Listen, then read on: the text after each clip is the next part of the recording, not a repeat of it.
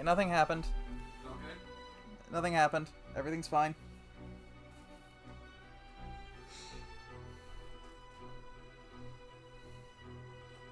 Y'all get over here?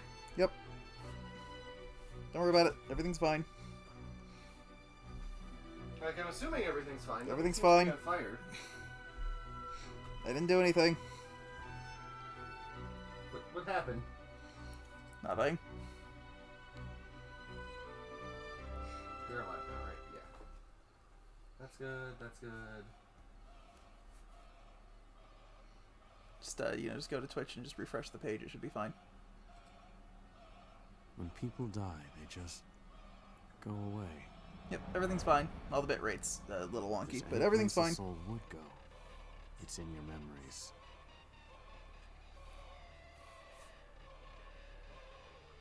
I think. People you Maybe it's remember not. are with you forever. Nope, everything's fine.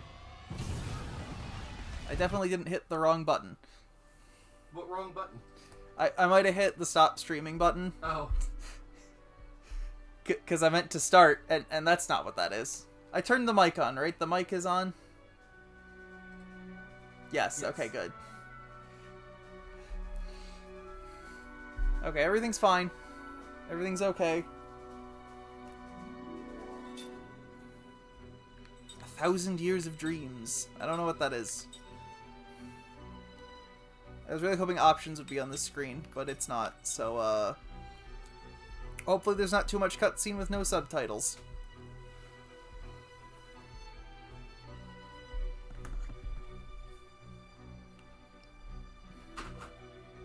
Slap my way over here.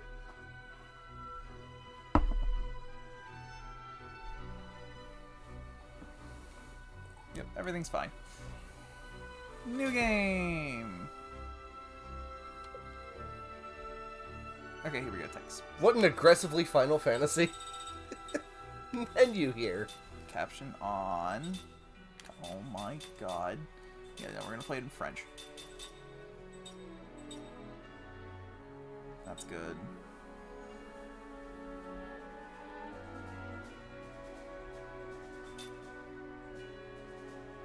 I don't know what this means yet, so we'll find out. Ah, the Japanese.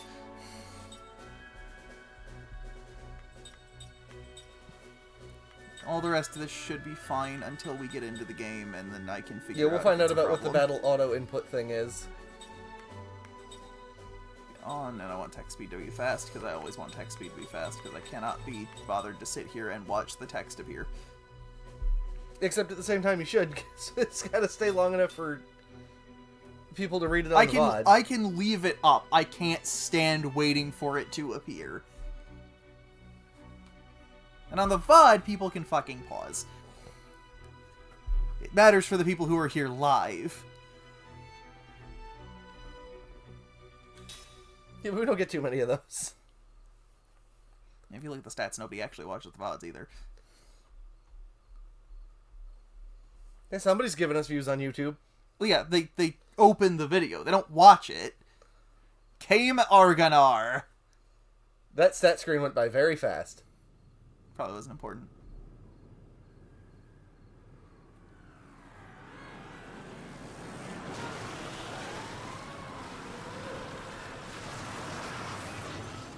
It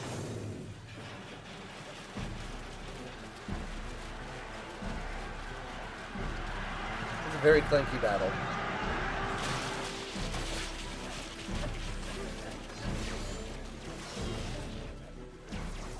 There sure are swords falling out of the sky. Yep.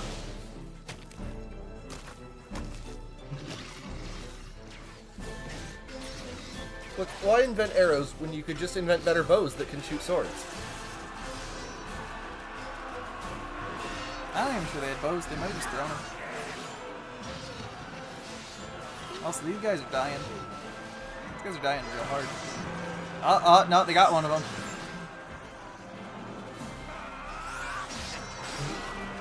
Everybody's helmets are dumb. Don't worry about it.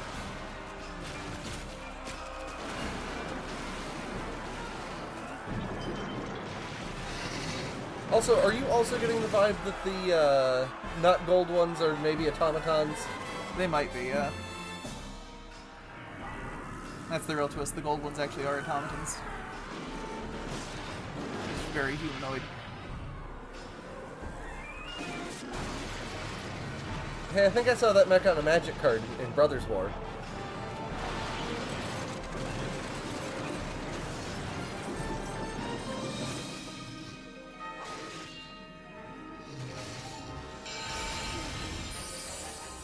Oh no, that guy's been magicked. Oh no, they have resurrection towers.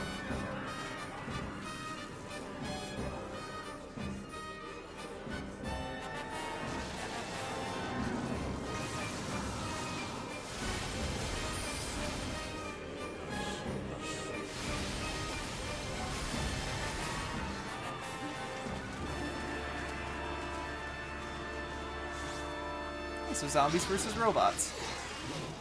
And here's our protagonist.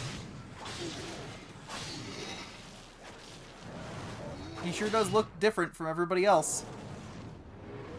Man, look at how cool he is. Did he just stab that sword with his sword? No, that was a helmet. Okay. That was one of their weird tall helmets.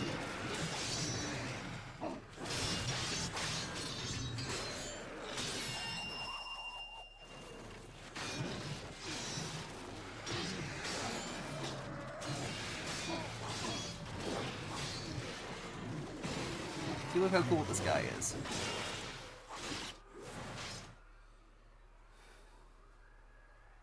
How has he not gotten shot by a sword yet? I feel like it suddenly switched to in-game graphics. Attack, skill, spell, item, defend.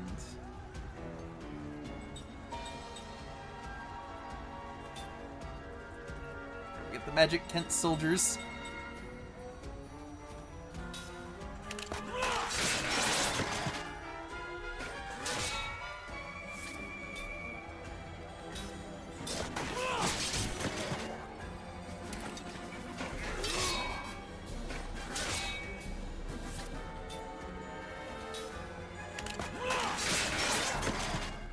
I wonder if he'll always hit 3 enemies at once.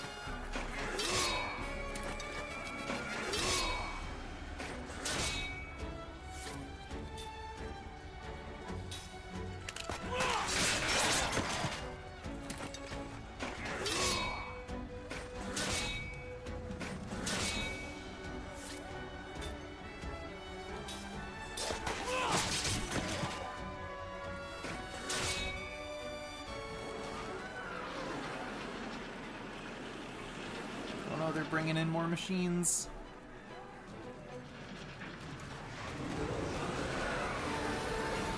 It's gonna be another Machines Bad RPG.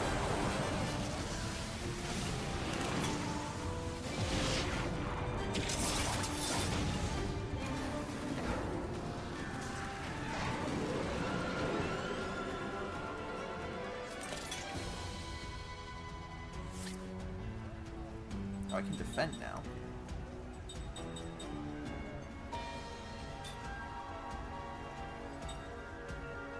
What was that gauge up in the top right corner?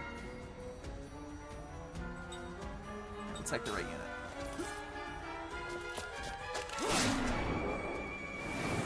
Oh, it activated its defense system.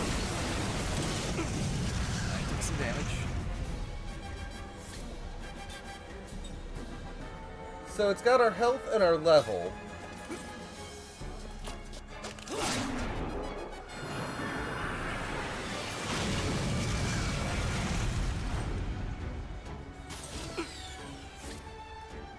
Oh no, our GC went down. Oh no, it's on our level, I guess.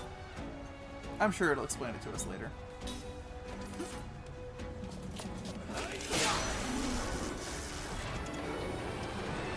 Oh, it's gonna blade up. Oh, okay, and now I need to defend because it's about to do a bigger attack.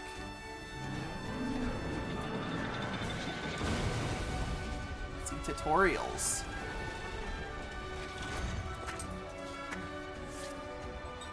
Whatever items I have 10 healing medicines.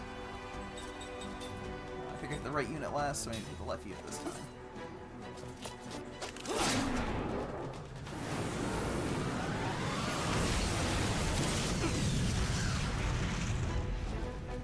maybe take a medicine.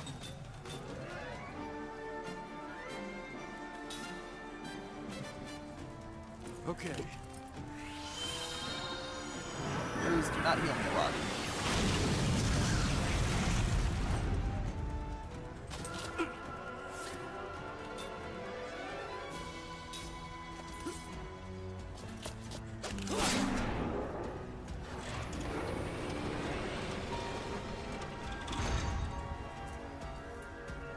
And block.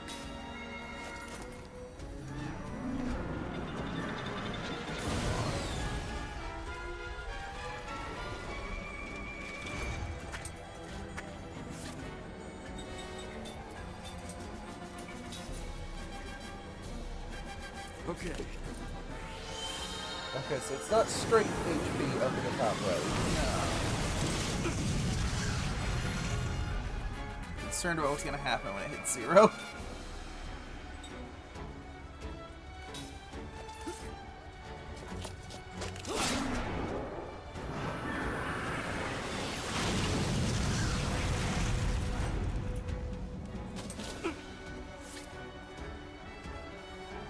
Well, nothing happened, so it's probably fine.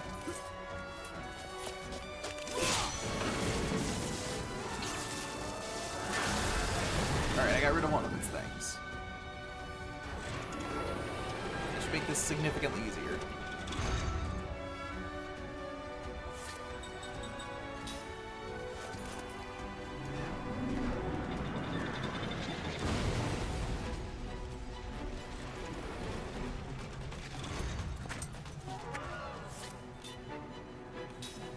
Which also means I really shouldn't have to worry about healing.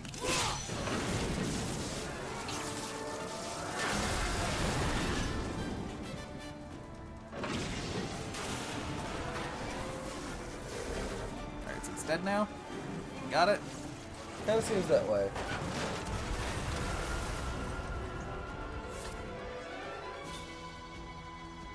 Alright, let's attack its magic engine.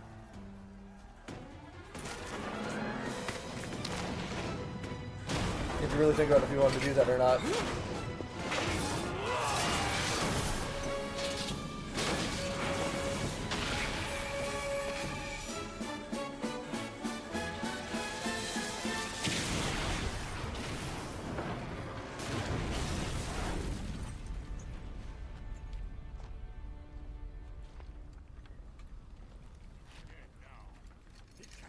Where are these guys?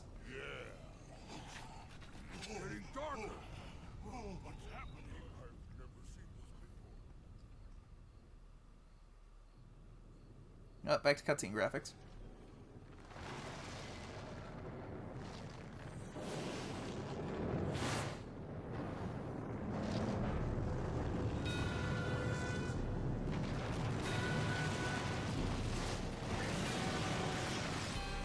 Oh no, not the sky volcano.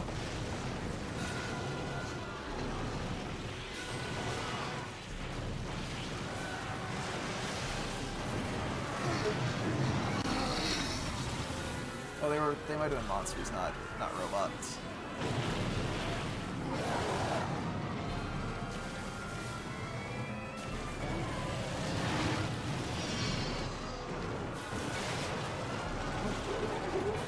What the fuck is happening? That's a great question.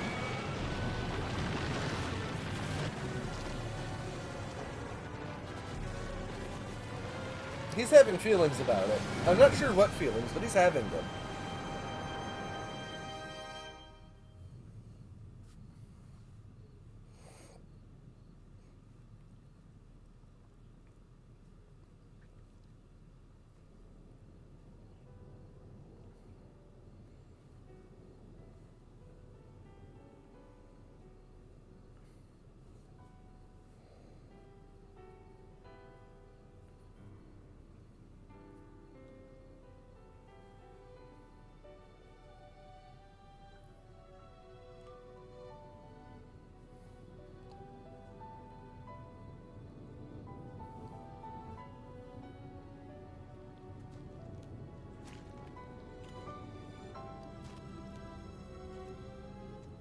He has kind of a long face.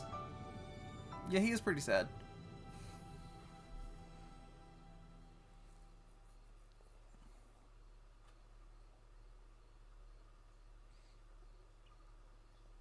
So that all happened. Now what? Now we go back 10 years like a modern JRPG. Highlands of Wool at the Hypo Center. Okay, so this is what a save point looks like. Why is this just an upscaled Final Fantasy IX save menu? We have 500 gold.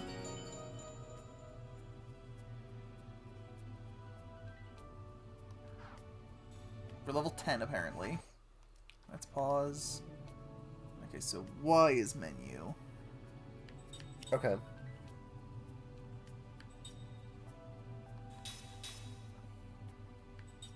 Platinum sword, no enhancement, and no accessory. Learning progress, eh? His attack speed is 4.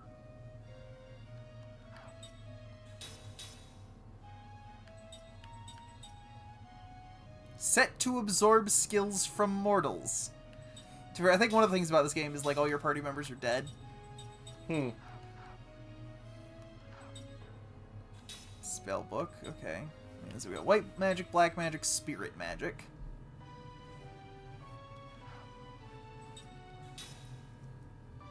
Looks like you can have 5 people in the front and 5 people in the back.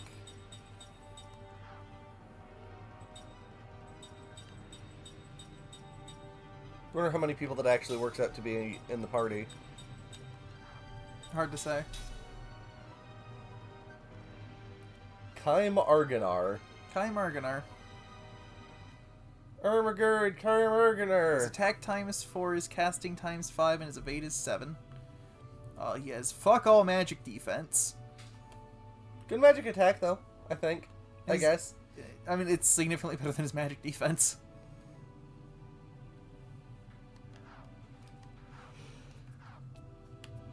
Alright, let's move on and see what we're...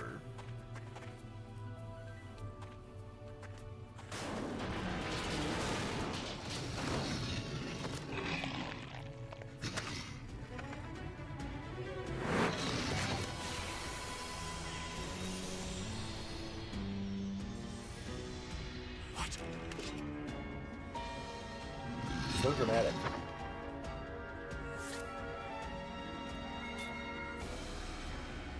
Oh, yes. Now they're insane Kent soldiers.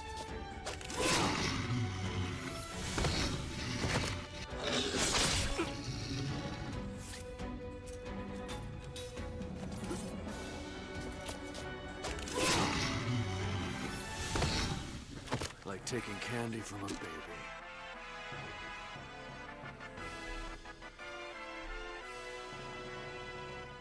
We got 50 gold, but no SP.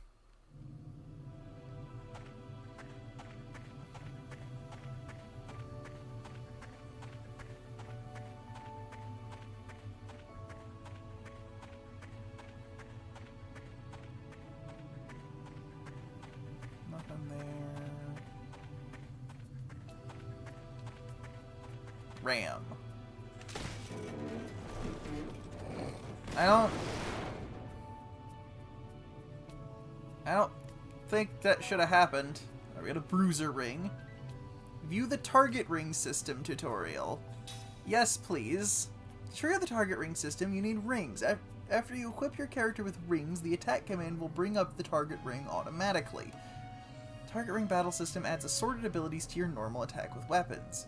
While the target ring system is activated, the target ring and time count will be displayed when you choose the attack command. When the time count starts, hold down the right trigger and release it when the outer ring is directly over the target ring. If your timing is right, your attack will be completely effective. Perfect is the best result. If time runs out, or your timing was poor, your result will be bad, and you will not achieve any additional effect. You achieve additional effects with the target ring system depending on the ring you equip. You can choose your ring according to your situation.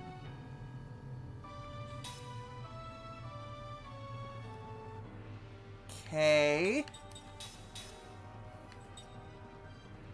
Auto-equipped for us. Yeah. It slightly increases attack damage.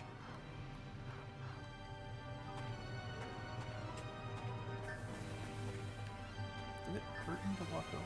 Yeah. Okay. Lava hurts. Don't walk on it. Good life advice.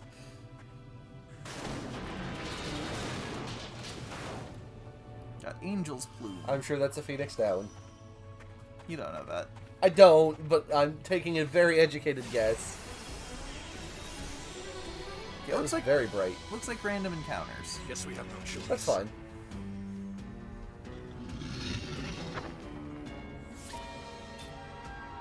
So this happens, and then faster than I thought it was going. It's because we're used to everything lagging on the Xbox.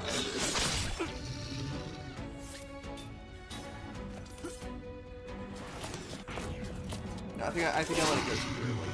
That time, yeah.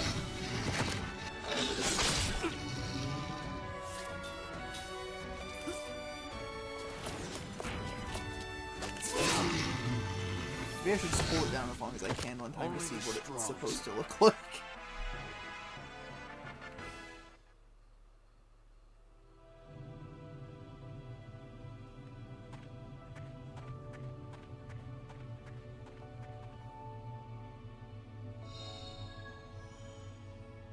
Nameplate obtained. Cool. I don't know what that does. Let's see. Wait, is that how I do fights? Yes. I can't tell if that was intentional or a coincidence. Yeah, I can't either.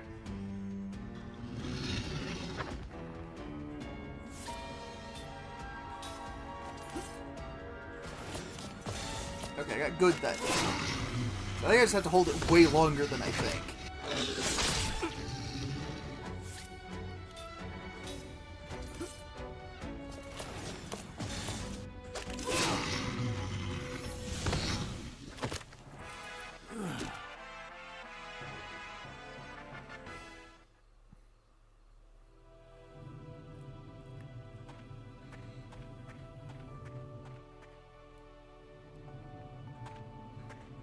Edge of Wasteland.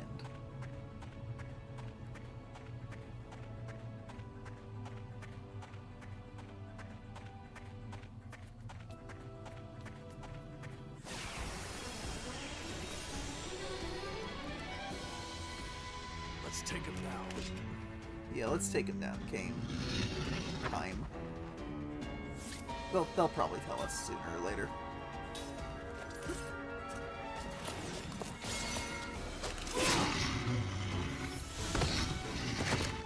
Well, I'm not sure what you did correct there, but you did get a perfect. I held it the right amount of time.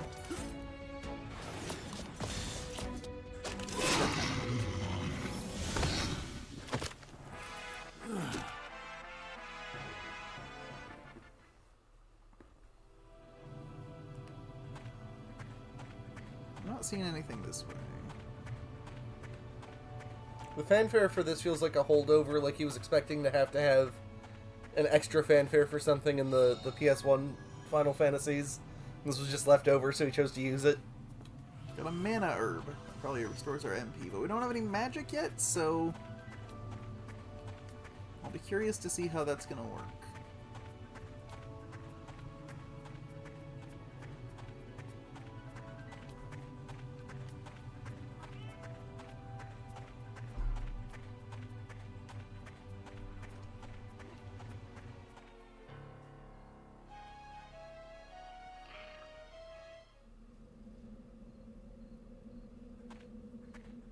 Here's the gorge.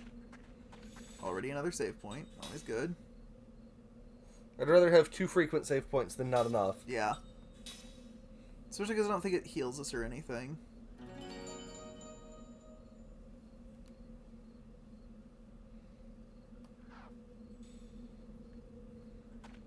Well, maybe it does. No, it doesn't. Okay, so that's something to keep in mind. Are we gonna have some dialogue? Are we gonna learn what the hell's going on and why? You see anything? See. Here's a couple dudes. Maybe under. What do the dudes want? Yeah. Here, let me help. Probably less stupid helmets. Hey. What? That guy over there. He's still alive. Huh? What is with the split screening? Hey, you! Artistic choice. Why aren't we wearing a shirt? What about the others? You alone? What's your name? Your unit? Second Lieutenant Kaim Argonar, Commander, 17th Platoon, Armored Magic Troopers. It's a miracle you made it. Why aren't you in uniform Come with with the me. rest of them, then? This way. Unbelievable. One survivor. Yeah. Amazing he made it out safe. Especially in that outfit. To be fair, I think they're talking about his military outfit, not his choice of dress.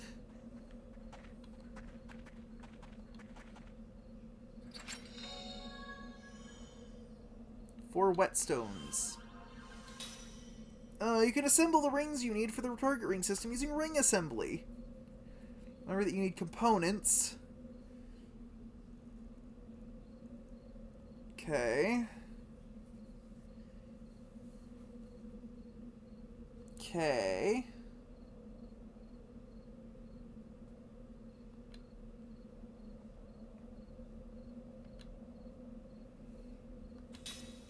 Okay.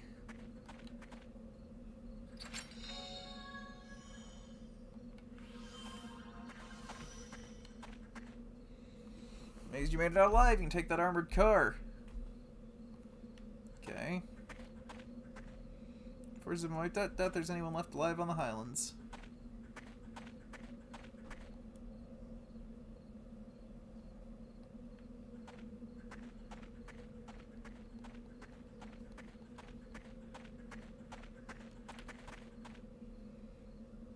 Trembling soldier Zax.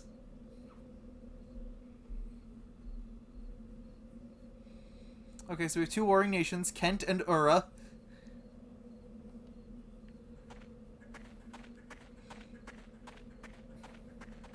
They're fighting over whose H is more unnecessary. Ah, see, they're beastmen. Okay. What does it all mean? Did we win or lose? I'm also curious about what it all means. Why did lava start flowing from the fucking sky? Can't believe this war ended like this. Did it end?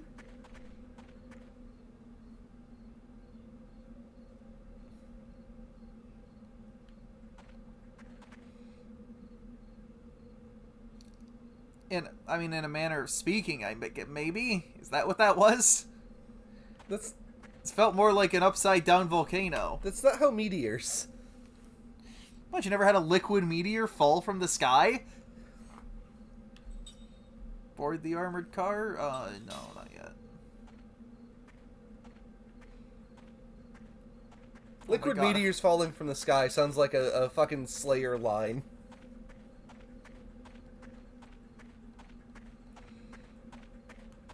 Instead of raining blood, it's raining lava. Yeah, let's go ahead. That sky was pretty lacerated.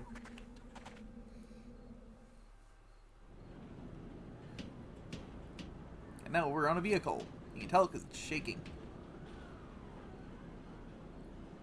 This depressed soldier locks. All of his unit is dead. Worried looking soldier Mohan. Oh man, I guess magic energy protects the magic weapons from being destroyed. That's interesting. Thinking soldier Zodan. Afraid to die in that battle, but I never expected to see destruction on such scale.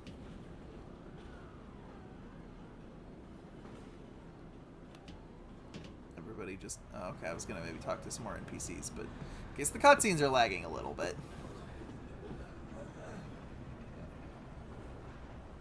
You were in the opening cinematic. Pretty sure you're a party member.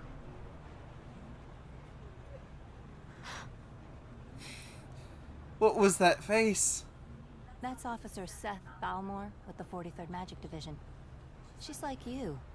She got out in one piece. Really? You two are walking miracles. Whatever. Hey,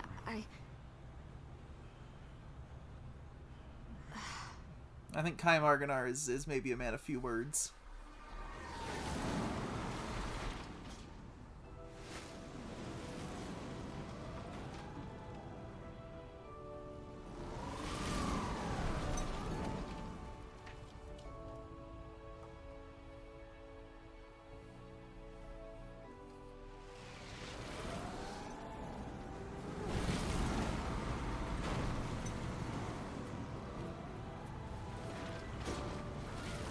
That sure is a car. Yep. Let's go into a place. It sure is definitely built for this quote-unquote road. The Magic Republic of Ura.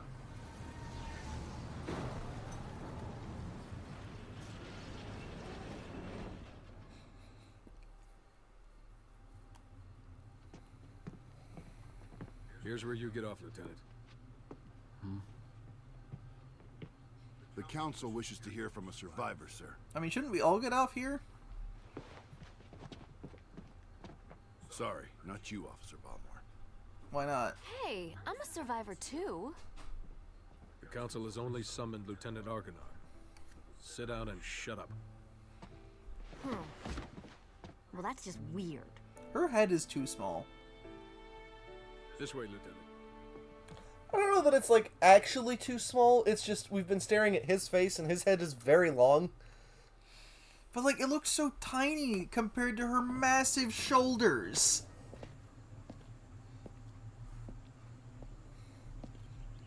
Like, I think a lot of it is the armor she's wearing exclusively on her arms. But, Follow me. like, her torso looked way wider than her head would suggest. I don't know, maybe it'll look better in future shots, but Look, she's in the army. She had to do some working out. She didn't work out her face and her neck.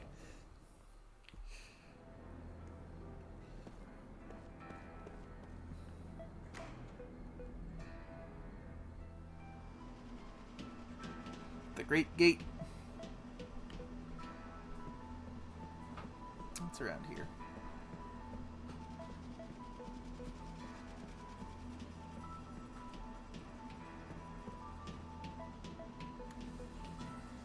I don't want to turn up too much, but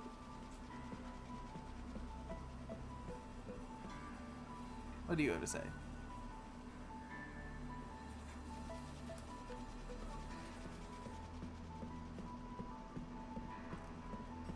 Bunch of lances in the back corner there. Soldier telling me he lost his helmet. Where the heck could it be? Dropped it through the gap while he was going up on the lift.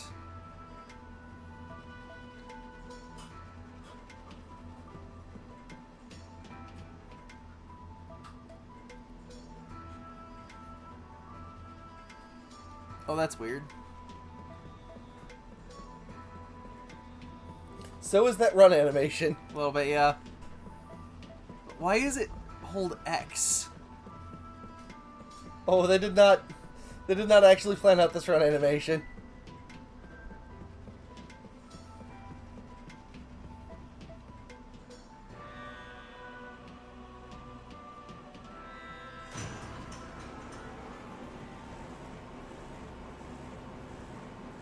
Up to the monorail.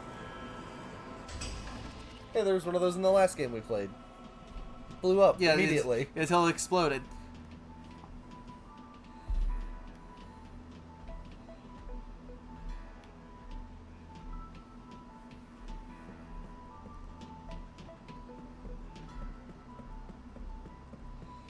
Soccer animation is not going to stop me from sprinting everywhere.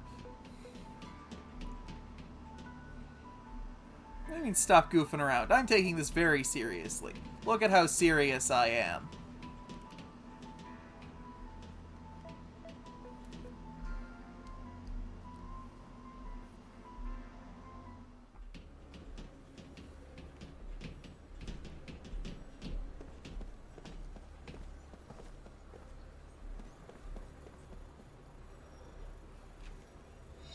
Oh, we got a seed.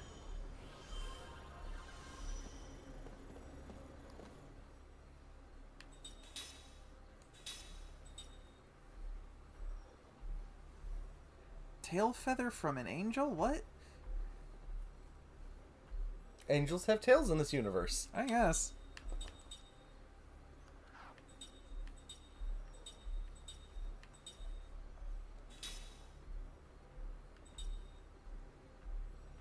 Okay.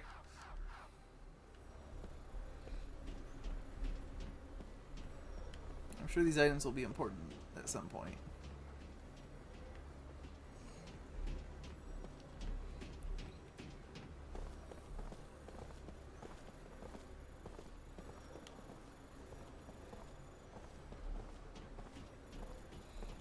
On the monorail we go.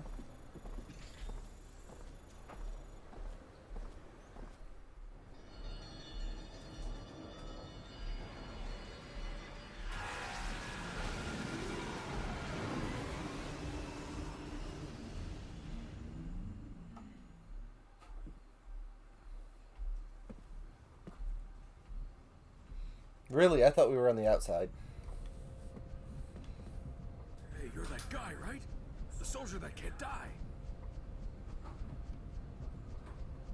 The 17th Division. That was the front line. They were smack in the middle of the Wall Highlands. No one could have survived that meteor. I guess we're just going with it was a meteor. At least for the Here time you being. are, without a scratch. Beg your pardon, Lieutenant, but it's really strange.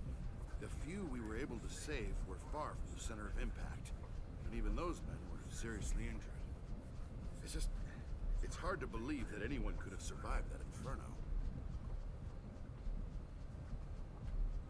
Then don't believe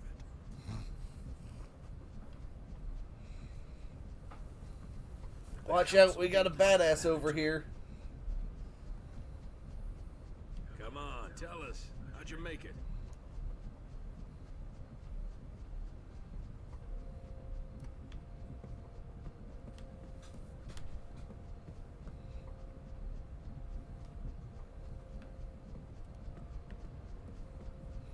Mass panic at the capital and fear that it will be the target of the next meteor. Isn't capital the city spelled the other way?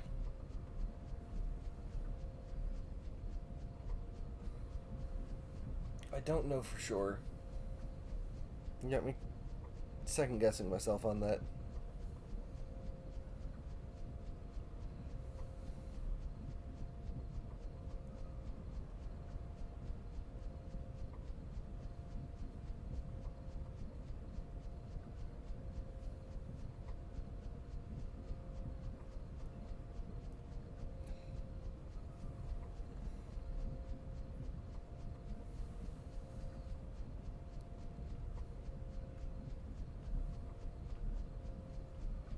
No, it's spelled that way. It's spelled with the A. Then what's the O1? Besides just the Capitol building? I'm pretty sure it's a separate word.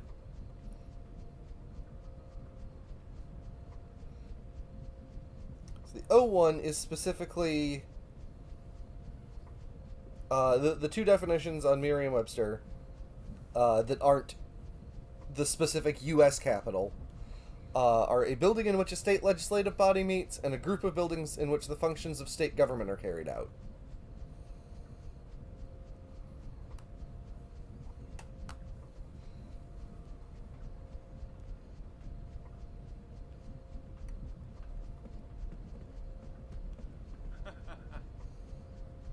Or we'll be fine. This is exactly why we had the Magic Industrial Revolution, to protect us from things like this. I wonder if this is saying something about society. Not this text box, but the one before. What was the one before it? About the Magic Industrial Revolution. Oh.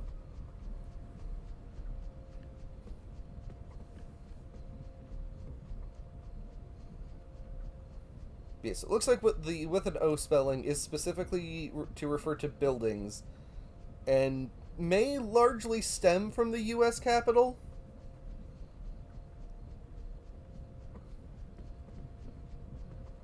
But it's basically just a synonym for State House. Information official Salbath. Oh man, I hope nothing bad happens to Salbath. He's my favorite. This guy's going on about all the problems of the Magic Industrial Revolution.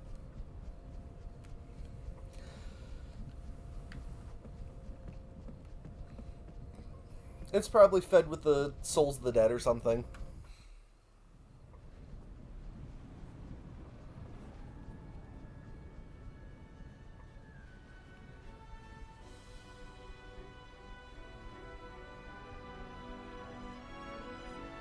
For a second I thought this was Stranger of Paradise and he was listening to this track on his iPod. No. They didn't Industrial Revolution that hard.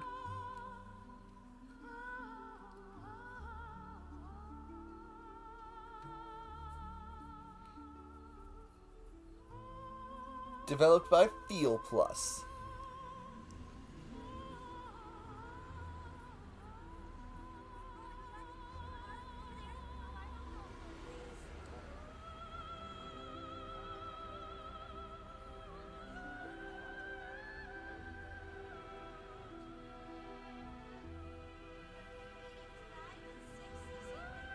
Maybe they did Industrial Revolution that hard. Is that Thai script on everything? Could not tell you.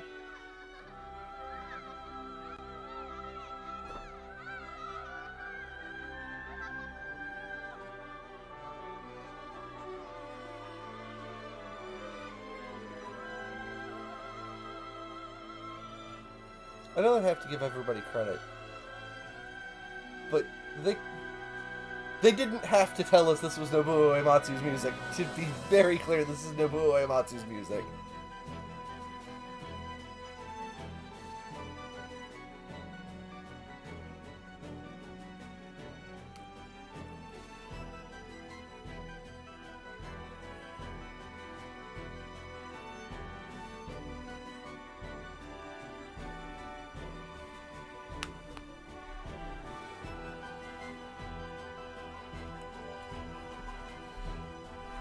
He does not give a shit at all.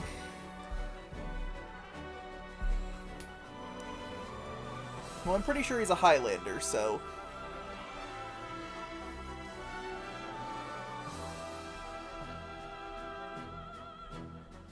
The fire! Are we about to have a flashback, or is it just how the opening sequence ends? 30 years ago, Or both. a new power manifested itself onto the world. With its discovery, What is this, the opposite of came the Final magic Fantasy VI? Industrial Revolution. This power came to be called magic energy. How creative. Even now, there are none who can explain why this power, a power that merely lay buried had within light too. all living creatures, suddenly flourished as it did. Today, this magic energy permeates every corner of the world. It has changed Oh yeah, I the hear what way you're talking people about. live, transformed the shape of industry, and has even altered the nature of war. Now wait a second. Wait a second. I thought war never changes.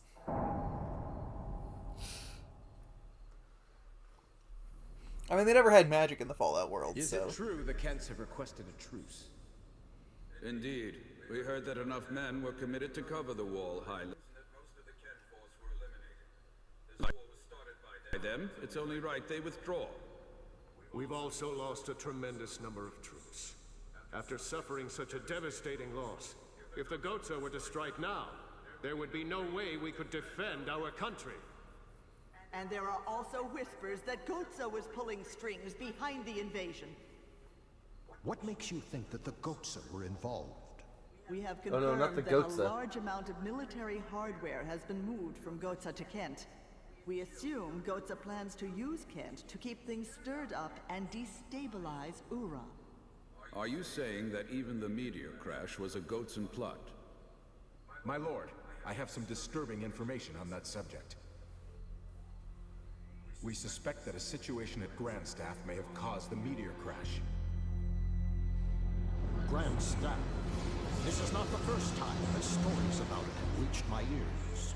This is not confirmed. Was that literally just a Magic giant energy staff may in the have middle leaked of the out ocean? Grandstaff, I think so. Interfered with something in outer space and precipitated this disaster. Gongora! Yes, my lord. The Grand Staff falls under your jurisdiction. Do you have anything to say? Nothing for the moment. Where did you get this information? Construction of Grand Staff is going smoothly. Now that the forces of Ura have suffered such devastating losses, I think we have no other way to protect our land except with the magic energy that Grandstaff will provide. But it's somehow gonna pull an abomination from space that's gonna consume the souls of all mankind, right? The world's current situation. Like, that's where this What is you going? say makes sense. But our plan to use magic energy is a double-edged sword. With all sorts of rumors flying around, we might want to halt construction of Grand Staff. What?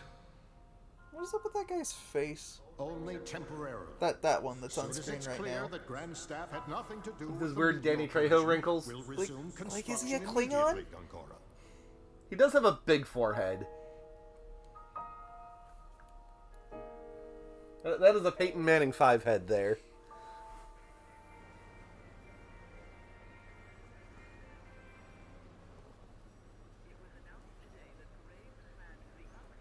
His magic attack's actually an E.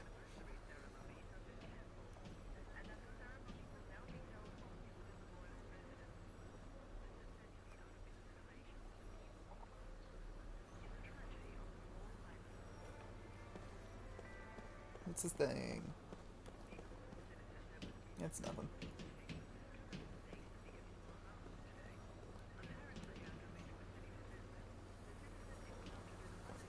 Okay, did it like shut down as soon as we got off?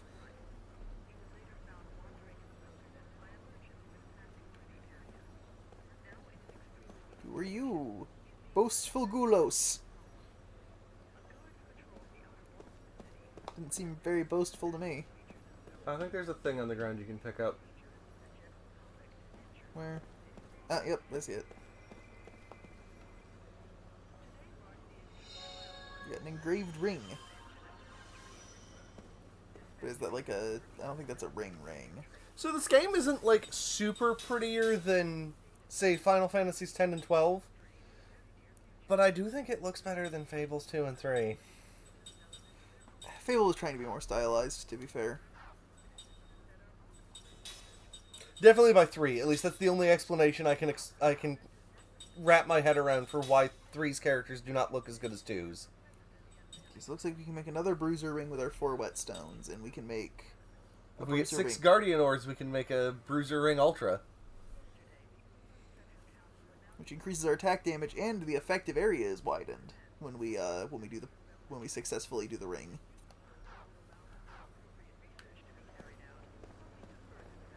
Let me get the timing correct.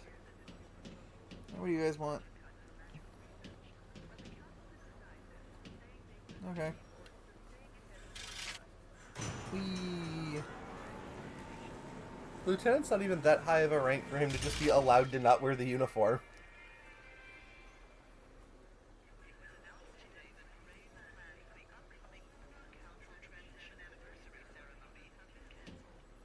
Oh no, not the parades.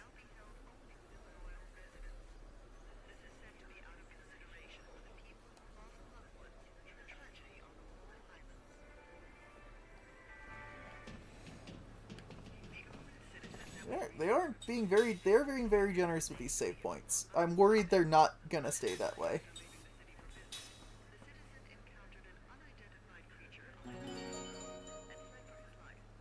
I'll look me up some voice actors for this game, I think. Just try not to get any spoilers. Meteor fell on Highlands of Wool. A meteor! How insane is that? What happens if another one falls here?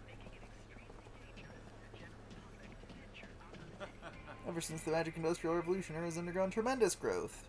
Magic sure is a force to be reckoned with. Dog. Okay, I did recognize the first 2 main people. So Kaim here is Keith Ferguson, and Seth was Tara Strong. Again? I don't remember who Keith Ferguson is, but...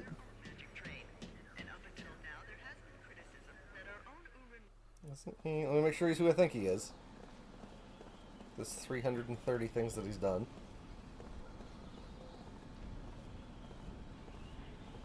All the soldiers in the city are on edge and stern looking. Thanks, shrugging Kaishin. Interestingly, talking does not stop your movement. Yeah, that's right, he's Marluxia. Ah, okay. And a bunch of other people too, obviously, because, yeah, 331 credits, but... Wait, the monorail's free because it's... Oh, you say something different now. The monorail's free because it's wartime. How does that make any fucking sense? I just think, okay, she switched back. The monorail is free because it's wartime. Why would it be free because it's wartime? you needed Misha. I had to walk everywhere when I was young. What would happen to the youth of today if the magic was taken away, huh? Hard for regular folks to take the monorail nowadays. Most people take magic taxis.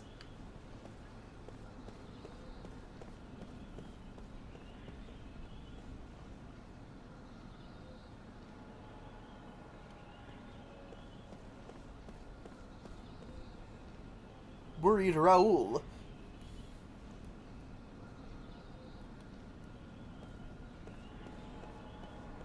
Like, this is why you don't commit so much of your military force to one battle.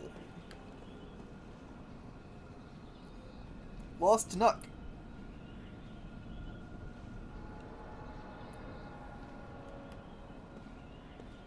That looks important, but I guess it's not.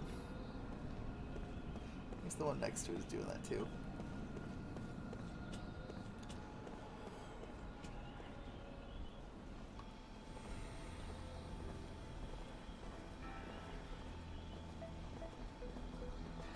Oh, I forgot who's also Bosch von Ronsenberg. Yeah.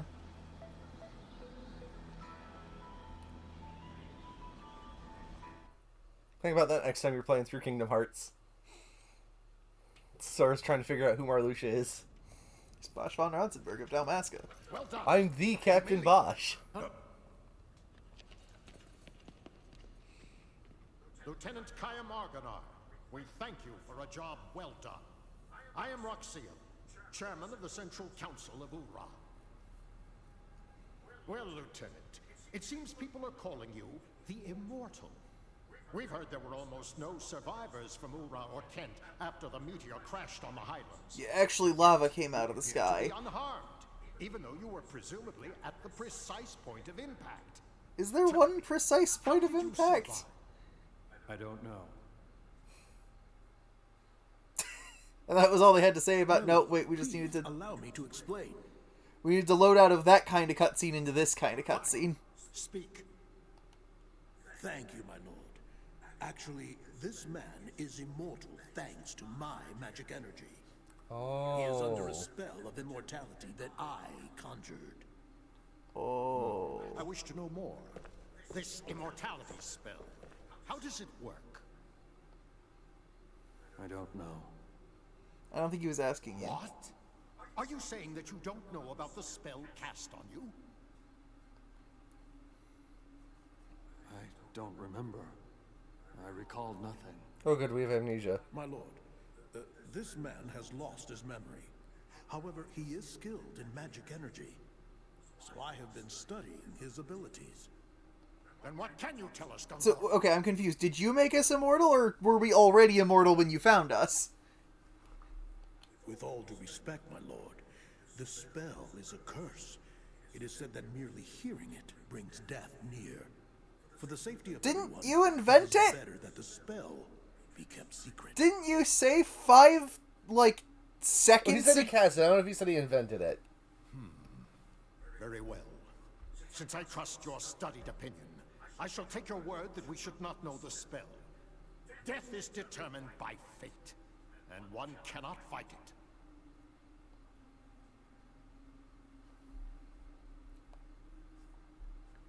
Lieutenant, since it seems that you cannot be killed, the Council would like to bestow a special mission on you. We want you to go to Grandstaff. My lord. Gongora, you cannot keep this hidden any longer. Till now, construction has been left up to you, but we've lost contact with the site. It's just that... Gongora! Until we can confirm that Grandstaff project is safe, construction shall be suspended. Yes, my lord. So now, Lieutenant Argonar. Something tells me Gongor is going to be a minor antagonist. You know of Grandstaff, under construction in the Sea of Baz? I've heard that it's a magic staff. Yes, it is. As you just heard, all communications with the site... Is it really a magic staff when it's the size of a building? Considering the danger from magic energy leaks, we suspect that no one can investigate the possible cause, except someone immortal. Did you come to that conclusion before you knew immortal people existed? Like, was that just, like, a line somebody threw out in the meeting? Like, I mean, yeah, you could go investigate if you were immortal. And then this happened, and it was just a really fun coincidence. Well, there is someone else.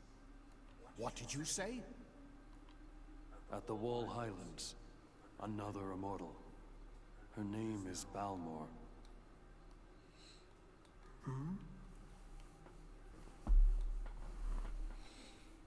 You know, Balmor. Well, Capital city of this Marand. other one shall accompany you. I shall summon her. Quickly, make the arrangements. Right away, my lord. My lord, pardon me for saying this. But I'm building Grand Staff for the sake of our nation and its people. Enough. We will await Kaim's return and report. Of course, my lord. It's almost You are like there's dismissed, something he doesn't want you to see.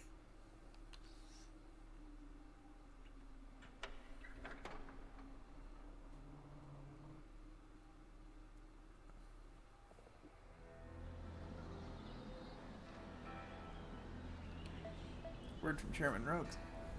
I guess it's Roxy, and I would have presumed Roshan, but... You're off duty till further official orders from the council. But I thought I had a mission right now.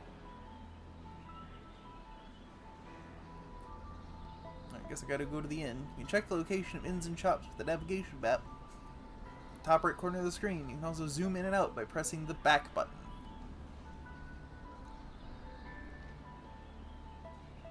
Okay, so select is map zoom.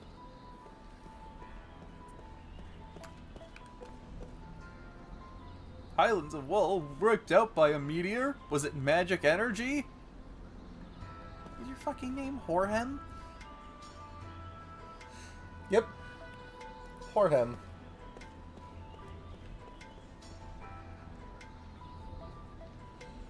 Won the reigns ever since Ur became a republic 12 years ago.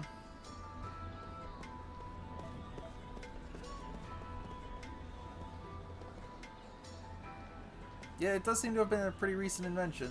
Oh no. What?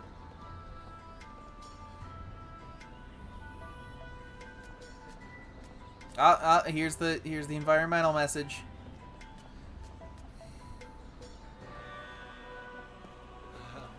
So I thought I'd look up the Japanese voice actor too, because sometimes it's fun to see if they're weirdly popular. You know, like when we did Legend of Dragoon. And yeah. None of the English voice actors ever did anything ever, and all of the Japanese ones are hyper-prolific. Kongo was in Return of the Jedi. So, Kaim's Japanese voice actor has done possibly no other voice acting work, but has done a lot of live action. Does not necessarily mean he's good at it. He was in Moonchild, which I know you still have to experience, but... Have to is a strong word. They say magic energy brought about the tragedy on the Highlands. That really worries me. I mean, sometimes meteors just fall from the sky as acid rain. Just saying.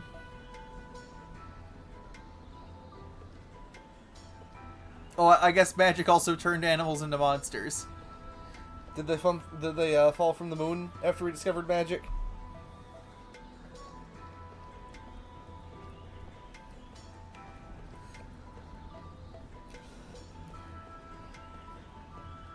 What's in here?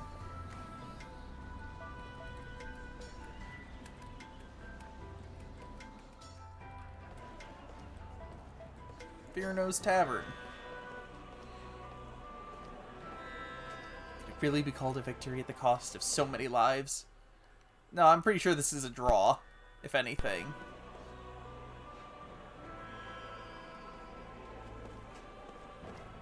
Yeah, like, you can call victory after losing a whole bunch of lives. That does happen a lot in war, but in this case specifically, I do feel like nobody really won that fight.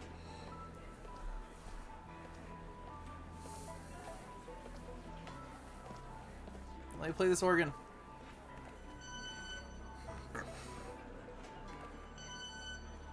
You play a low note on the other end?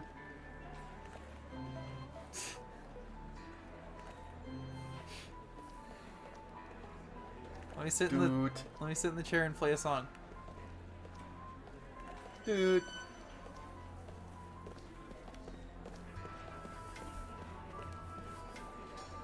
The war is over, but this hard time continues. How about a drink to help you forget for a while? Really? I need a drink. I think Gungor is the one who killed King Zifa. I guess we used to be a kingdom, and then we became a republic with the Magic Industrial Revolution.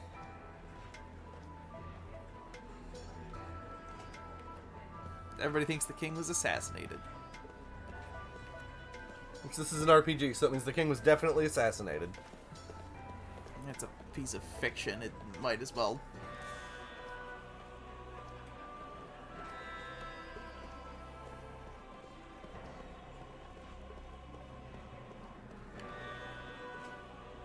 So you're the immortal who survived the Highlands of Vol incident. Are you even human? Are you suspicious, Likren?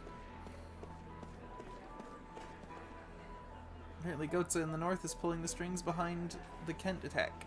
Guess eventually they'll attack Ura directly. Man, shit from this council is not secret at all, is it? Nope. It's actually being broadcast live. Are we the only ones with magic industry? They have magic industries. They had robots. They weren't super practical robots, but they had... Hold on. Go back. Keep coming back this way. Like, towards the screen. What is the probe?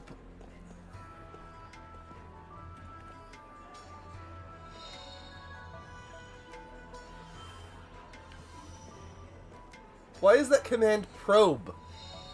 Yeah, I don't know. We got an aqua bomb and a seed.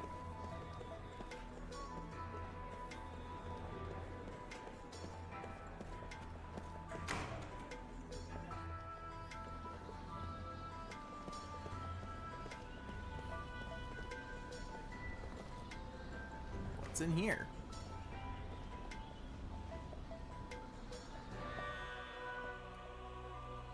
Barkus arms and armor.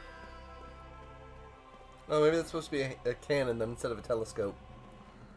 You don't know.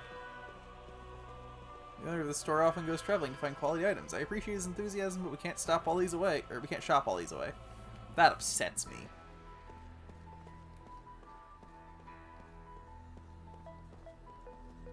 So yeah, I guess we can't just shop here. That's unfortunate.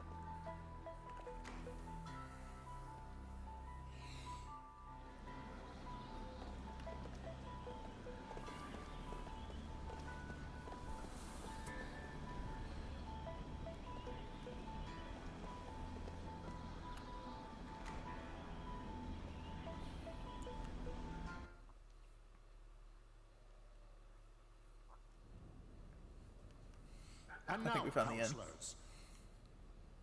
I propose that Gongora be removed from Grand Staff Project, with control transferred to this council. They seem to have missed some articles here and there in their localization. Until Lieutenant Argonar Like, I feel like the word "the" has been dropped a few times. Gongora be confined to his residence under surveillance. Those who disagree with my proposal, raise your hands now. It appears I have no choice but to agree. Do you? I see there are no objections. It is decided. His beard is dumb.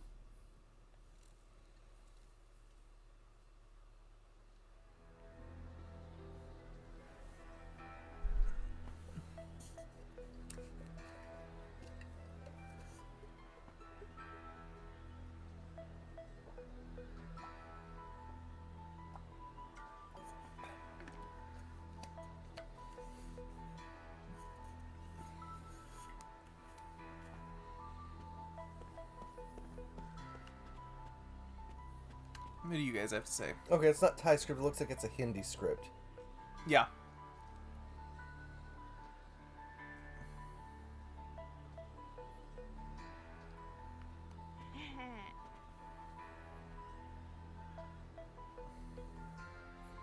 You see, the roads suck because they're just like you know, old Roman roads, because they haven't had time to make new ones for cars, because they, like, just invented them.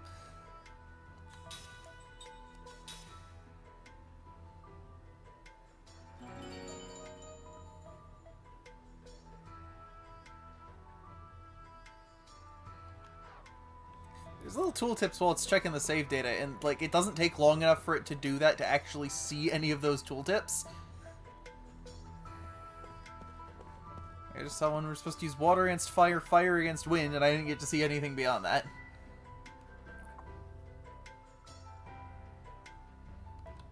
Fuck you! You only go out the back door. Damn it.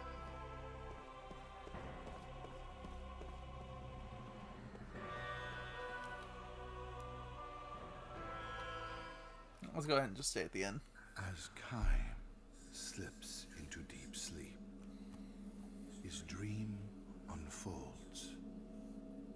A dream or his past. At this moment, there is no way he could know. Oh, should I see a stranger?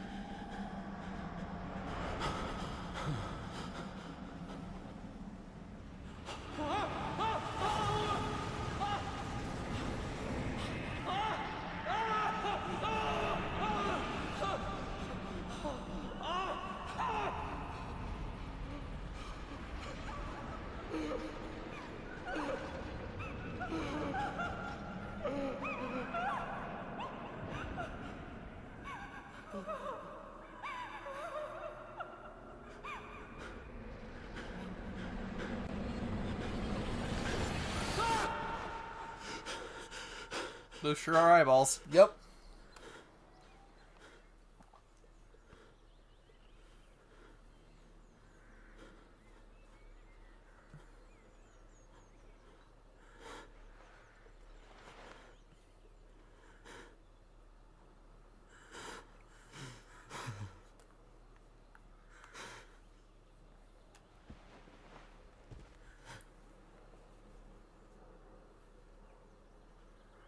This is a weird thing to point out. They did a really good job animating his hand with that hand armor on it.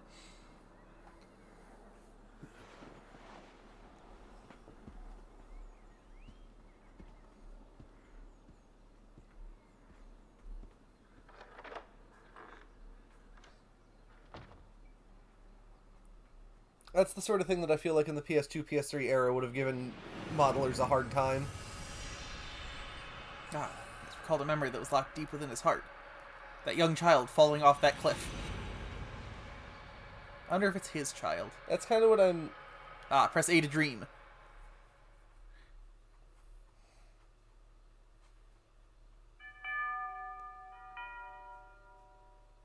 The family members have tears in their eyes when they welcome Kaim back to the inn from his long journey. Thank you so much for coming. He understands the situation immediately. The time for departure is drawing near.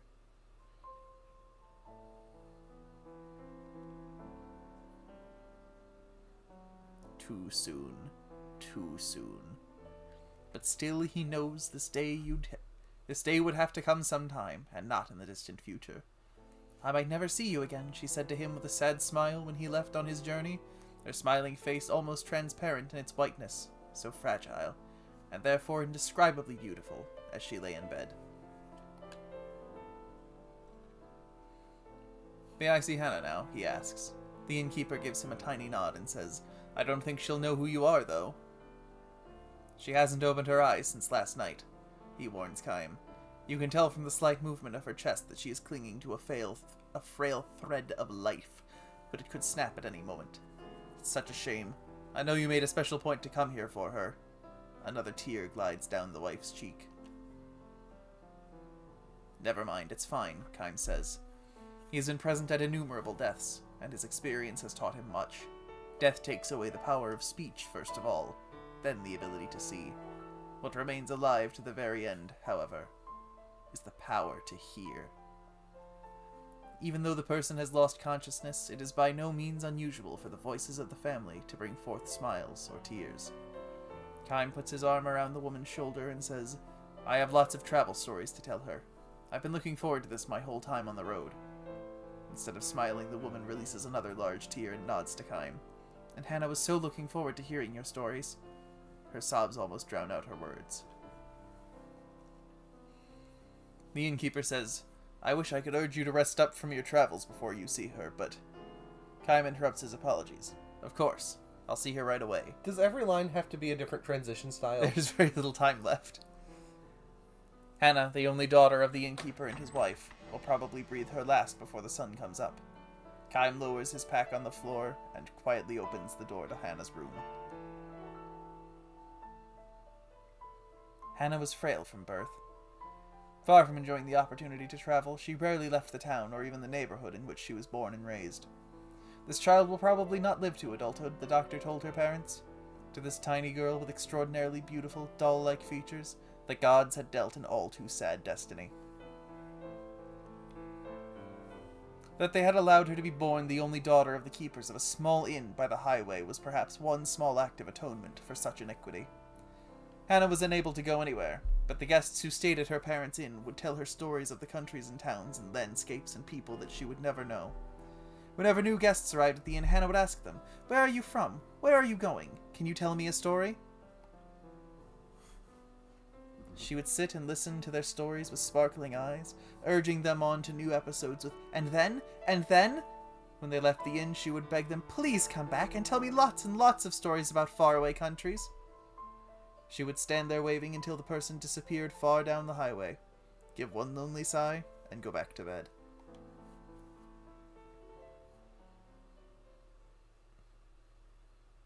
Hannah is sound asleep. No one else is in the room. Perhaps an indication that she has long since passed the stage when the doctors can do anything for her. Kaim sits down in the chair next to the bed and says with a smile, Hello, Hannah. I'm back. She does not respond. Her little chest, still without the swelling of a grown woman, rises and falls almost imperceptibly. Was that a necessary clause to add in there? Don't think about it. I went far across the ocean. It's trying to emphasize how young she is and the tragedy of how she's dying so young. It's a weird way to put it, but I know what they're going for. Anyway, I went far across the ocean this time, he tells her. The ocean on the side where the sun comes up. I took a boat from the harbor way, way, way far beyond the mountains you can see from this window. And I was on the sea from the time the moon was perfectly round till it got smaller and smaller, and then bigger and bigger until it was full again. There was nothing but ocean as far as the eye could see. Just the sea and the sky. Can you imagine it, Hannah? You've never seen the ocean, but I'm sure people have told you about it. It's like a huge, big, endless puddle. Kaim chuckles to himself, and it seems to him that Hannah's pale white cheek moves slightly. She can hear him. Even if she cannot speak or see, her ears are still alive. Believing and hoping this to be true, Kaim continues with the story of his travels. He speaks no words of parting. As always with Hannah, Kaim smiles with his special gentleness he has never shown to anyone else, and he goes on telling his tales with a bright voice, sometimes even accompanying his story with exaggerated I can read. He tells her about the blue ocean. He tells her about the blue sky. He says nothing about the violent sea battle that stained the ocean red. He never tells her about those things.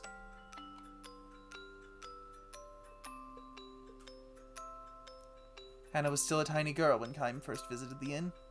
When she asked him, Where are you from? And, Will you tell me some stories?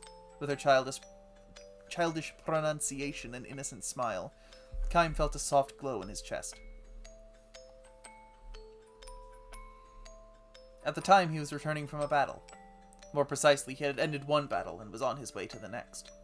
His life consisted of traveling from one battlefield to another, and nothing about that has changed to this day. He has taken the lives of countless enemy troops, and witnessed the deaths of countless comrades on the battlefield. Moreover, the only thing separating enemies from comrades is the slightest stroke of fortune. Had the gears of destiny turned in a slightly different way, his enemies would have been comrades and his comrades' enemies. This is the fate of the mercenary. He was spiritually worn down back then and feeling unbearably lonely. As a possessor of eternal life, Kaim had no fear of death, which was precisely why each of the soldiers' faces distorted in fear, and why each face of a man who died in agony was burned permanently into his brain. Ordinarily, he would spend nights on the road drinking, immersing himself in an alcoholic stupor, Or pretending to. He was trying to make himself forget the unforgettable. When, however, he saw Hannah smile as she begged him for stories about his long journey, he felt a far warmer and deeper comfort than he could ever obtain from liquor. He told her many things. About a beautiful flower he had discovered on the battlefield. About the bewitching beauty of the mist filling the forest the night before the final battle. About the marvelous taste of the spring water in a ravine where he and his men had fled after a losing battle. About a vast, bottomless blue sky he saw after a battle. He never told her anything sad. He kept his mouth shut about the human ugliness and stupidity he witnessed endlessly on the battlefield. He concealed his position as a mercenary from her, kept silent regarding his reasons for traveling constantly, and spoke only of things that were beautiful and sweet and lovely. He sees now that he told Hannah only beautiful stories of the road like this, not so much out of concern for her purity, but for his own sake. Staying in the inn where Hannah waited to see him turned out to be one of Kaim's small pleasures in life. Telling her about the memories he brought back from his journeys, he felt some degree of salvation, however slight. 5 years, 10 years, his friendship with the girl continued. Little by little she neared adulthood, which meant that, as the doctors had predicted, each day brought her that much closer to death. And now, Kaim ends the last travel story he will share with her. He can never see her again, can never tell her stories again. Before dawn, when the darkness of night is at its deepest, long pauses enter into Hannah's breathing. The frail thread of her life is about to snap as Kaim and her parents watch over her. The tiny light that has lodged in Kaim's breast will be extinguished. His lonely travels will begin again tomorrow. His long, long travels without end. Truly his lost Odyssey. Oh, this is still going. I thought that was going to be the end. You'll be leaving on travels of your own soon, Hannah, Kaim tells her gently. You'll be leaving for a world that no one knows. A world that has never entered into any of the stories you have heard so far. Finally, you will be able to leave your bed and walk anywhere you want to go. You'll be free. He wants her to know that death is not sorrow, but a joy mixed with tears. It's your turn now. Be sure and tell everyone about the memories of your journey. Her parents will make that same journey someday, and someday Hannah will be able to meet all the guests she has known at the inn, far beyond the sky. I, however, can never go there. I can never escape this world. I can never see you again. This is not goodbye. It's just the start of your journey. He speaks his final words to her. We'll meet again. His final lie to her.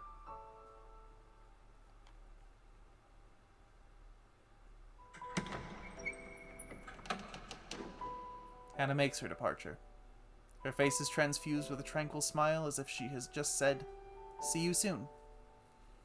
Her eyes will never open again. A single tear glides slowly down her cheek.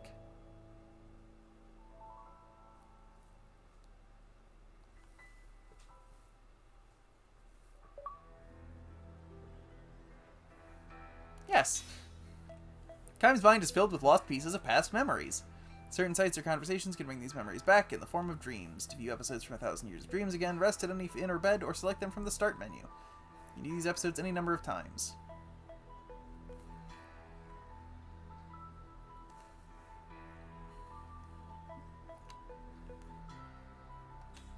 Okay.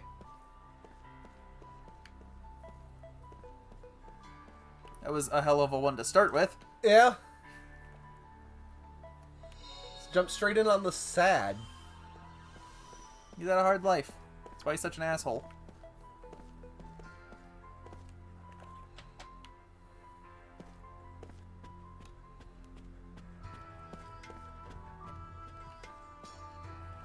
Read book. Guest book. To our dear guests, do you have any questions, comments, or suggestions? Kindly write them down here. We came here for our honeymoon. We'll never forget this experience of a lifetime. We'll treasure it forever. Thank you. It rained the whole time. How could I have any fun? It's like bad weather just follows me around. The soldiers were loud. Everything was so expensive. I just want to go home.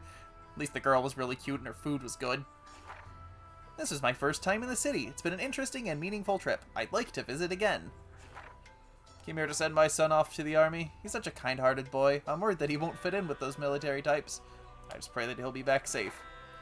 I rode on the monorail. I saw the castle. I played with the dog. I'm gonna go to my grandma's house tomorrow. I can't wait. Ah, yes, the dog.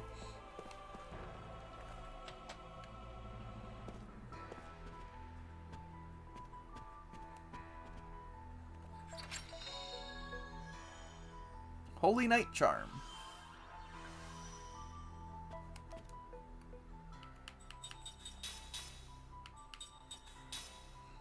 Increases magical and physical defense during critical HP status.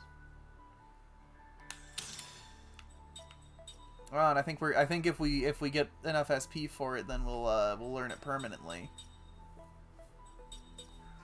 Kind of like the Final Fantasy IX ability system. Yeah. Anyway, do we have more stories from people in this book?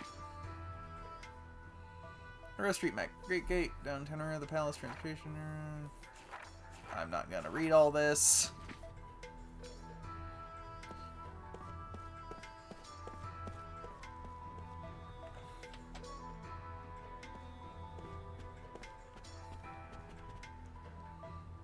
Honest looking Lasven. Laspen? Been in Earth for a long time. This is my first time looking for a job to make something out of my life.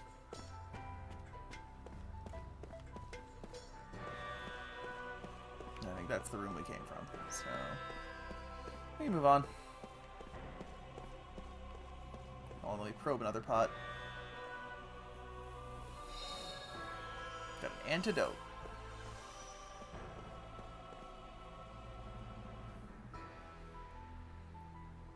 Damn it.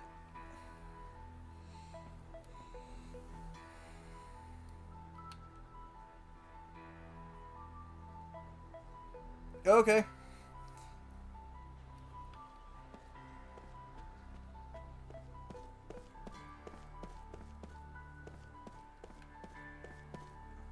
Oh, fuck you, old man. I'm getting out the back door. Damn it.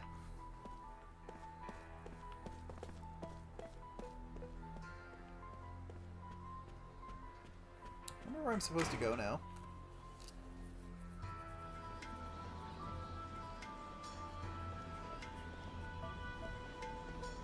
Because, like, it's never actually a time-based thing.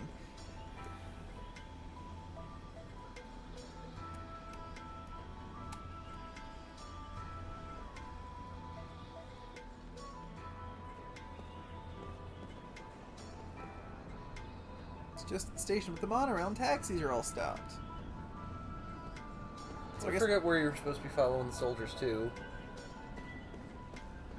No, I already went there. I went to the council. Right, but then when you were leaving, you were supposed to follow them again to go find what's her name, Tara Strong. No, they said to go to the inn. Like literally, when I left the thing, the soldiers were like, "Hey, you're on standby for now. Go to the inn."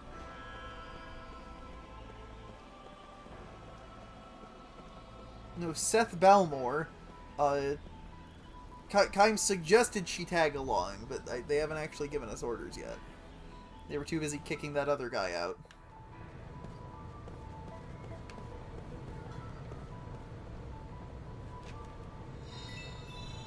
Who the fuck stuck 100 gold behind this poster? And how?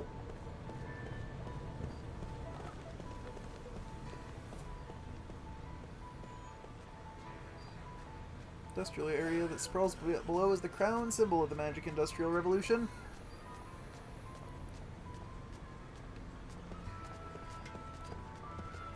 Yeah, I can kick the ball.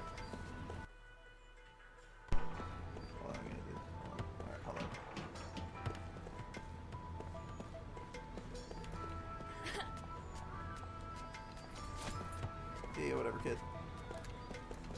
Yeah. Yeah.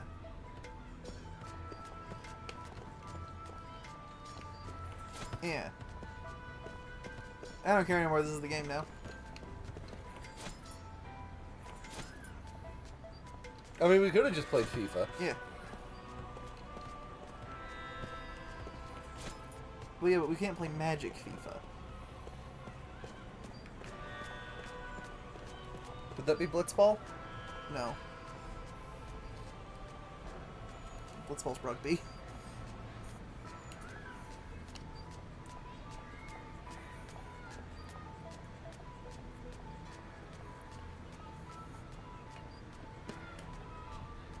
What?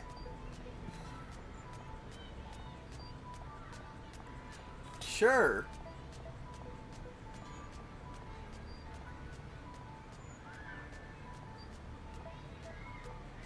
Oh, maybe it was that nameplate we found. Probably.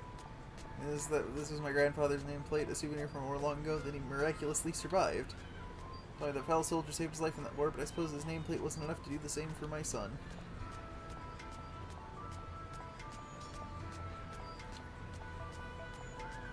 Why should I have this? Hope you make it to retirement, soldier. Got 2 poison oils.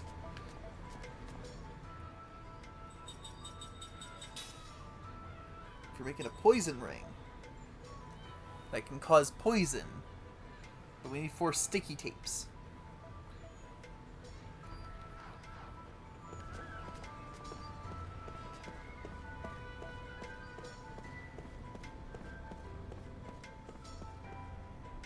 Sorry, but no one's allowed through here. Use the detour over there. Kaim Argonar, is it?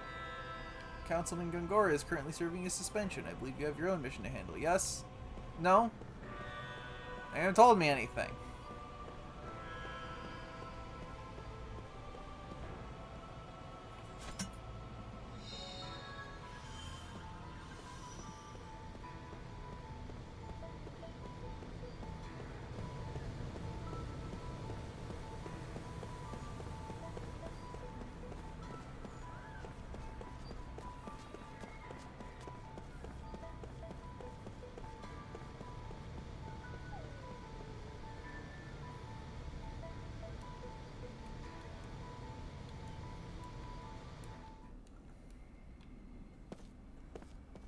Here's Gongora's mansion.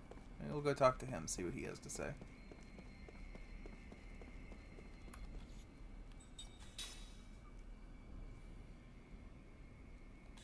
He's kind of like our boss.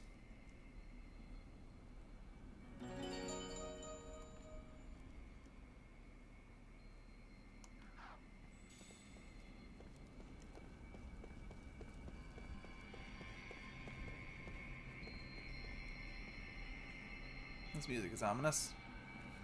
No one's allowed to see Lord Gongora. Okay. Probably for the best.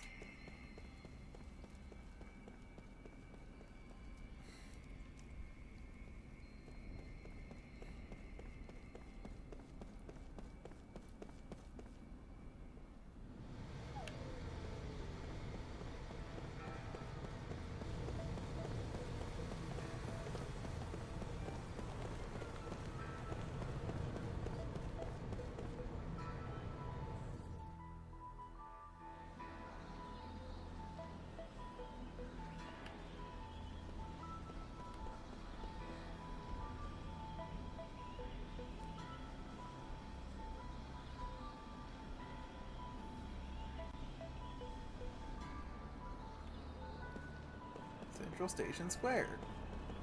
Oh, except this is where I don't want to go there. Let's try going back to the council. I don't know.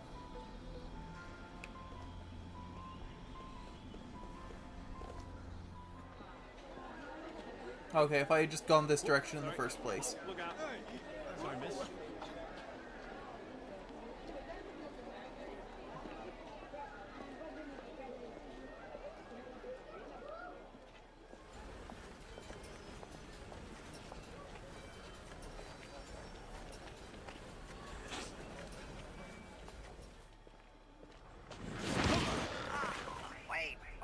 Wait, let go! My throat!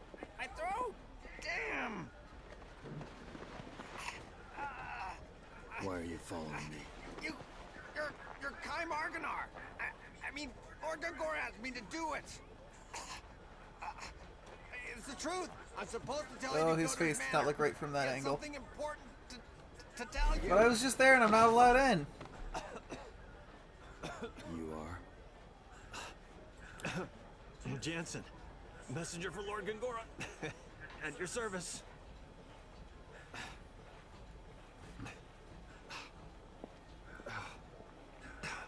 Man, what an attitude. Jeez whiz. Jeez whiz. Jeez whiz. Who fucking localized this game? Jeez whiz, guys.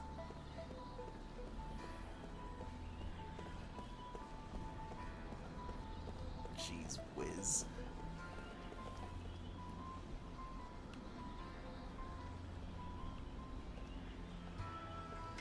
Yep. I gotta get used to X being the sprint button.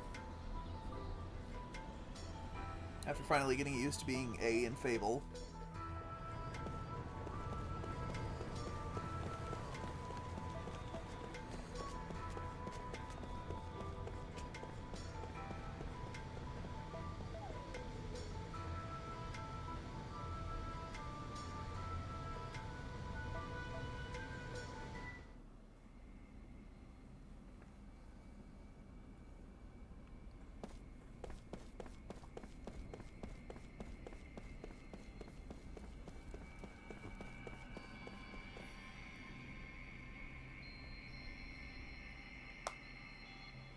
Apparently Lord Tolten is here.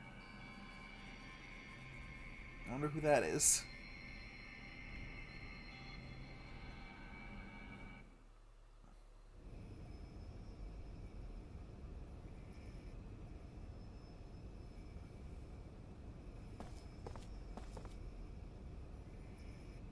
House Orest is going too far. I have firmly opposed Roxian on this. Do not despair, Gongora. Thank you, Your Majesty. It is much more than I could have asked. Your father would have been pleased. I could never fill my father's shoes. And now that Ura is a republic, I am simply a citizen like everyone else. I am no longer Your Majesty. Then why are you wearing golden armor? I respect the royal blood that flows in your veins. I can't tell if Gongora being evil is supposed to be obvious or if it's supposed to be a twist later, but I'm pretty sure he's evil. Do not be foolish. People will think you're a dissident who wants to restore the monarchy. What was that gesticulation? People think you are a dissident who wants to restore the monarchy. There's no camera, so that didn't make any sense, but... I'm truly happy that you have come to see me. You've always been so kind. You taught me the rudiments of magic. I cannot help but be kind to you. In all fairness, I'm kind of expecting the whole council to turn out to be villains along the way. I cannot understand. Yeah, I'm pretty sure Roxian's a bad guy. Or he's supposed to only seem like a bad guy, and then we're gonna find out actually he was okay. Yeah, from what I understand, stopping work on Grandstaff might actually be a good thing. Makes me angry, Gongora. Our entire nation has benefited from magic energy, yet he does not understand the significance of Grandstaff. If we can increase magic energy with Grandstaff, just think how much better our people's lives would be. We would no longer need soldiers. You have seen the future of Ura, and how Grandstaff can make it happen. Roxian's vision is too narrow for our nation to grow. I am sorry you had to witness that. To witness what? There is no need to apologize. I'm happy Your Highness understands. But even if they stop Grandstaff, we could develop a newer and far better magic engine. Please let me know what you need, Gongora. I can help you. I am unworthy, Your Highness.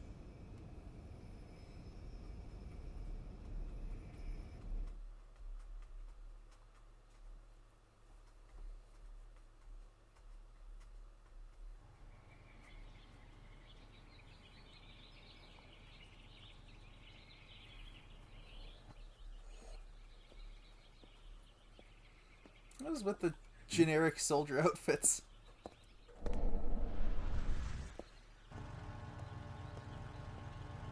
Well, that sealed the deal that he's a villain. I mean, I could kind of guess from the nature of that conversation. And the gold armor. With rhinestones? Why does his gold armor have rhinestones? Please, go ahead. Yeah, they're probably real gems. Oh, do they not even pull the steps up?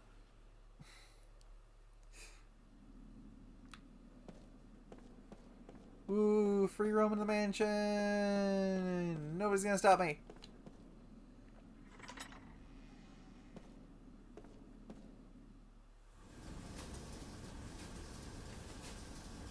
What the hell did I walk into? Oh, he has a lab.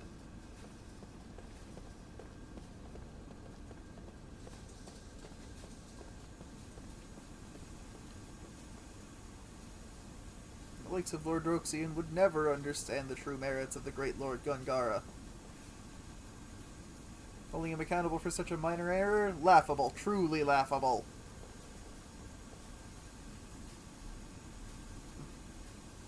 I can't see Gungara and not think Gungaga. Having uneasy soldier Zax earlier does not help. Fritz Sultan's just left. Well, actually, we had to sit around for some amount of time.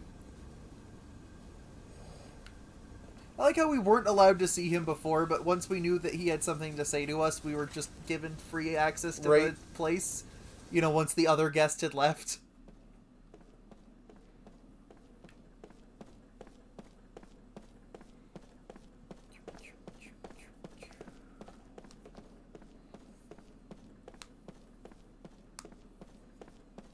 So there's actually not really much to see in this place anyway.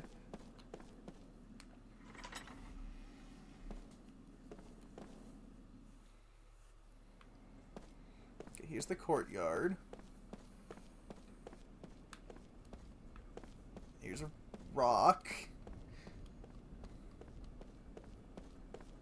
I get the impression that's a tomb.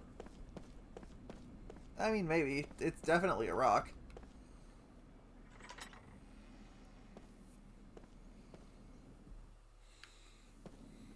Hold on, was there an exit out of the lab I didn't see?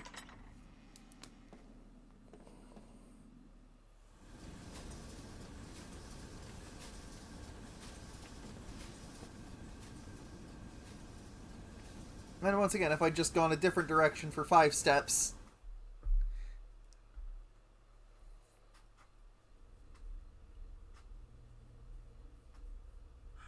That woman. How could she be in Ura without me knowing?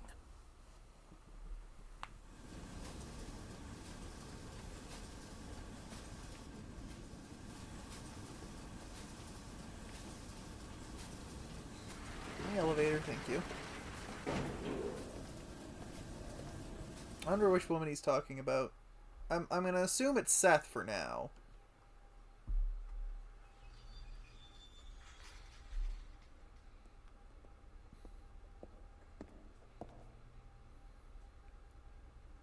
Good, you're here.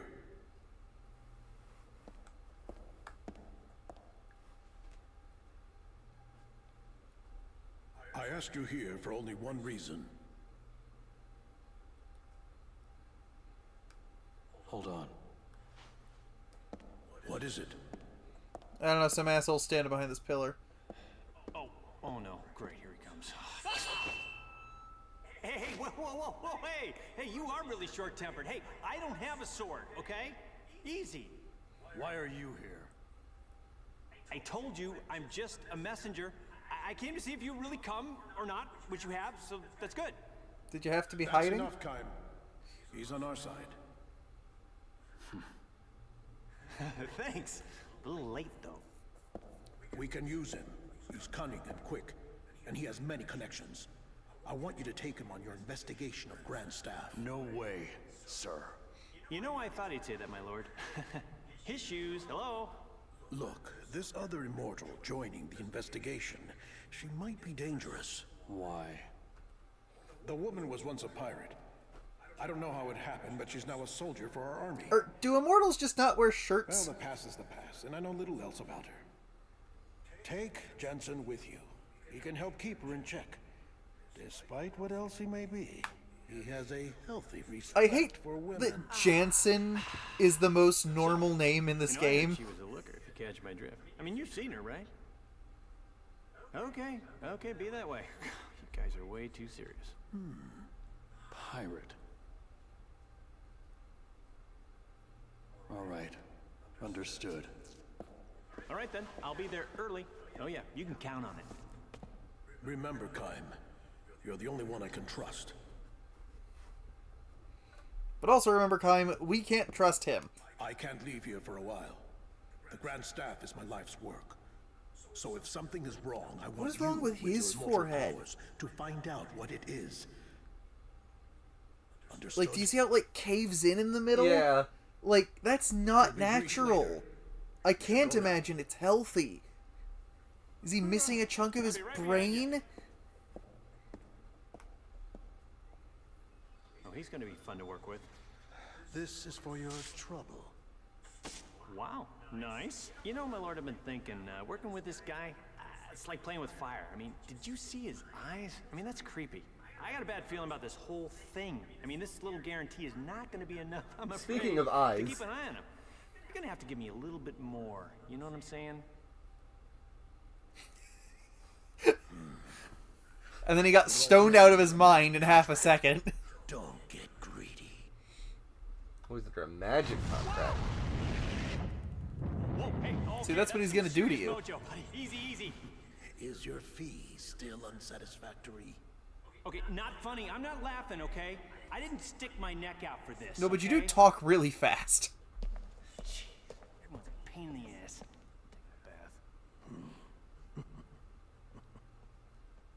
What was that? Lip quiver. Why did his lip quiver? Are there supplies in the mansion? I didn't see any.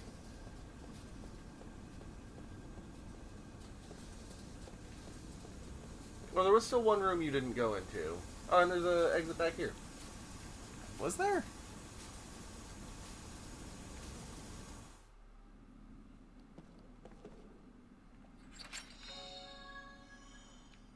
Flare bomb. Berserker necklace. Hawkeye. Are those accessories? Yeah, so the Berserker necklace increases magical and physical attack power during critical HP status. Okay. So for min-maxing purposes, I think probably we want to put the attack one on Kaim. And then, well, I don't know, maybe we'll give Jansen the Hawkeye. At least till they've learned those abilities. Yeah.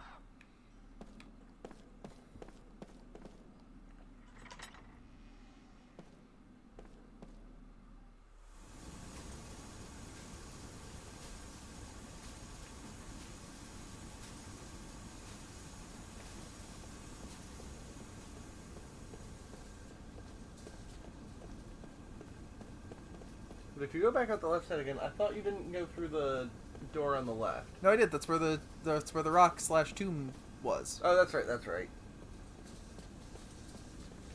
And I don't think there's another one this way.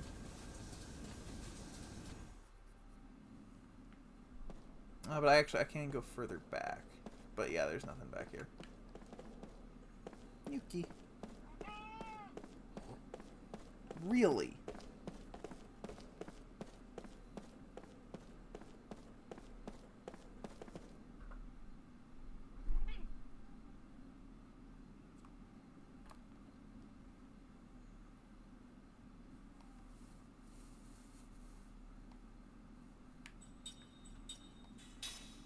Like, I don't think there's anything else, but now I'm worried. Actually, no, yeah, I got everything. You know what? I'm not gonna try to get everything. I got everything I need.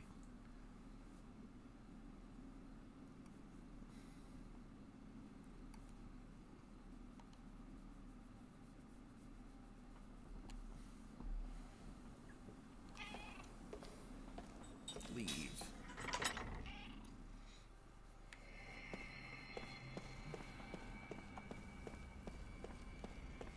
You know what, for good measure, let's save the game.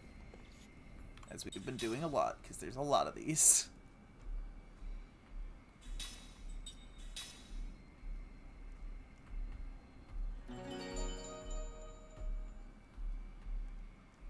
pause the game by pressing the start button. Like that.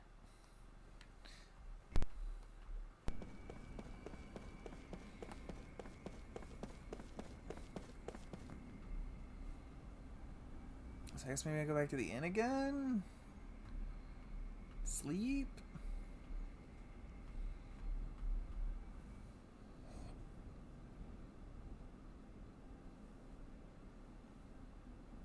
His magic defense is allegedly an A. Maybe it just goes up. Maybe it'll just go up faster. Hey! I've been looking everywhere for you. I heard about the Grand Staff investigation. Looks like we both got the short end of the stick. It's not enough that we just keep surviving, eh? What was that shot? There's always something. What was that face? So, what did you learn in the council? Nothing to do with you. Actually, I think it was, but... Say, haven't we met somewhere before? Hmm? Everybody's face in this is kind of weird. Nothing to worry about if you can't remember. It's like they all have Neither oblivion can I. faces. You too, huh? I can't recall a thing. Shit, they are All strangers. I know is that my name seems to be Seth Balmore. People say I used to be a pirate. Except instead of time looping, they just Strange that both of are us immortal. lost our memory and are immortal. Maybe we met a long time ago.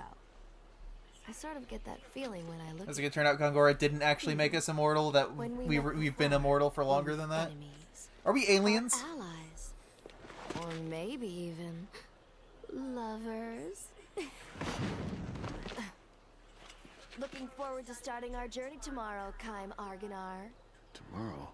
You still haven't been contacted by the council? You Well, they set might have out left for a message at the Grand hotel, Staff tomorrow but- morning. I thought you would have heard by now. You realize you're coming Oh, too, and right? by the way, I'll be joining you on your little trip. Yeah. What was that? that? Was our idea. Being late is strictly forbidden. I feel like Tara Strong's having more fun with this role than she had with Kluke.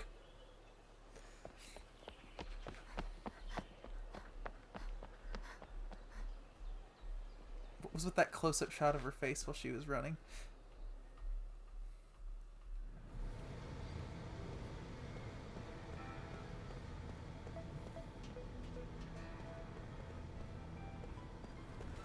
Well, I don't think we've seen a shop yet, so I don't think we have any preparation to do. Well, there was the one shop, but the shopkeeper wasn't in it. Oh yeah, maybe he came back. But also that was a weapon shop. I was looking for like a consumables shop. Wanted to buy some healing items.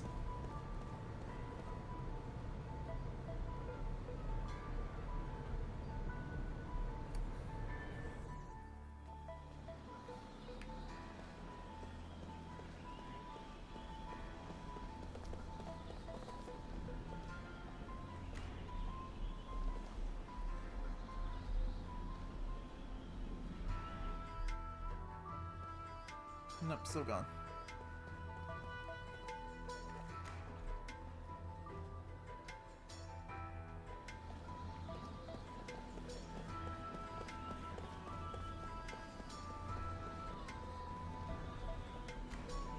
And this was the tavern, I think.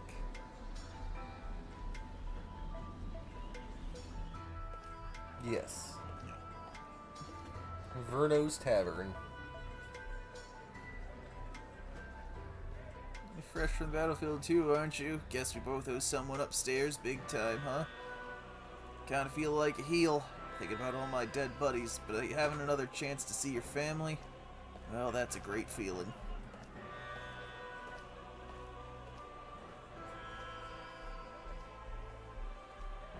Didn't think I'd actually make it out of this alive after all.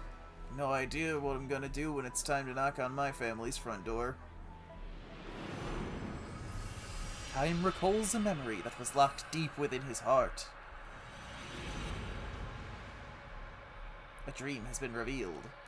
Dream time again. I wonder how long this one's gonna be. I wonder how fucking sad this one's gonna be. Probably very. He has a very tragic backstory. Alone in a crowd of rugged men, nursing his drink in the far corner of the old post town's only tavern, Kaim A single man strides in through the tavern door. Massively built, he wears the garb of a warrior. His soiled uniform bespeaks a long journey. Fatigue marks his face, but his eyes wear a penetrating gleam, the look of a fighting man on active duty. The tavern's din hushes instantly. Every drunken eye in the place fastens on the soldier with awe and gratitude. The long war with the neighboring country has ended at last, and the men who fought on the front lines are returning to their homes. So it is with this military man. The soldier takes a seat at the table next to Kaim's, and downs a slug of liquor with the forcefulness of a hard drinker, a man who drinks to kill his pain. 2 cups, 3, 4...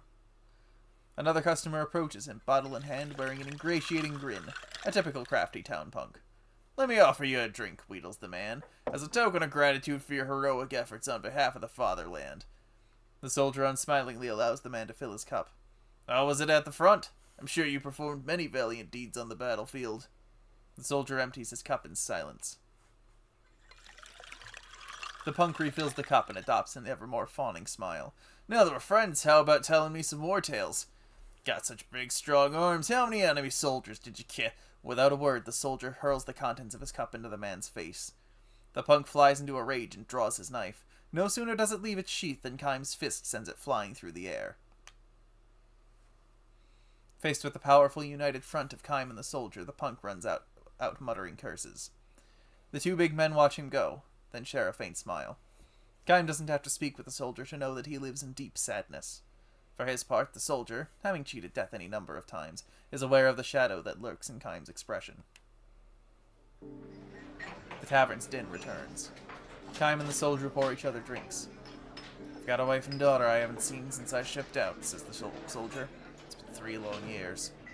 He lets himself smile shyly now for the first time as he takes a photograph of his wife and daughter from his pocket and shows it to Kaim. The wife a woman of dewy freshness, the daughter still very young. "They're the reason I survived. The thought of going home to them alive was all that sustained me in battle." "Is your home far from here?" "No, my village is just over the next pass. I'm sure they've heard the news that the war is over and can hardly wait to have me home." He could get there tonight if he wanted to badly enough. It was that close. But the soldier downs a mouthful of liquor and groans. "I'm afraid." "Afraid? Of what?" "I want to see my wife and daughter, but I'm afraid to have them see me. I don't know how many men I've killed these past 3 years. I had no choice. I had to do it to stay alive. If I was going to get back to my family, I had no choice but to kill one enemy soldier after another. And each and every one of those men had families they had left at home. It was the code of war, the soldier's destiny. To stay alive in battle, you had to go on killing men before they could kill you. I had no time to think about such things at the front. I was too busy trying to survive. I see it now, though. Now that the war is over. 3 years of sin are carved into my face. This is the face of a killer. I don't want to show this face to my wife and daughter." The soldier pulls out a leather pouch from which he withdraws a small stone. He tells Kaim it is an unpolished gemstone, something he found shortly after he left for the battlefield. "A gemstone?" Kaim asks, unconvinced. The stone on the table is a dull black without a hint of the gleam a gem should have. "It sparkled when I first found it. I was sure my daughter would love it when I brought it home to her." There's a little spot on the right there where there's like a door that it's kind of hard to read the letters over. Gradually, though, the stone lost its gleam and it turned cloudy. Every time I killed an enemy soldier, something like the stain of his blood would rise to the surface of the stone. As you can see, it's almost solid black now after 3 years. The stone is stained by the sins I've committed. I call it my sin stone. "You don't have to blame yourself so harshly," says Kaim. "You had to do it to stay alive." "I know that," says the soldier. "I know that, but still. Just like me, the men I killed had villages to go home to, and families waiting for them there." The soldier then says to Kaim, "You too, I suppose? You must have a family?" Kaim gives his head a little shake. "Not me," he says. "No family." "A home village, at least?" "I don't have any place to go home to." "Eternal traveler, eh?" "Uh-huh, that's me." The soldier chuckles softly and gives Kaim a sour smile. It's hard to tell how fully he believes what Kaim has told him. He slips the sin stone into the leather pouch and says, "You know what I think? The stone turned darker every time I took a life. It ought to get some of its gleam back every time I save a life." Instead of answering, Kaim drains his last drops of liquor from his cup and rises from the table. The soldier remains in his chair, and Kaim, staring down at him, offers him these words of advice. "If you have a place to go home to, you should go to it. Just go, no matter how much guilt you may have weighing you down. I'm sure your wife and daughter will understand. You're no criminal. You're a hero. You fought your heart out to stay alive." "I'm glad I met you," says the soldier. "I needed to hear that." He holds his right hand out to Kaim, who grasps it in return. "I hope your travels go well," says the soldier. "And your travels will soon be over," says Kaim with a smile, starting for the door. Just then, the punk charges at Kaim from behind, wielding a pistol. "Watch out!" bellows the soldier, and rushes after Kaim. As Kaim whirls around, the punk takes aim and shouts, "You can't treat me like that, you son of a bitch!" The soldier flies between the two men and takes a bullet in the gut. And as he so desperately wished to do, the soldier has saved someone's life. Ironically, it is for the life of Kaim, a man who can neither age nor die, that the soldier has traded his one and only life. Sprawled on the floor, nearly unconscious, the soldier thrusts the leather pouch into Kaim's hand. "Look at my sin stone, will you? Maybe, he says, chuckling weakly, "some of its shine has come back." Blood spurts from his mouth, strangling the laugh. Kaim looks inside the bag and says, "It's sparkling now. It's clean." "Is it?" gasps the soldier. "Good. My daughter will be so glad." He smiles with satisfaction and holds his hand out for the pouch. Gently, Kaim lays the pouch on the palm of his hand and folds the man's fingers over it. The soldier draws his last breath, and the pouch falls to the floor. The dead man's face wears a peaceful expression. The stone, however, the man's sin stone, which has rolled from the open pouch, is as black as ever.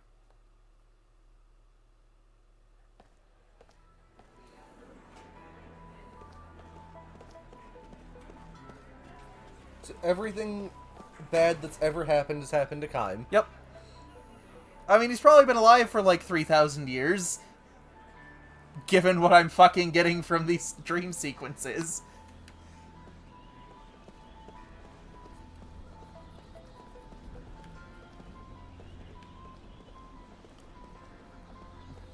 I'm not actually sure where to go next.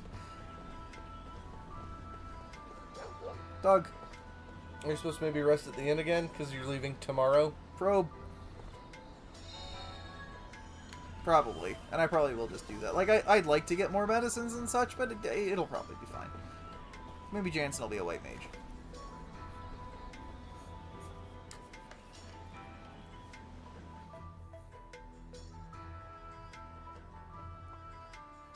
That was the wrong door.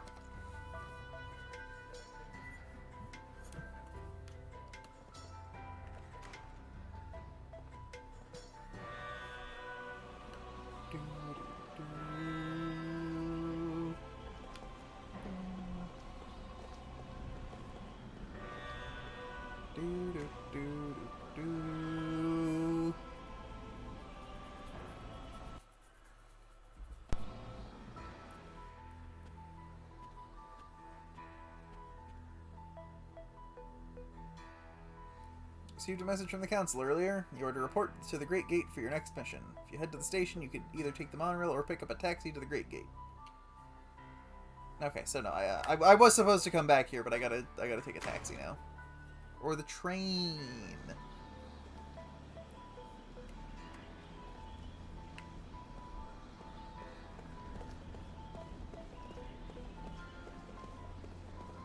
I was gonna say whatever happened to trains, and then I realized it's just us. It's just us that doesn't have trains. Yep.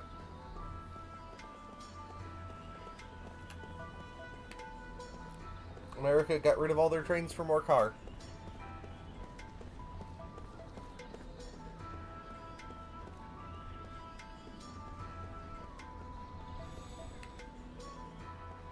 Now I gotta remember how to get to the station.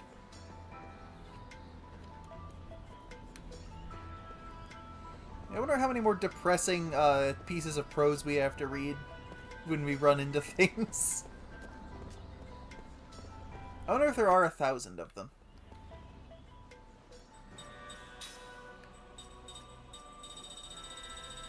No, but there are a lot.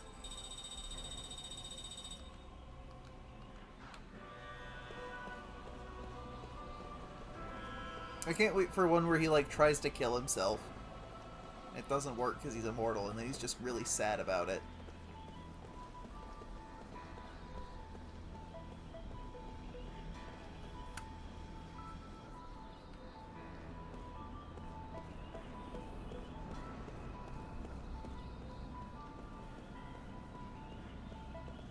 I should be talking to more NPCs. It's one of those, like, it's not that I don't like talking to NPCs, but, like, sometimes I do just kind of want to get going. No, I get you. Especially when there's the, like, I think in older games I'm more likely to talk to all the NPCs. Once you start getting to this point where it's like, here's like a dozen people on this road, it's just too much. Yeah. Like, I don't want to stop and talk to all these people.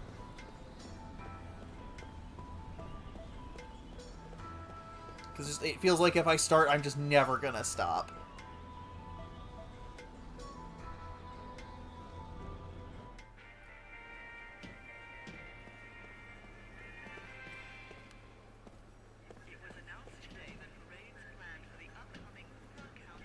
Actually, that was announced yesterday.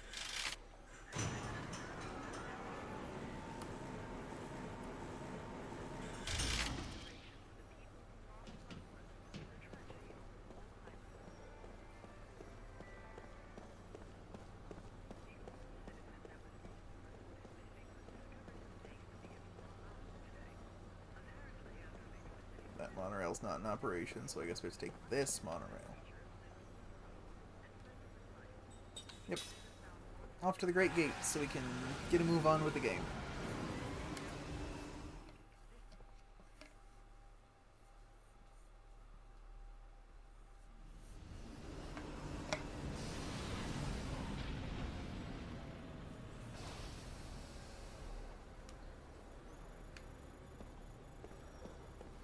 I want to hear more of the music. This town has, like, no music. It has a little bit of music, but there's also chunks of it that just don't have any. Yuki. Meow. Hi.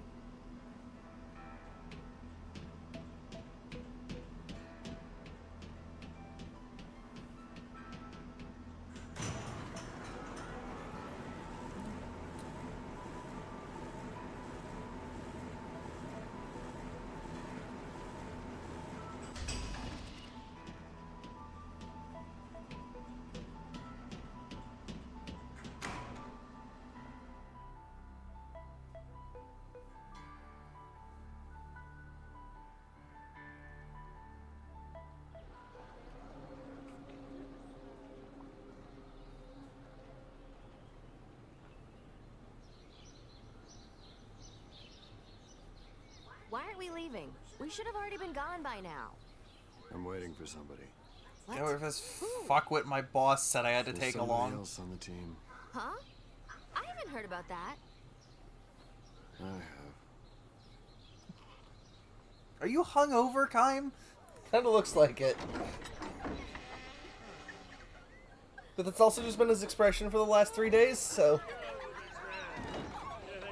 Like, it's just, especially like the way he just had his head in his hand, like... What the... This is the other guy? Yeah. Whoa, baby. What a... I can't believe it. Reeks of booze. Why are you late? Can't you tell? A man's gotta do certain things before leaving on a mission like this, and I know what I had to do. Why does he talk so fast? Jerk. Thank you, my lovely. Do or die Johnson is now off to meet certain death. Why is that the same character model in 3 different colors? Oh, that is so sweet. I know. Oh, don't say that. That's so nice. God, his face is so creepy. I've already been He's wearing a lot of mascara. 50 for her, and her. That's 45 minutes. That's all after. Like we would wait for you, you worthless drunk. You poor things. You know what? You're free to go. Thanks for bringing him to us.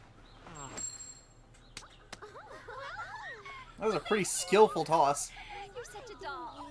Come and play with us next time, honey. Like, how did she flick 3 coins all at once in 3 different directions right into the hands of these women? Okay, bye-bye, girls. Don't cry. I'll be back. Don't worry. Okay. Bye again. Great. Just what we need. More useless baggage. Hey, that's not nice. That sure was an animation she just did. What do you mean more useless baggage? What useless baggage did we already have? Hey. Man, you are so angry. What is your problem? Hey, you ready? Yes. Mortals, like Jansen, learn new skills by raising their level. But immortals don't acquire new skills by leveling up. Immortals can learn skills from mortals using Skill Link. Configure Skill Link from the skill menu. By selecting Immortal, all of the skills learned will be displayed. Select the skill you want to learn and a link will be established. To learn a skill, you must fill the SP gauge. SP can be gained in battle. Okay.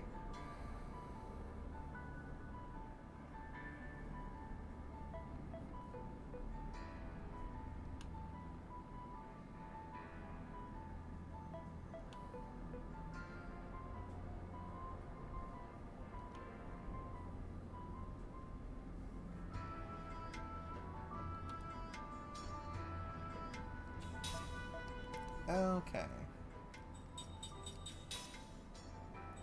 What is with Jensen's portrait? What's with Seth's? No, I can get behind Seth's portrait. Maybe. Like, Seth's and Kaim's look fine to me. Jensen's, on the other hand... Kaim's looks fine. Like, that's exactly what I would expect from that. But, like...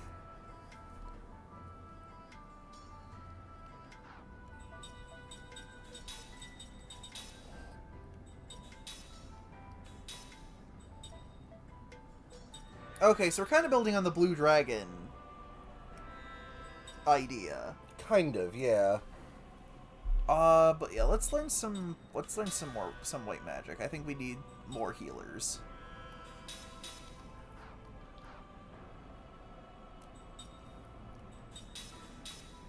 And you can learn black magic.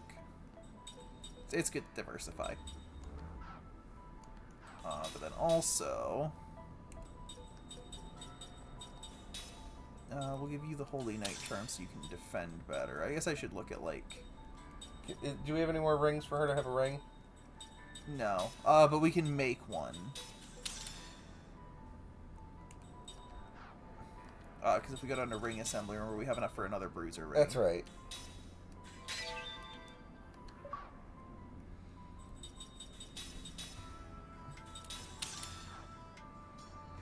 Looks like Jansen's in the back row.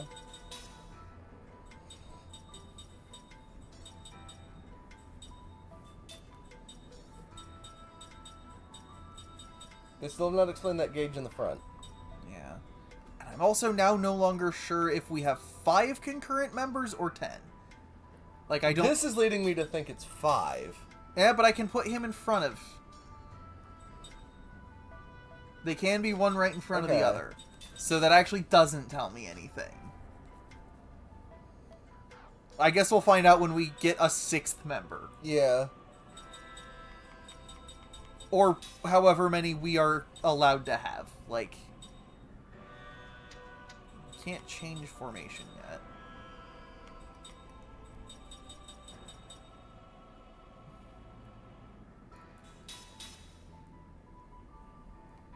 Is it that we can't change formation, or is that the confirm button for when we have changed formation?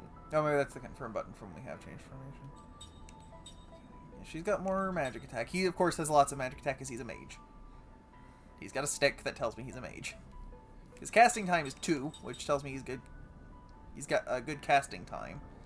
Actually, what that tells me is that low casting time is better. Which means that low attack time is probably also better, which means Seth is fast. Yeah, Seth is either very fast or very slow. I'm gonna go on a limb and say attack time, like casting time, is better when it's lower.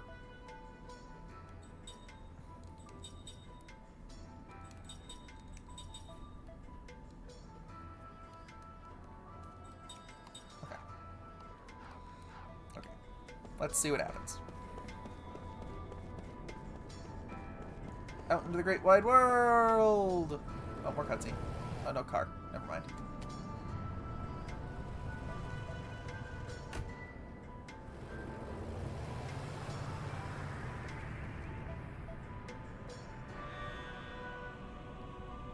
Going on a journey, then you sure lucked out running into me.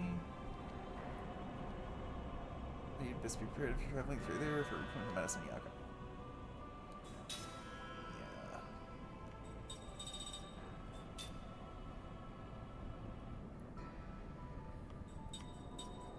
You can also learn steel from this thief's bracelet. But we have Jansen who has steel, so like unless he's only in our party for this period of time, and like unless we're getting half an SP a fight, I have a feeling we'll learn the skills we're learning from him before too long. Yeah. So I don't think it's that big of a deal. Can we just buy 12? Just have 20 healing medicines? Hold on, what else can we buy? We can also buy angel plumes. Okay, let's buy 3 angel plumes.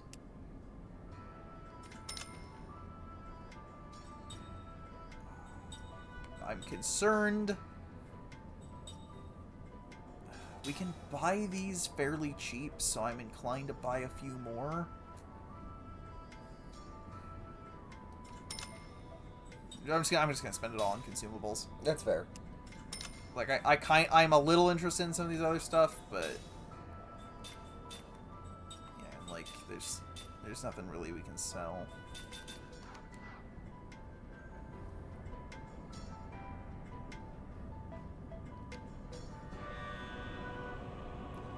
I don't know, maybe we can come back here after we get started, kill a few things, earn a bit of money.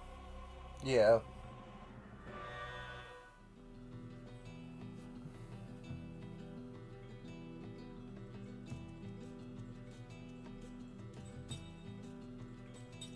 Oh good, we can go to the Ypsilon Mountains. How fucking long is it going to take us to get to this place? Where are we? Here? And we're going this way? Well, that's not terribly far away. No, I mean like the Grand Staff. Oh, to get to the Grand Staff. That's fair. This is the whole game. Might be the whole disc. Probably. It'll probably be like, I don't know, 3 areas in between. Also, is it fast traveling this? It looks like, yeah. Well, it looks like it's going to be one of those games where the world map is just a menu.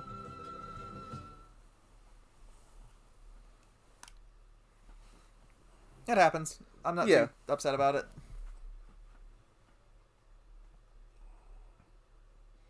Jansen Fried.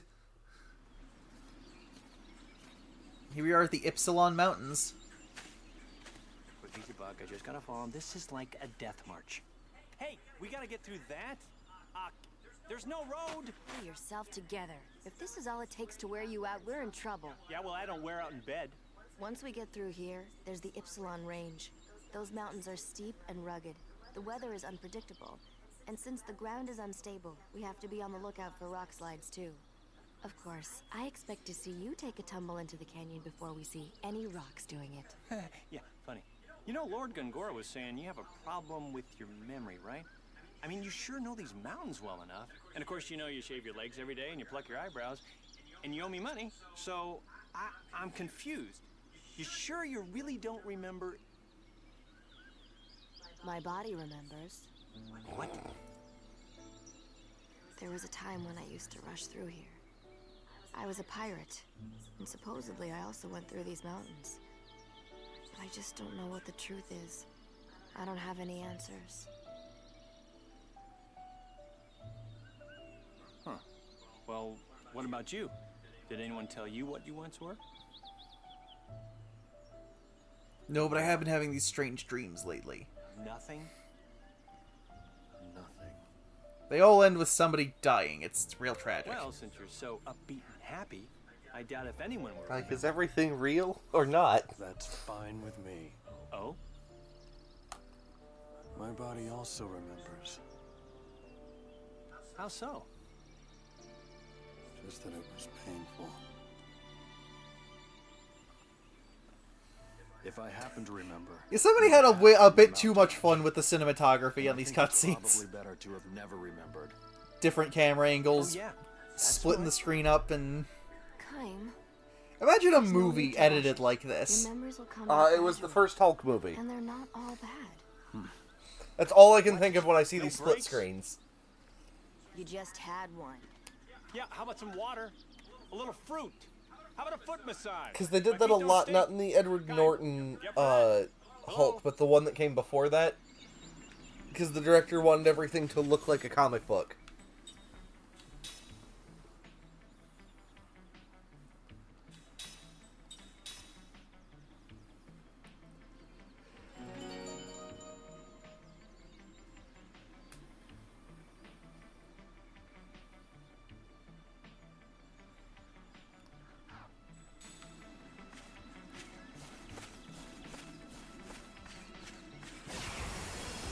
That looks like random encounters.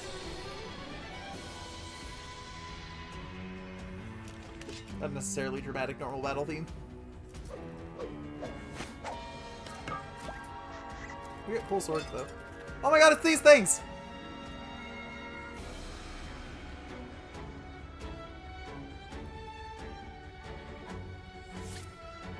It's Kellalons! It is Kellalons. Get him!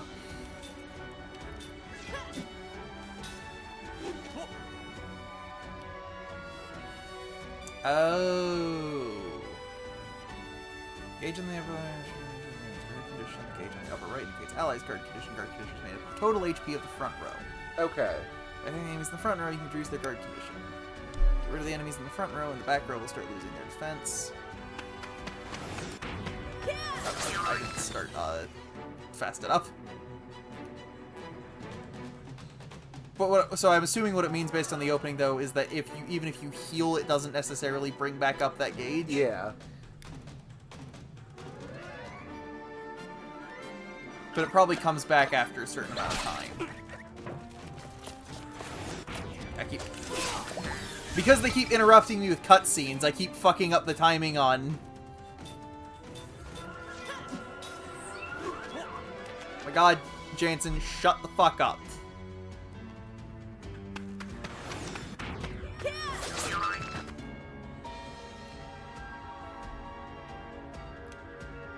Okay.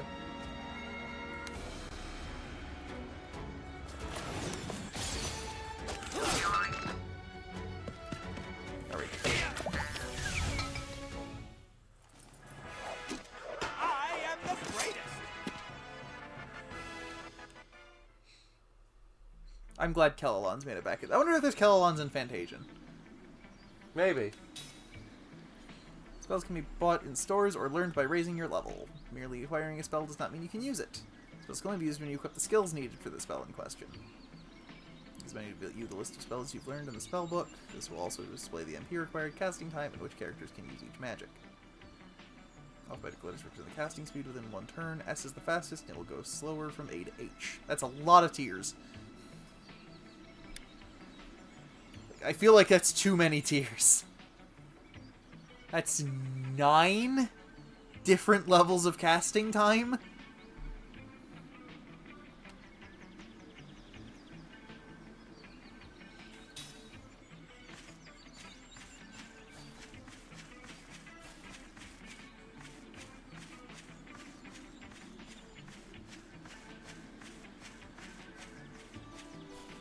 I didn't see how much SP we got from that fight either. I don't know that we did because it was a tutorial fight. That's fair.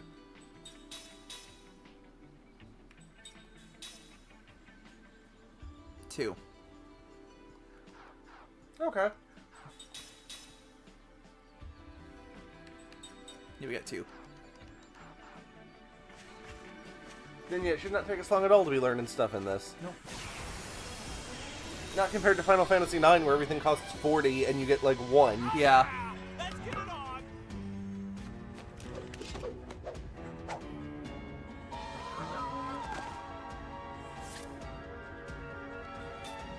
Dagger Bird.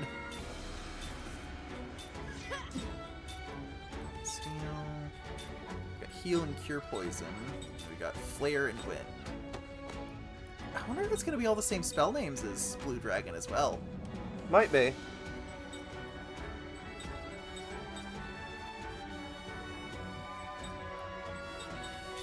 I'm just going to have him attack again.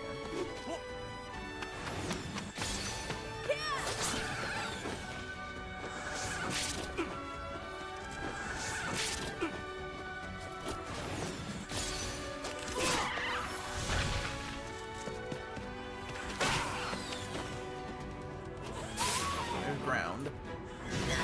But that doesn't hit everybody anymore. The main advantage of ground in Blue Dragon was it hit such a wide range of targets.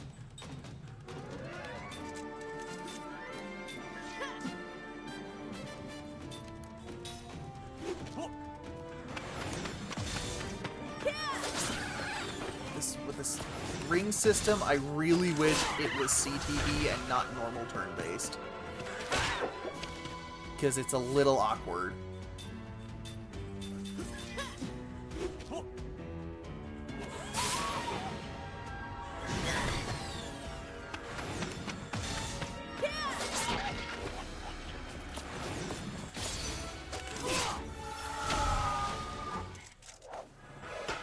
What a waste of time.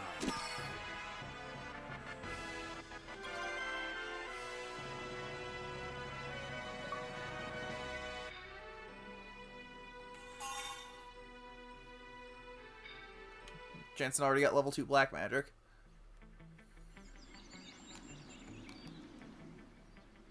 Do I have any level 2 black magic?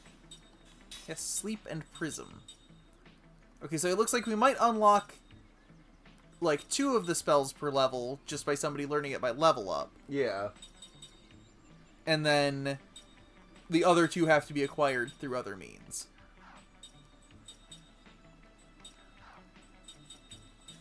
Okay, so Kaim, you go ahead and have level 1 white magic, that way we have somebody else who can heal. But now we'll have you learn, I don't know, Steel maybe? Yeah, why not? You can have black magic, and then you're going to learn black magic level 2. And then you don't have that. Have you learned... Not quite.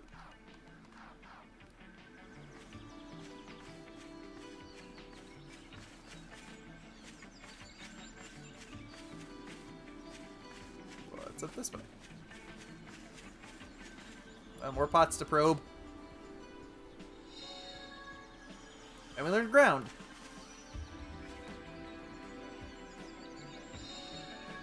And got a mana herb.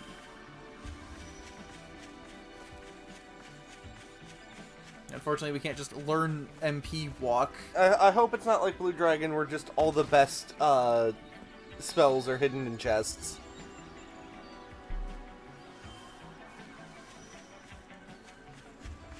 And it just means we gotta explore. It's not a big deal.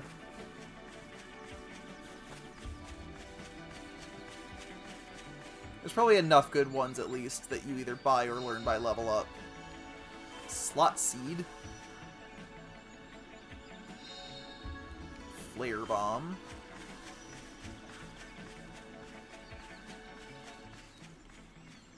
Probe this pot. Get 2 antidotes. Get a Knight's Code. I'll check what that does after everybody learns their...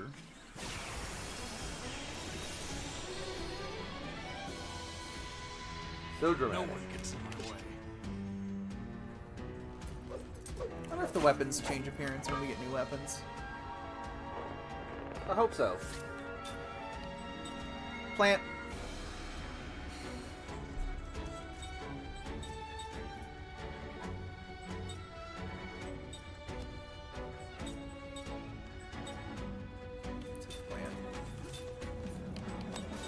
But we can also use wind. And these are earth elements, so I feel like that's the right thing to use.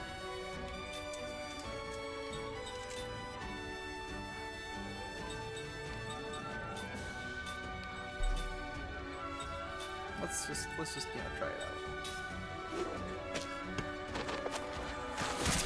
Ow.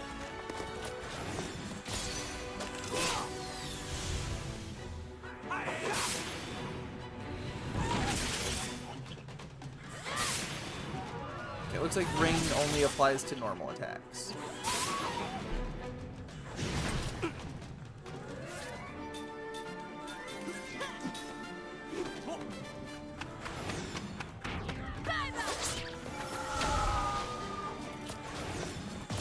Looks like different characters might have slightly different ring timings. Quality iron sand. Oh boy.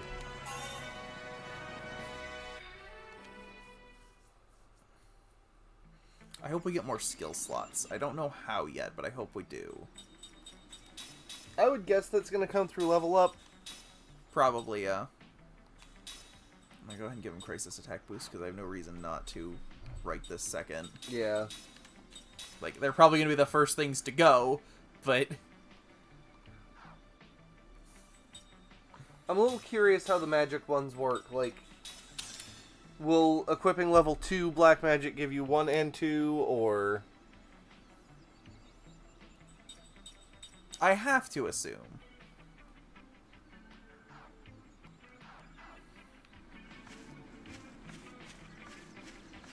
Like, I can't imagine it's going to only give you the level 2 black magic.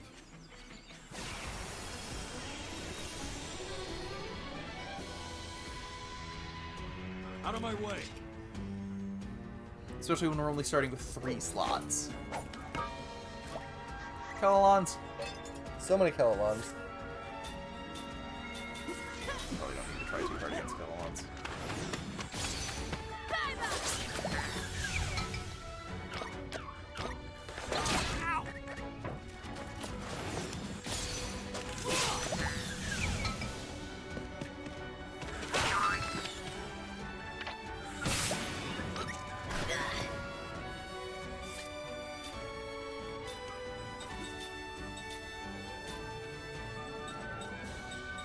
It's just single target. I was gonna say, like, maybe it was... I could target more than one.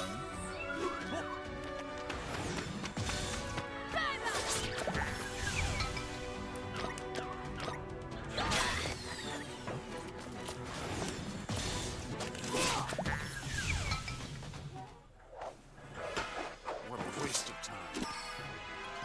Level up.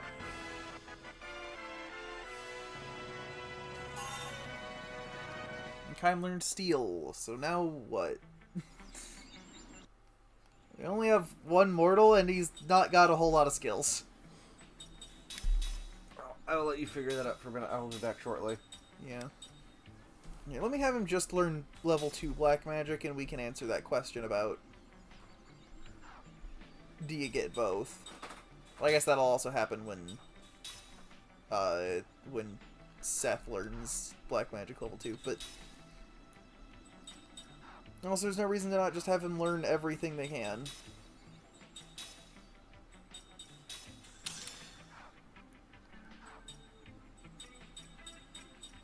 That's right, I just wanted to look at ring assembly, because we got lots of...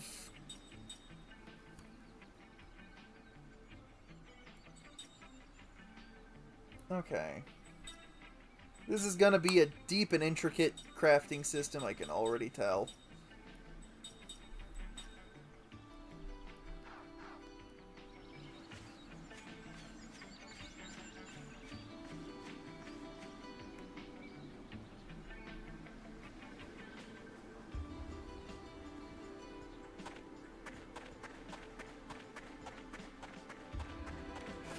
Apparently we're near the mountain hut.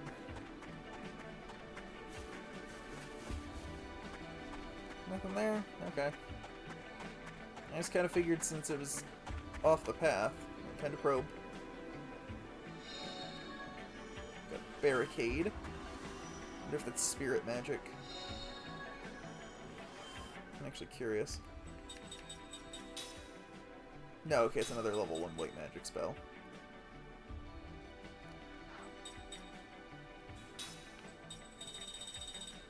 I'll be curious to see what spirit magic entails.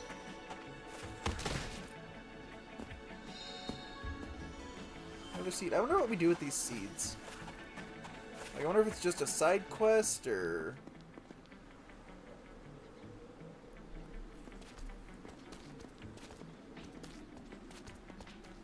Hey, I want to ask a favor. I'm just going to ask this once, okay? Will you listen? All right already. What do you want?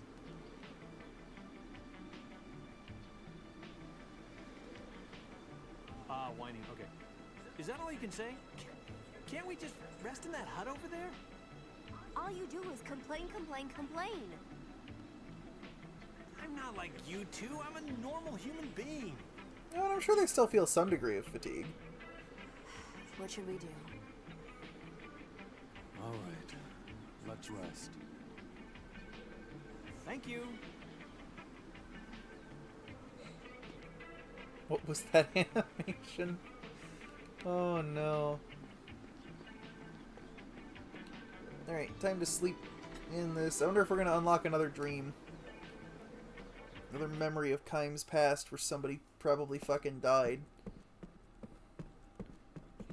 Like, I don't mean to rag on it too much. Like, I get the point, but...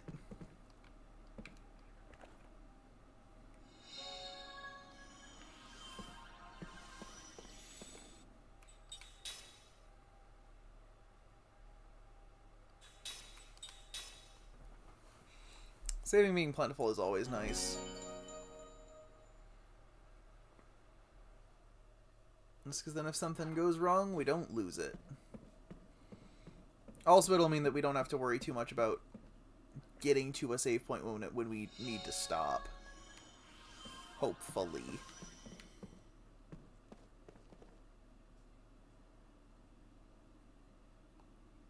Okay, so this was apparently the correct direction to go. I wasn't sure if maybe this was like a side path.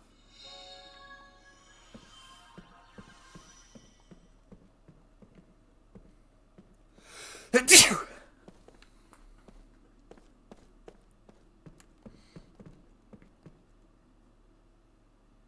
there's coincidentally 3 beds here. Like, that's super convenient, right? Anyway, yeah, let's rest.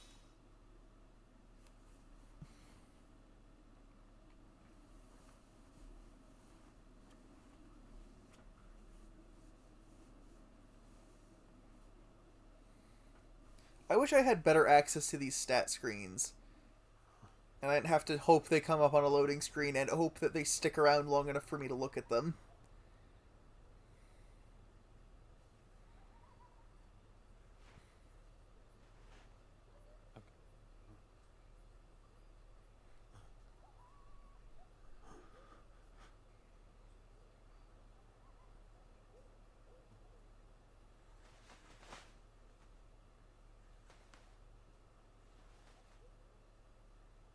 Ah, he has a rock. Coin? Got a something. Listen, if either Kaim or Seth seem like they're starting to regain even a fragment of their memories, use this.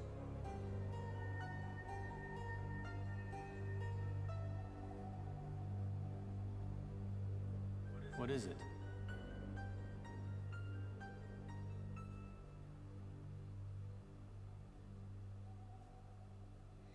It's supposed to be he's just playing the fool.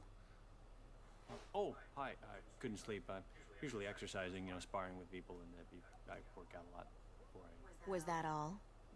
I'm curious what he sounds like in Japanese. Yeah. Well, no, I don't know what you mean. What do you mean? Like how rambly he is and how he talks.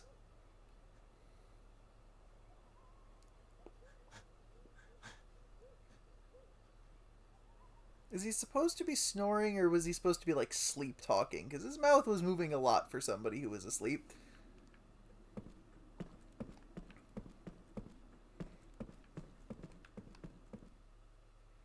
I'm assuming, yep, back to full health.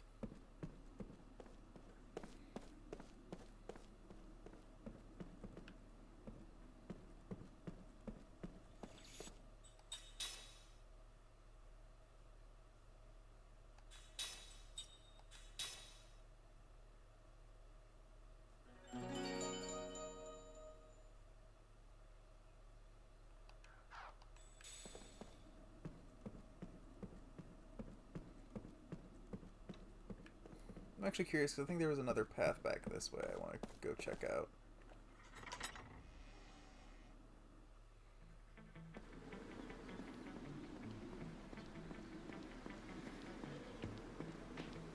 If I'm not mistaken, yep, here we go. It's this path that I kind of thought was just going to be the next location, and apparently I was wrong. It's this tree. Which, yeah, that's just a dead end. Oh, the fight. It's fine, I can rest again. This does not look good! The weapon designs in this are fun.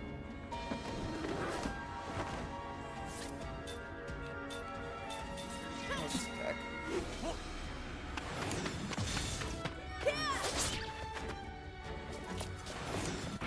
Yeah, I fucked that up so hard.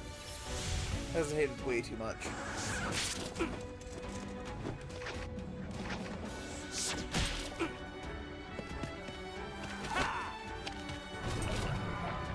Oh no, we got poisoned.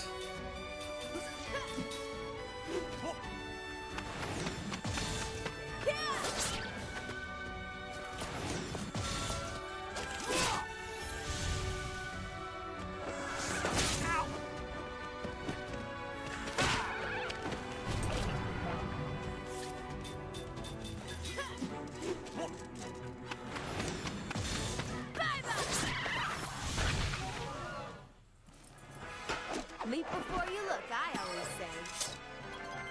Jansen leveled up again.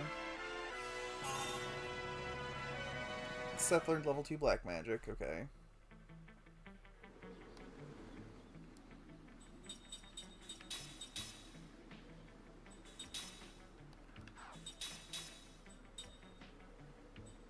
It does say up to level 2, so she should still be able to... Yeah, she can still use level 1 black magic. So yeah, that's good. I guess I'll also learn steel. I have a feeling it's gonna be a minute before we get to the Grand Staff or anything, so I'm pretty sure Jansen's gonna stick with us for a minute. It'll be nice to get more party members, though.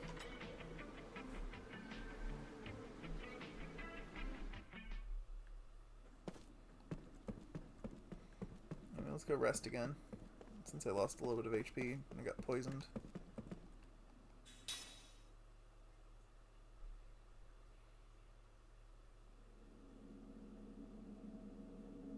Oh, oh, okay, no. Is it unlocking a new one? No, it's not. The fact that you can do that from the inns is kind of weird to me, since you can do it at any point in the menu. Like, it seems kind of redundant. Like, I feel like it would have been fine if it was just you can replay them anytime you sleep, but I didn't also need them to be constantly available from the menu. Like, I kind of get from the title screen. But doing it from the normal menu, just, it feels redundant. I wonder if I can change Rose in the middle of battle.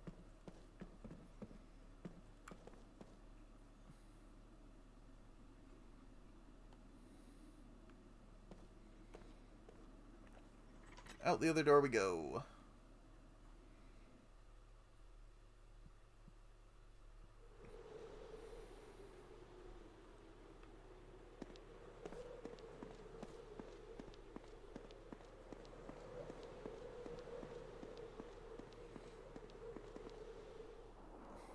The air feels humid. Are we gonna have a boss No, fight? it's not gonna rain. I know the weather. I have a sense about these things. And the sun's gonna break through any second, and you'll be peeling off the clothes. Trust me. They're barely wearing any to begin with. Oh, great. It's raining. What'd I say? It's gonna rain. Damn, it started raining fast. Also, that is a loud rain sound effect.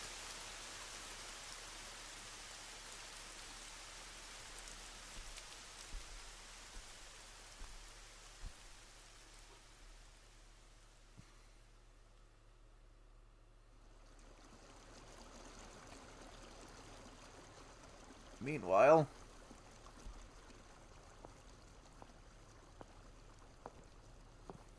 I don't necessarily know if it's the Legion of Doom yet, but probably not far off.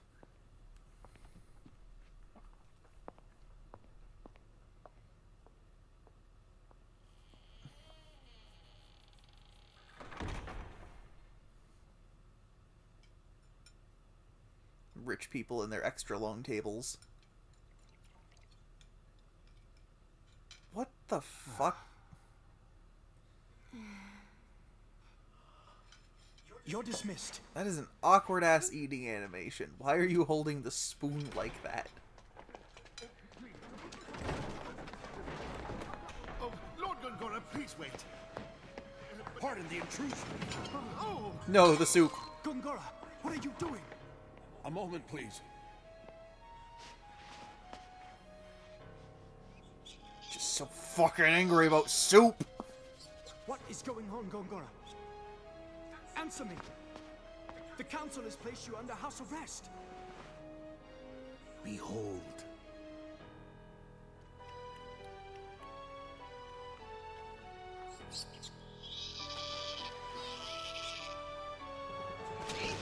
What the fuck?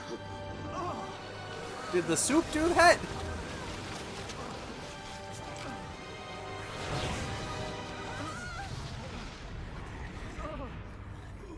Gongora, what is the meaning of this? There are those who do not wish the monarchy restored to power. But I do not wish it to be restored to power. With all due respect, while some fools completely support our current republic, there are also those who long to restore a powerful monarchy. Regardless of what your highness may desire, our country struggles with two I mean, political I forces. wouldn't have a guy who holds a spoon like that as my king. I'm just saying. You must be aware of this. Fortunately, Boy never learned table manners. I was able to sense your danger, your magic energy. That's total bullshit. You caused this. You absolutely put the poison in there. I could not allow you to be harmed. There are many ways I can secretly move. You are from such my a manor to fucking yours. liar.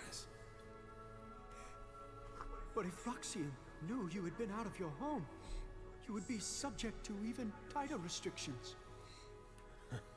I can look Prince, after you are myself. getting played like a fiddle. I, however, cannot. Nobody shows up. You don't feel that shit through magic I energy. would have ended up like that mouse. Still don't know what kind of poison that was that made it into a plant. Thank you, Gongora. Thank you.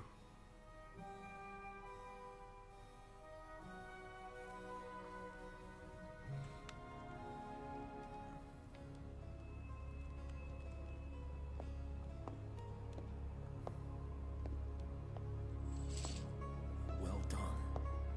Oh, did she not die? We'll have to push him She must have harder. just fainted. I'll be in touch when the time comes. Okay, good. So there was no twist. This guy is just evil.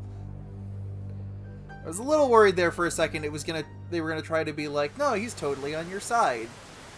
And then later it would turn out that he betrayed you. No, we're just sticking with the fact that he's evil from the get-go.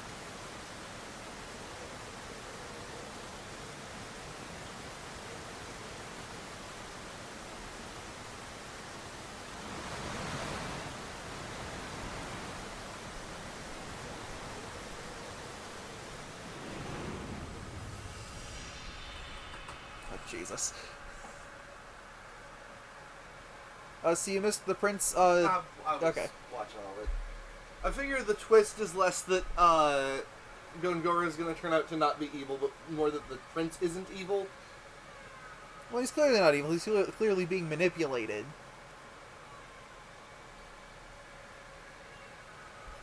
Anyway, new memory. Let's see who dies this time.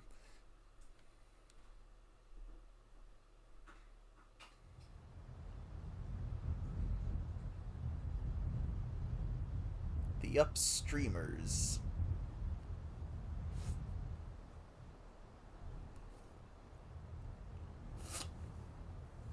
You gotta come sneeze on me? Well. Sorry, cat just jumped up on the couch and decided to start sneezing on me. Yay, you!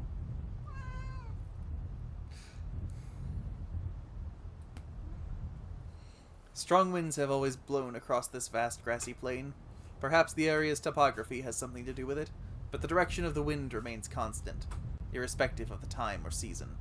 From east to west, from the horizon where the sun rises to the horizon where the sun sets. Swept by the unceasing winds, the misshapen trunks and branches of shrubs all incline to the west. Tall grasses do not grow here, and the grasses that do grow all lie flat on the ground, bending westward. Caravans and herding folk traverse the single road that crosses the plain. They do not come and go, they only go, moving from east to west, using the wind at their backs to gain distance. Travelers heading west to east always use the circuitous route that snakes around the southern mountains. It is much farther that way, but much faster than crossing the plain head-on into the wind. The road across the plain is called the Wind Stream. Just as the flow of a great river never changes direction, the footsteps of those who use the road have not changed direction since the distant past, nor are they likely to change far into the distant future, from east to west. Human shapes that appear from the horizon where the sun rises disappear over the horizon where the sun sets. They never pass oncoming travelers, with only the rarest exceptions.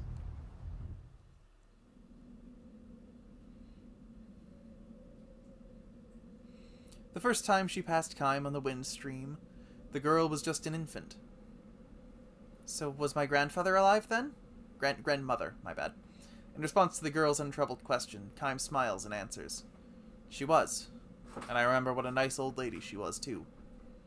Looking back down the road, the girl points toward the line of hills fading off into the distance. My grandmother crossed 7 hills on her journey. Is 7 a lot? Uh-huh. Grandma lived a long time. Most people end their journey after 5 hills. The people they okay, who's talking? Hold on. Leave behind build a little grave for the end of their journey, and then they keep traveling. The girl points down at the ground where she is standing. This is as far as I've come, she says with a proud, happy smile. The religion of the girl and her family professes a pious belief that if they devote their lives to walking eastward, against the flow of the wind stream, they will arrive at the easternmost source of the stream itself. People call believers in that religion the upstreamers. That probably sounded better in Japanese, I'm not gonna lie. The word carries a hint of fear and sadness, but also a trace of contempt and scorn for the English language itself, because it's a really dumb fucking name. The upstreamers are devoid of worldly desires. They live their lives for no greater purpose than traveling eastward on foot. They are free of doubt. They give birth to children en route, and they continue their journey while raising their children. When they age and their strength gives out, their journey ends, but their family's journey continues. From child to grandchild to great-grandchildren, their belief is carried on. The journey of this girl's family was begun by her late grandmother, who began walking from the wind stream's western verge with her son, who was then the age the girl is now. The upstreamers do not walk for the entire year, of course. During the season when the winds are especially strong, from late autumn to early spring, they take up residence in various post towns, scattered along the road, and earn day wages by performing tasks that the townsfolk themselves refuse to do.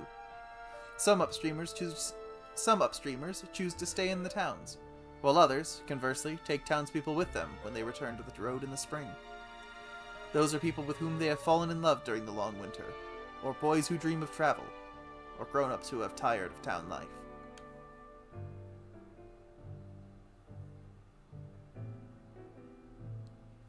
Such are the reasons the townsfolk look upon the upstreamers with complicated gazes.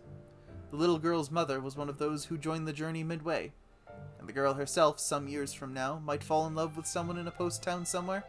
She might choose to live in the town. She could just as well invite her lover to join her on the road. She has no idea at this point what lies in store for her.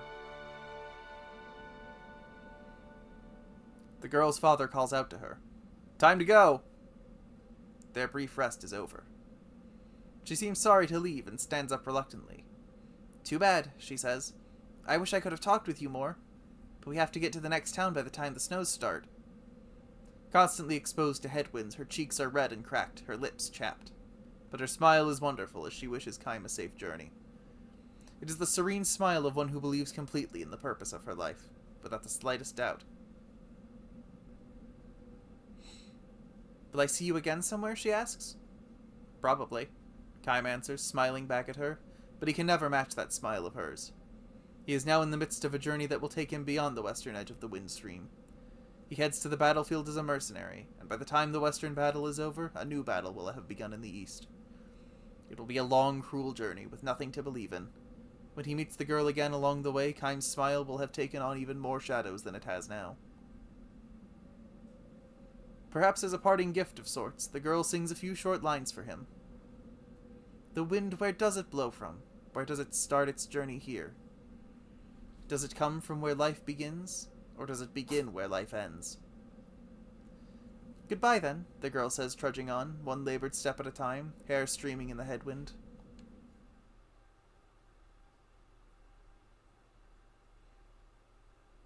"10 long years have flowed by when Kaim next meets the girl. It is spring, and the grassland is dotted with lovely white flowers. She has become the wife of a young man who does tailoring and shoe repair in one of the post towns. This is my 3rd spring here, she says, patting her swollen belly fondly. In a few days she will give birth to a child. She will become a mother. And your parents? Kaim asks.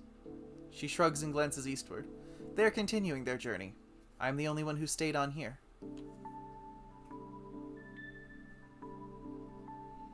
Kaim does not ask why she has done this. Continuing the journey is one way to live, and staying in a town is another. Neither can be judged to be more correct than the other. The only answer for the girl can be seen in her smiling face. But never mind about me, she says, looking at him suspiciously. You haven't changed one little bit from the time we met so long ago. For the 1,000-year-old Kaim, 10 years is nothing but a change in season. Some lives are like that, he says, straining to smile. Some people in this world can never grow old, no matter how long they live.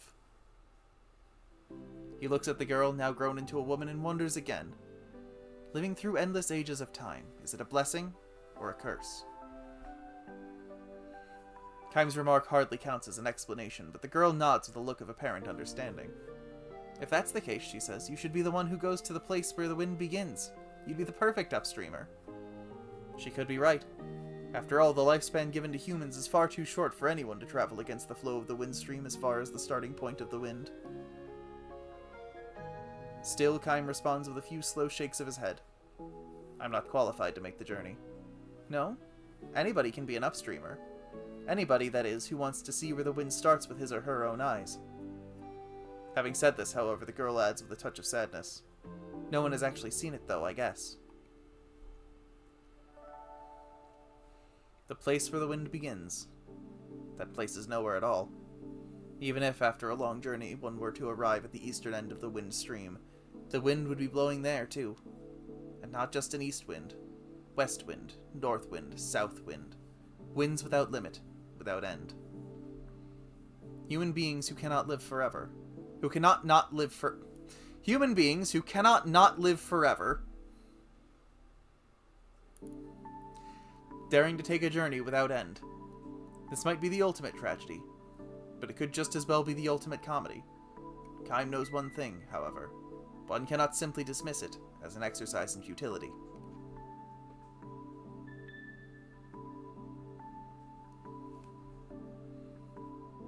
How about you? He asks the girl. Aren't you going to continue your journey soon? She thinks about this for the space of a breath, and, caressing her swollen belly, she cocks her head and says, I wonder. I might want to go on living the way I am now forever. Or then again, I might feel that desire to reach the starting point of the wind. All the upstreamers without exception say that you can never know what might trigger a return to the journey. One day, without warning, you slough off the entire town life and start walking. It is not always a matter of running into an upstreamer and being lured back to the road. Plenty of people set out on their own all of a sudden. The teachings of the upstreamers say that all human beings harbor a desire for endless travel. They probably are not aware of the desire because it is stashed away so far down in the breast that it is deeper than memory.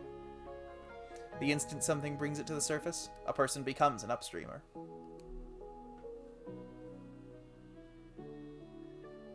Even you have the desire, the girl says to Kaim. I wonder. It's true, she says, no question. The look in her eyes is as straight on and free of doubt as it was the last time he met her.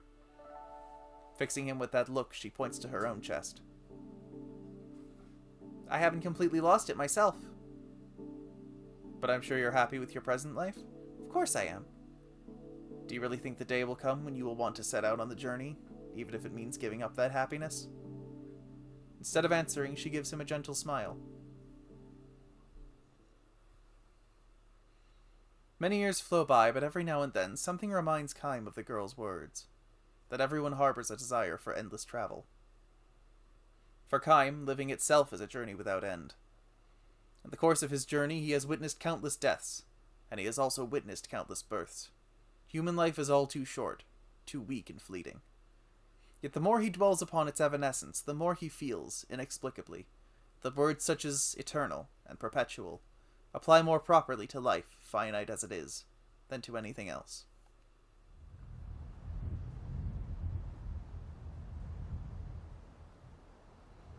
Traveling down the wind stream for the first time in many years, Kaim spies the funeral of an upstreamer.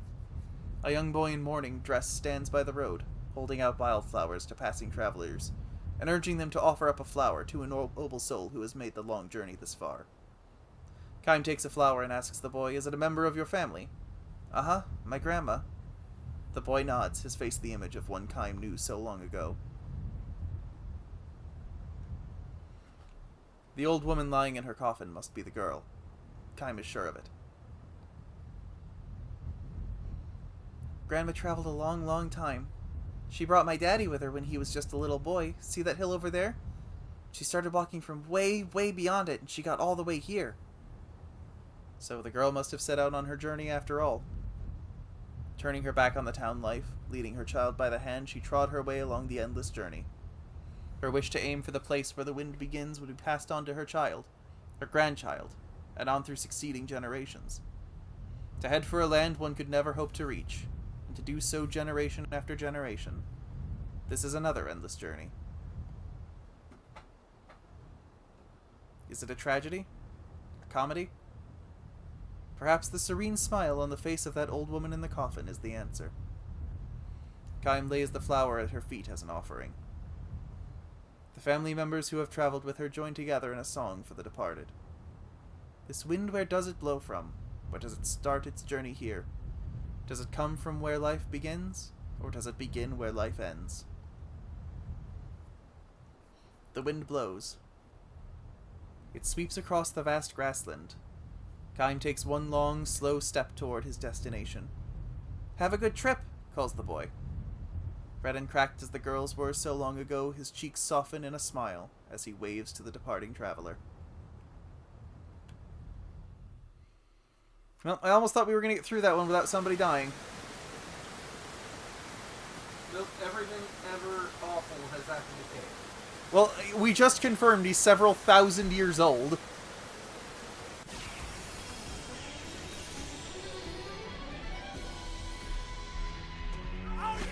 Oh good, it stopped raining for us to fight.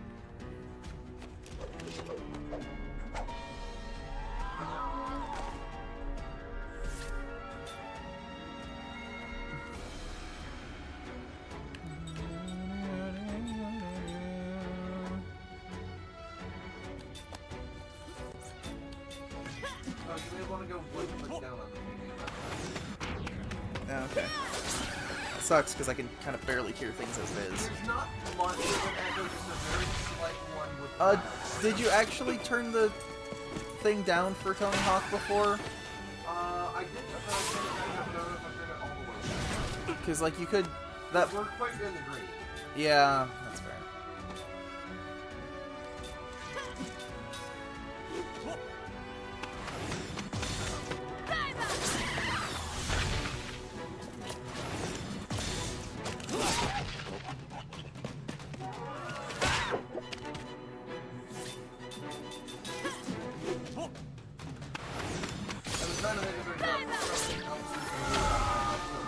You know? There's really not. There's no rhyme or reason to battle. No. Looking at it, actually. Can I make another ring yet? Not yet. I need sticky tape for that. I need more sharp beaks. I need more beast's horns. I need another quality iron sand.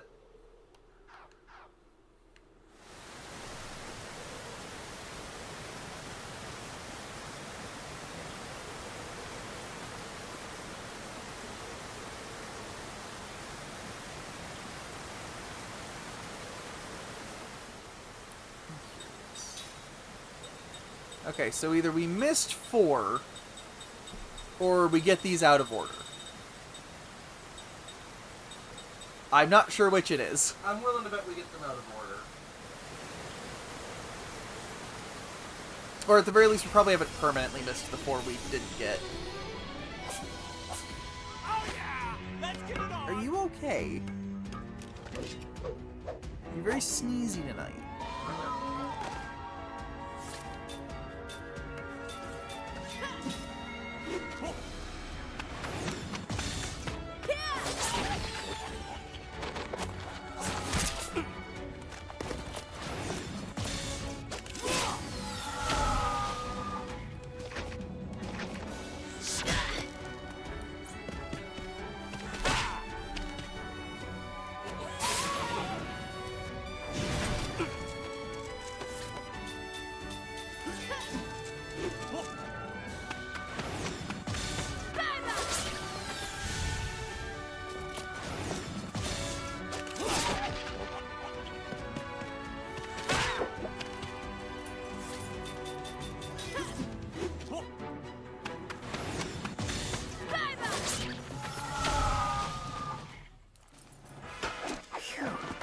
That was a close one.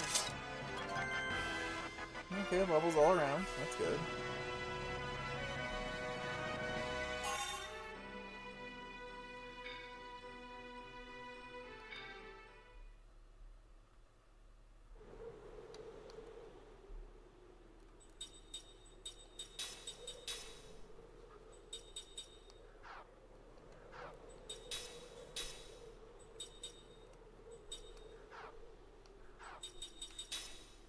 Can make an earth ring now, which I'm gonna do just to have a third one.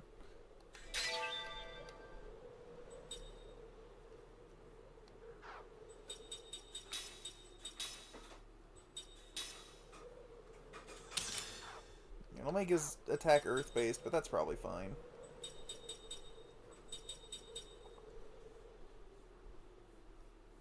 What else was I gonna look at? By the way, the magic is cumulative.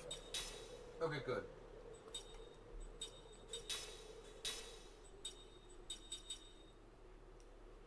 Oh yeah, I can have them learn factual analysis.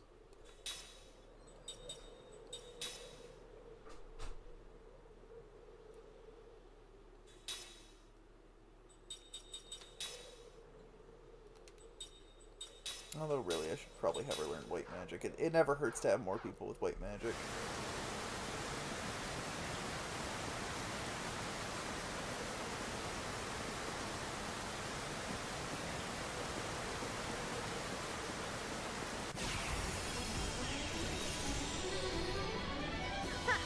Not too smart, eh?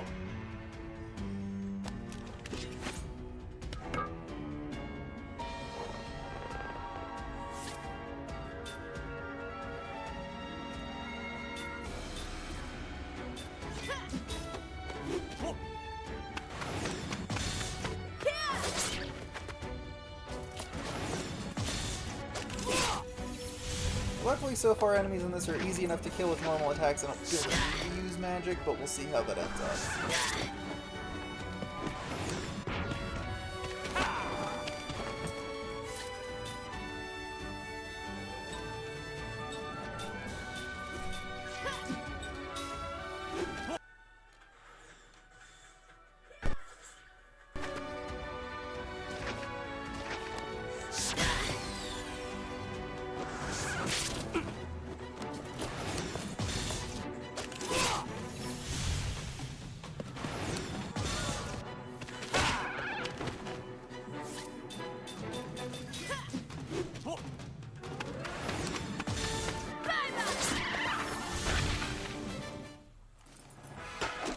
that Before fight you done. look, I always say. Got another whetstone, that's something. Kaim learns stand ready. Okay, yeah, that's the thing from his... Okay.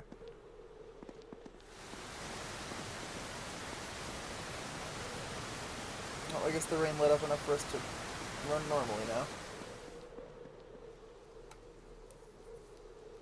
I wonder if we'll get to a boss fight tonight.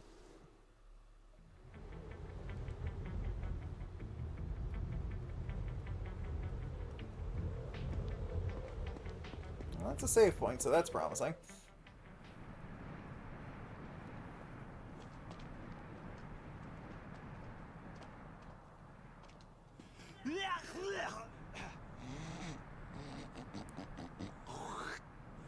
Ugh, that's nasty.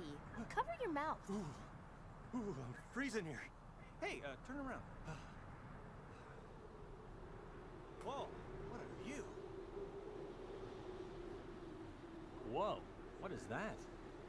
The Grand Staff. Okay, it's closer than I thought. Oh, that Grand Staff. The cutscenes made it look like it was literally in the middle of the ocean. The staff must be leaking. I've seen that. I've seen that somewhere. Seen it? Where?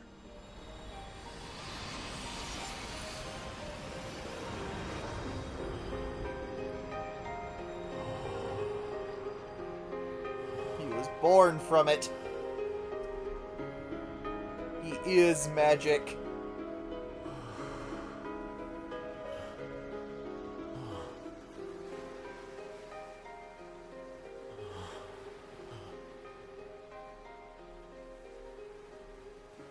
That is the impression this cutscene would have you believe. Actually, I think he's just having a fever dream, but... You inhaled too much spice.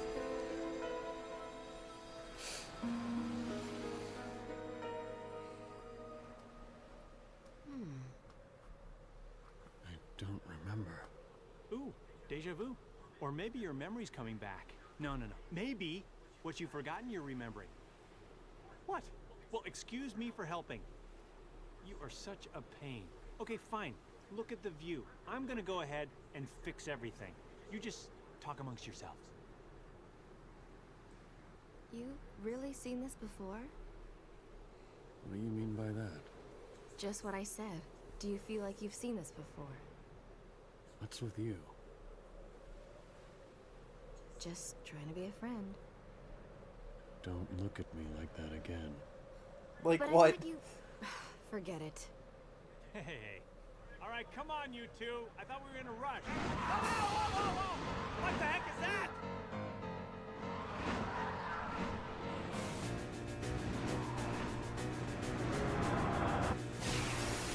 Boss fight. Boss fight. Not too smart, eh?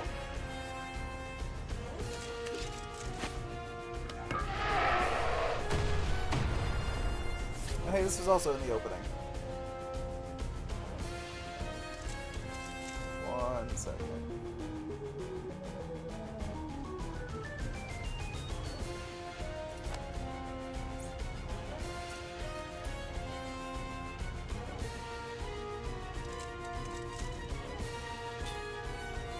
The Grilgan.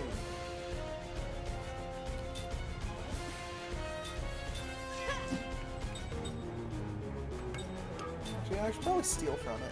It is a boss fight.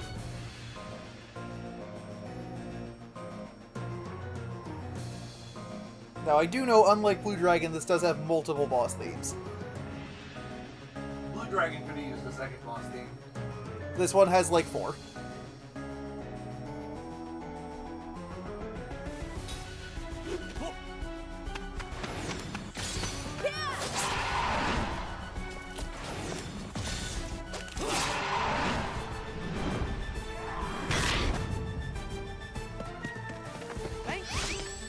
God damn it, Jansen.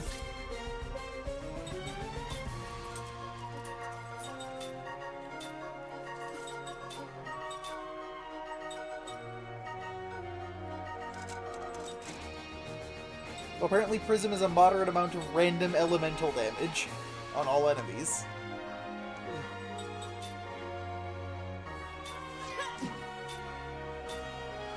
I'm actually gonna just wind. Oh, no, that means I need to use flare on it. That's right.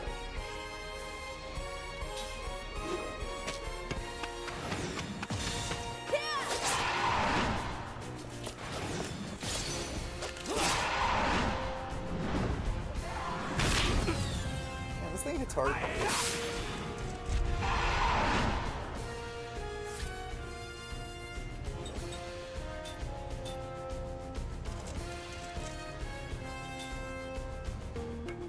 Fine, go ahead and heal yourself.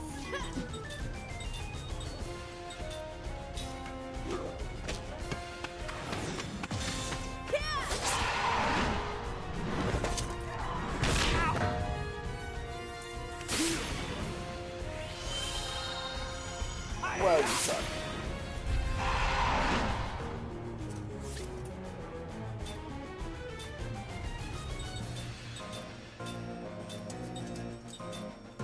Does your healing do any better, Jansen?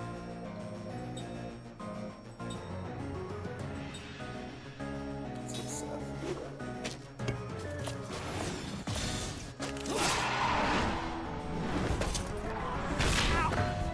Jansen's fucking dying.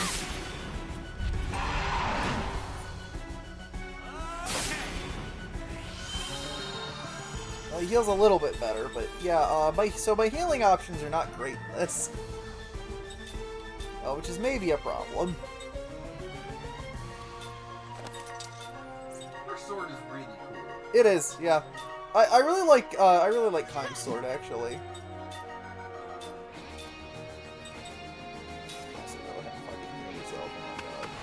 Oh my god. She's not doing that with damage. Oh, he's dead.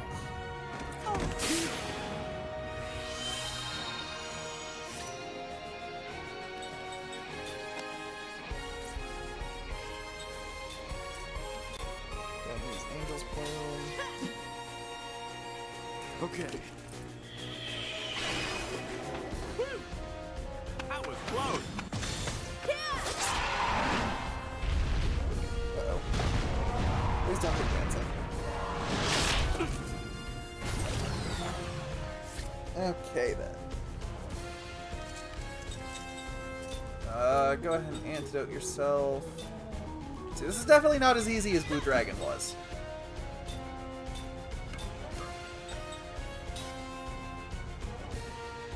Okay.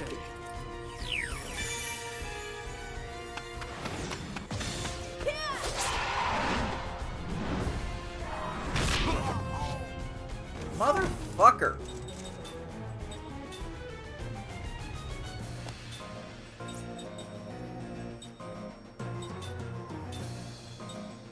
And I can't set it up to, okay. Okay. That was close.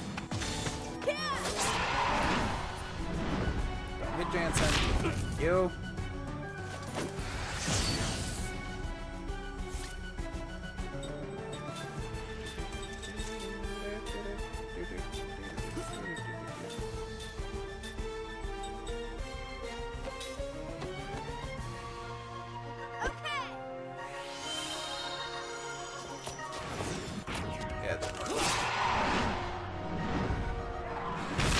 Motherfucker! This is getting really fucking old. Okay. That was close.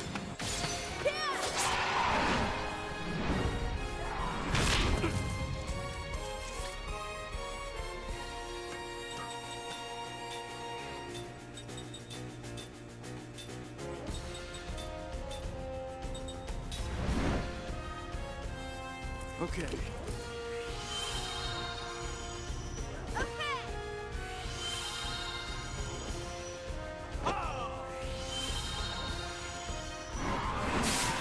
Now he's using a magic. But he didn't use it on one of my 2 low HP party members this time, so that helped.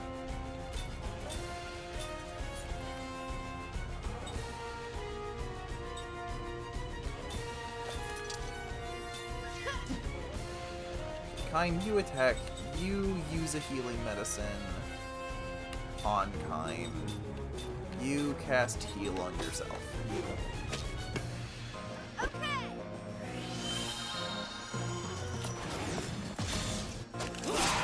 Really hope healing gets better later in the game.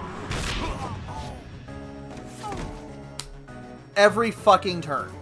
Literally every I'm not bringing it back. He can just not get the fucking experience from this.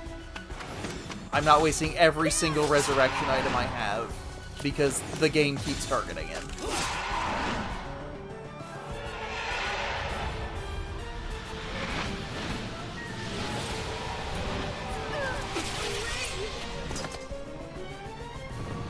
Well, actually, I think I'm just gonna lose. Like, I legit don't know what I was supposed to have done differently here.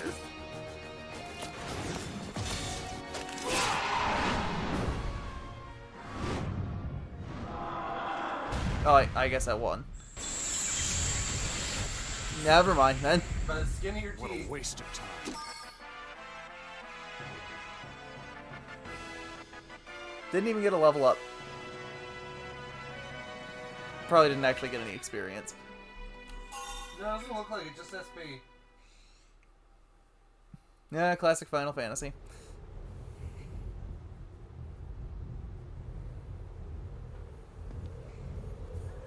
We did it! How can you be so comfortable? I almost got eaten alive.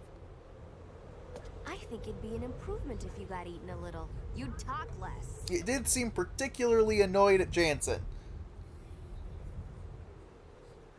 Hurry up. I thought we were in a hurry.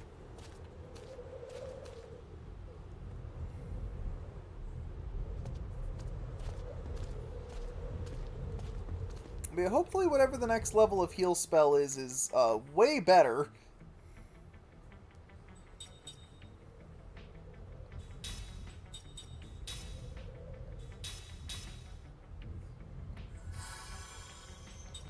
Because as it stands, healing fucking sucks.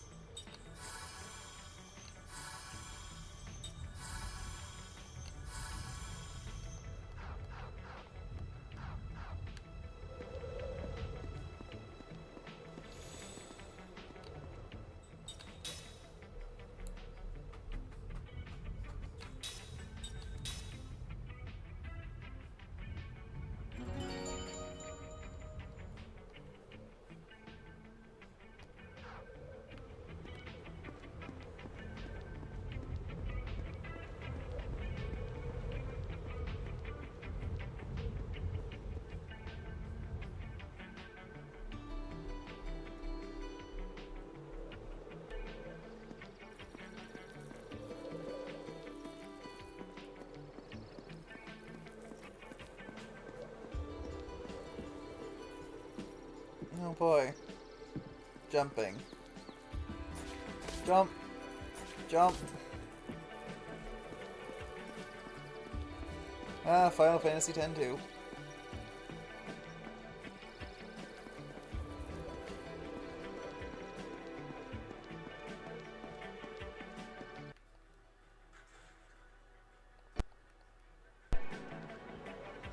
I think I just desecrated something.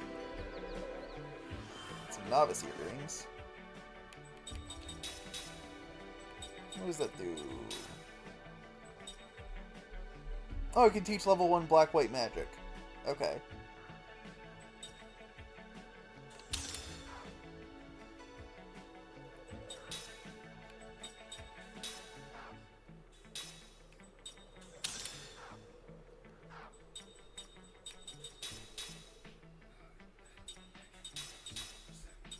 Do I want to give him black magic or do I want to give him steel?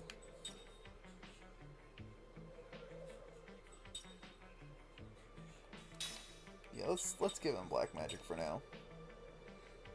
Like I think the stand ready could be useful later.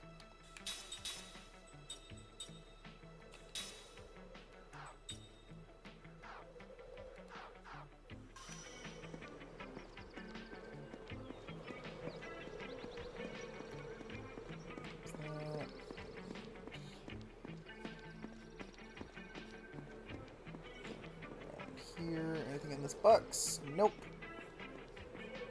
Alright, the corner then.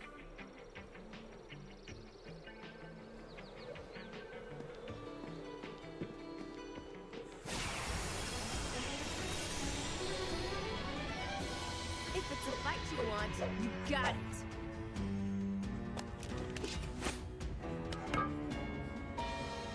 What is that? Magic rock. Oh no.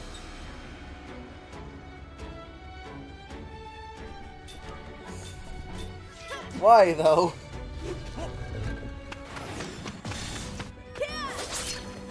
No, they do not take a lot of damage. Probably supposed to magic these things.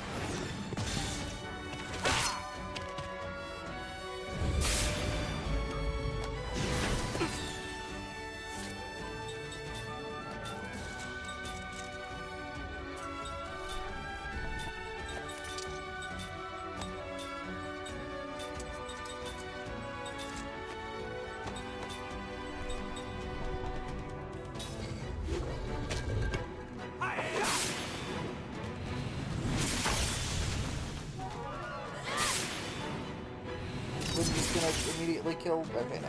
Let's put the big one in the back.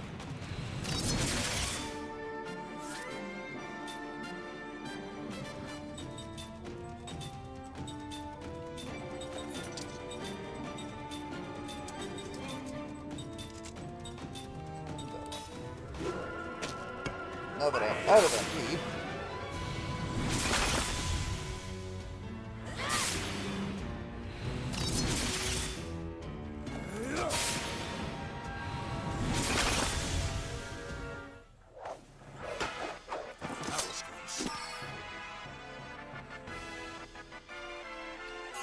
Oh, they dropped the healing medicine.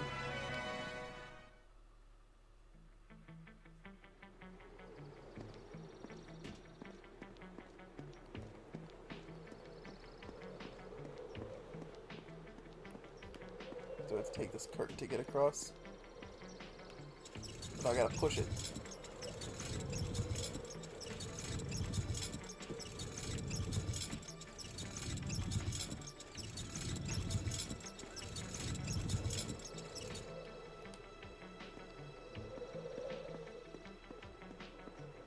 Can't wait for the puzzles later.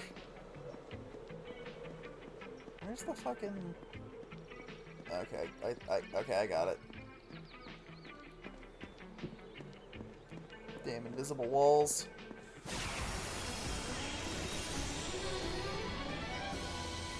This does not look good!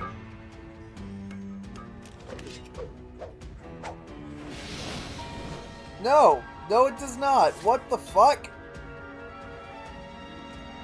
Big owl. Big owl indeed! I am fucking drained. I don't even know if I can fight this thing.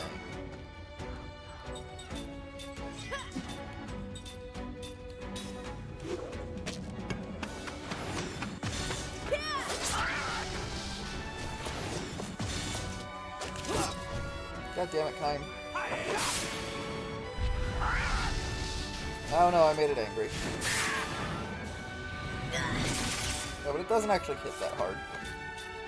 Okay, I'm feeling a lot better about this.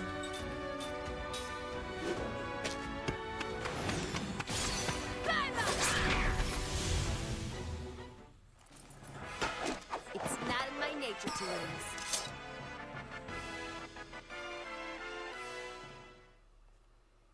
Got a sharp beak. I don't think I have enough of those yet for the ring I could make out of them. Do I?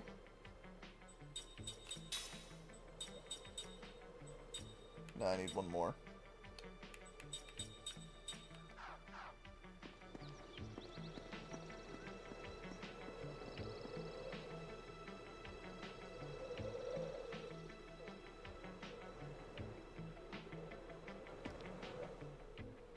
Hold on, I'm just looking at the... I can make another bruiser ring. I think I'm going to do that, because I think that's just a better idea for a ring right now. I don't need the earth ring. So I think that's going to be useful against water enemies.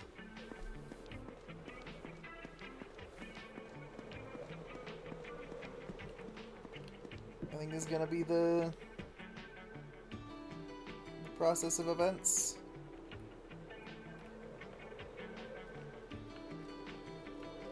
And now I see the ladder. I wasn't sure.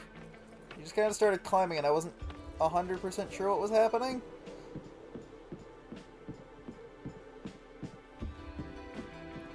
That's another ladder. So what was this way then? More stones to just sort of kick out of the way.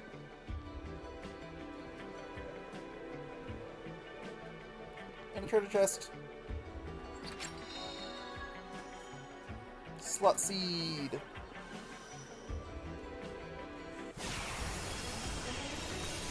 Now what am I fighting? Let's take him now.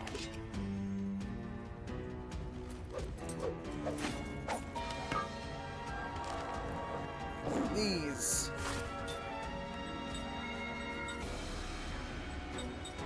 Unfortunately, are fire element, and that means I don't actually think I can magic them. I don't think I know water magic.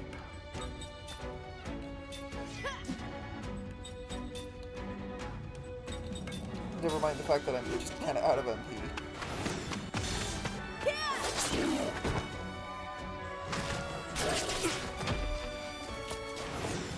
God damn it. Please be dead. Fuck.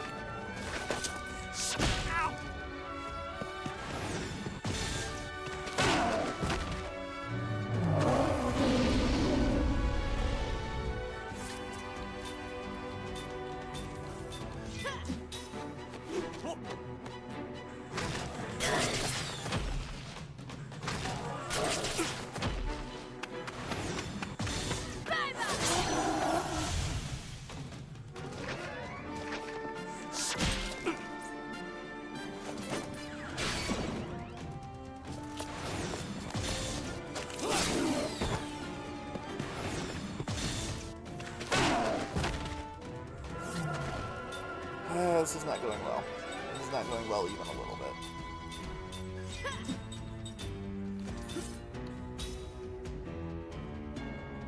Hope this is enough to at least make it through this fight.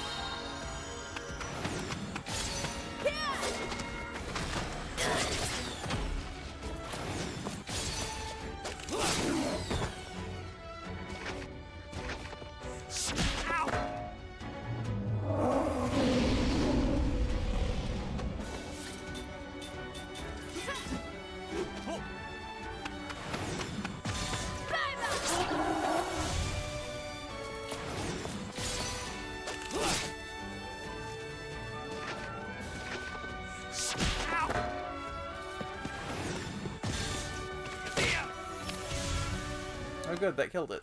It died pretty fast. I am the greatest! Okay, got some levels. That helps.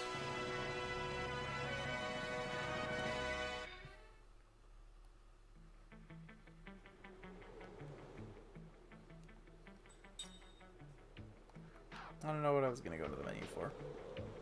Healing, maybe? I really can't afford it, is the problem.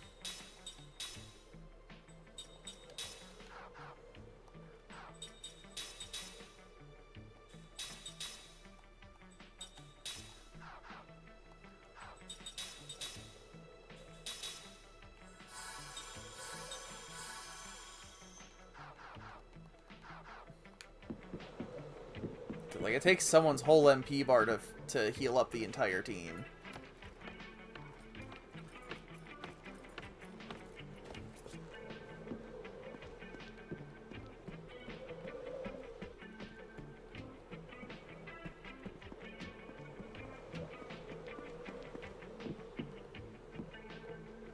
Okay, that's it. No, hold on. Hold on. Hold on. I wanted to see what was up this way first. Okay. Now we can go down the ladder.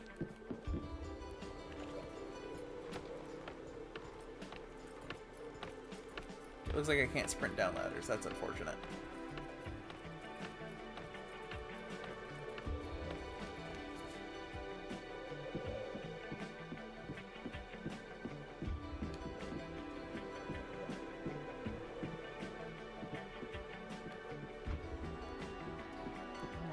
climb up this ladder. I want to see what's up here.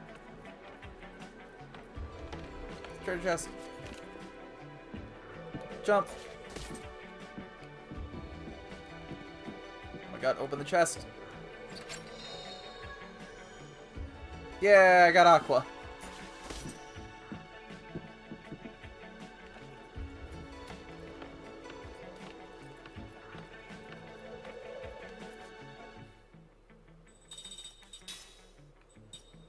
So I now have all 4 level 1 black magics.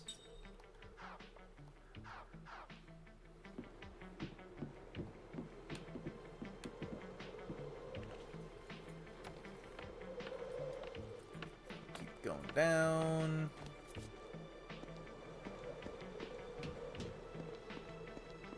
Anything this way? No. Nothing this way.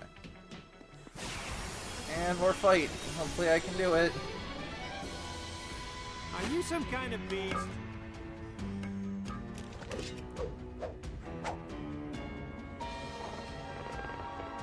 Ugh, it's in the back? Jansen's still got a little bit of MP, so it's not... I can go ahead and try to get some Aqua in.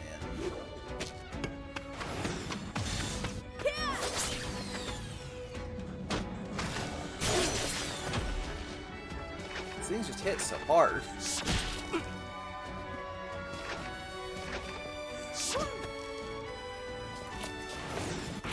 Yeah, I completely mistimed that. That's my fault. Kinda wish they did something for magic. Kinda like Blue Dragon did.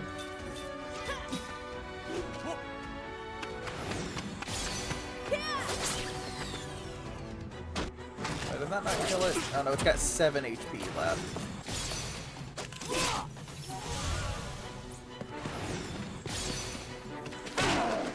Yeah, you hit it for 12, Jansen. This should finish it off, no problem.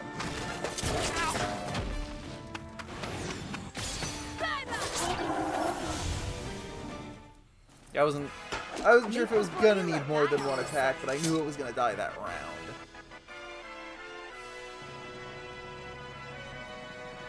Oh, and I got a sticky tape. And I got an achievement for something, and I have no idea what.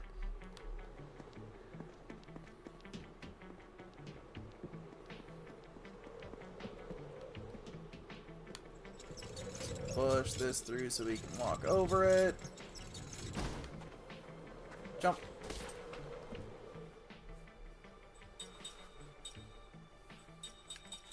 How far am I from making things? I need sticky tape for the poison ring. Oh, but I can also make an anger ring, which increases the chance of critical hits.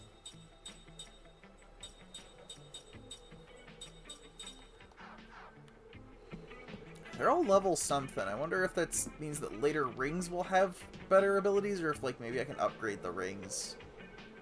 Besides just the making a better one with the ring itself. Yeah. Alright, so that's the end of that.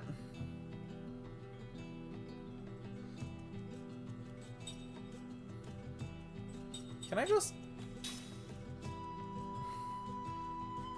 Okay, I think now that I've gotten through there, I can go through there without going through there.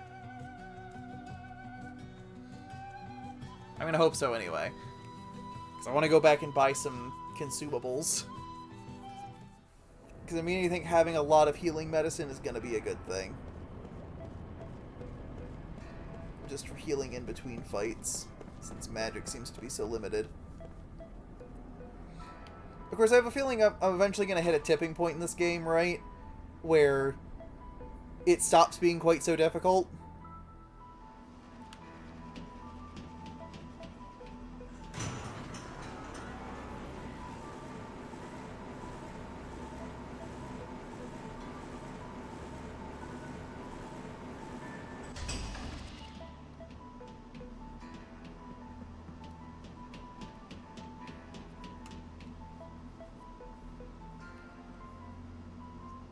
Hopefully I remember well enough how to navigate this place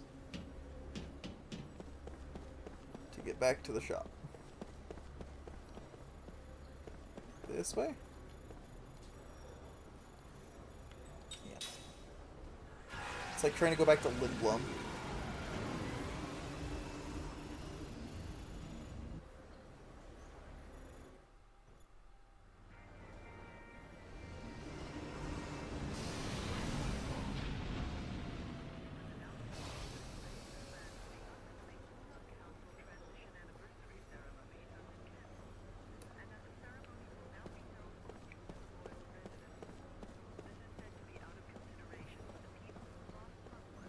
This is a lift. I accidentally started talking to that NPC. I did not mean to.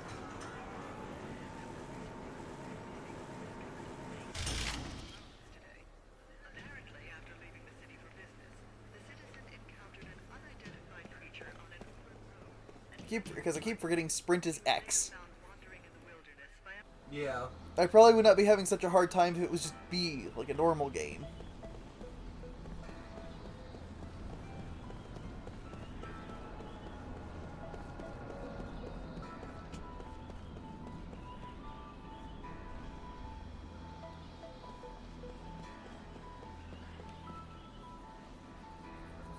I wonder if this is going to be like this game's Rabinaster, where I'm just going to keep coming back here in between things, at least for a time. This is the wrong way. It definitely feels like that at this point.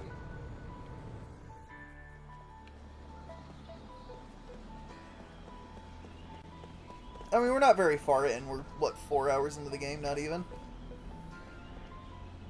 We've done one dungeon. Well, yeah, but sometimes you can kind of get a feel for that, you know? I think it'll be easier to tell once we finish up at the Grand Staff.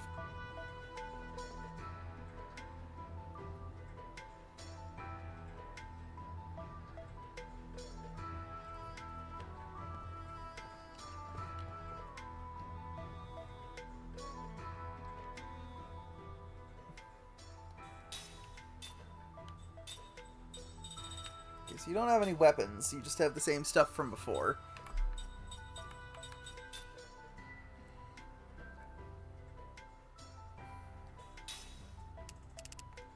I can buy 44 healing medicines, but no, let's buy like 13.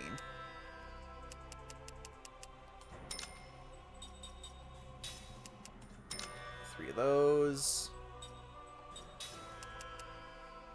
4 of those. I could still buy 10 more healing medicines, which I think is what I'm gonna do.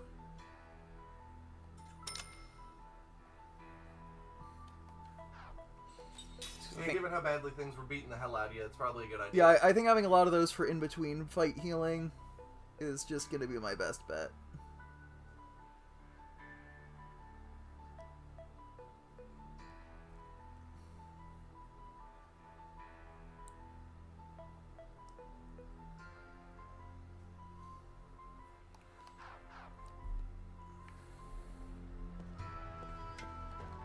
Let's go stay at the inn, because I don't trust that it healed us just for coming back to the city. Oh no, I guess it did. Never mind then. I wonder if hitting the world map heals you. That'd be nice.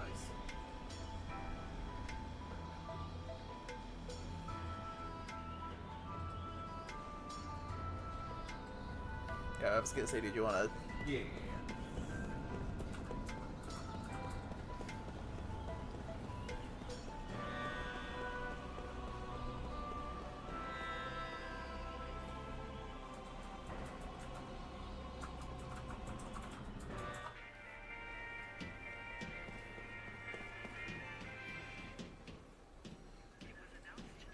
Oh my god, Kaim, what was that?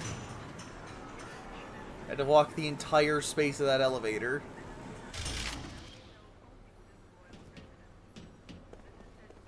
Kinda wish I could fast travel back to the world map, but...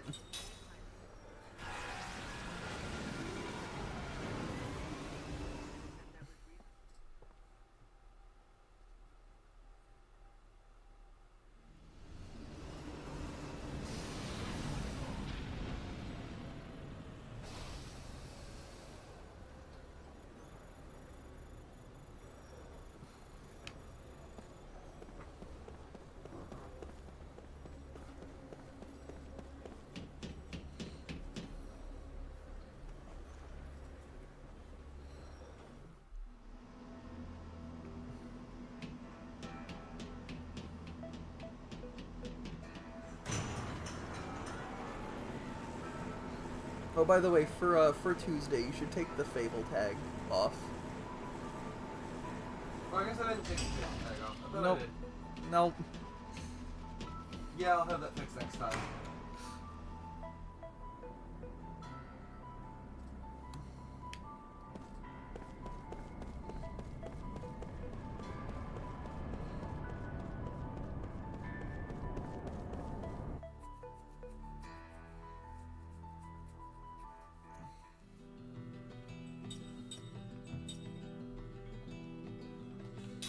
Into the Grand Staff Construction Base.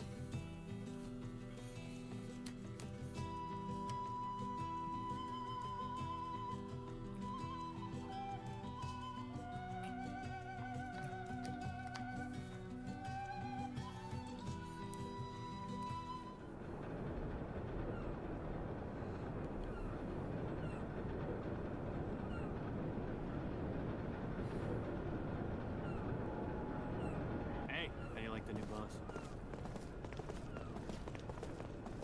Who are you? Oh no, not Scared Technician Tawalon. Tawalon. How would you pronounce that? Tawalon, I guess. Tawalon. No one's contacted you. We're investigating. Saying it like that sent feels by like the I'm council. missing a sound. I'm Seth. He's Kaim. You can just ignore the other one. Hey. Oh, our communications have been jammed. That magic engine is malfunctioning again. Magic energy has been leaking everywhere nonstop. Sounds pretty bad.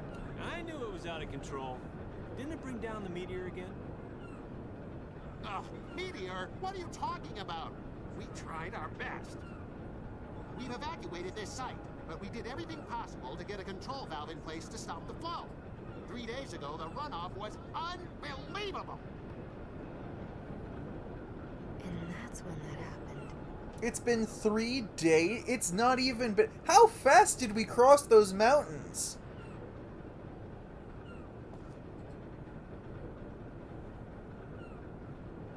Cause there was the day it happened, and then we slept. So that'd be day 2, and then we slept again on the mountain. That means it took us like a couple hours on each side of the mountain. And that doesn't seem right to me. I feel like it should have taken us more time to cross a mountain range to get here. Are we getting another dream? Oh no, we're just flashing back to that happening. Yeah, I don't think that was a meteor. Meteors don't spew lava. And or blood. Whatever that was supposed to be. I mean, one of those rocks may have been a meteor.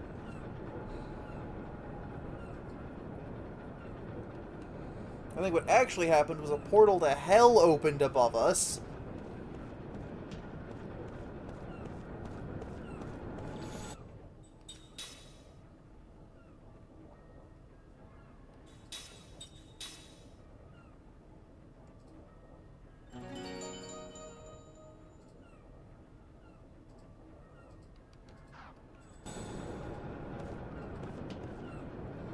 Ever since the leak of magic energy, the creatures living in the Sea of Baus have become violent and aggressive. Is there a way they can be aggressive without being violent? I suppose more accurately, is there a way they could be violent without being aggressive?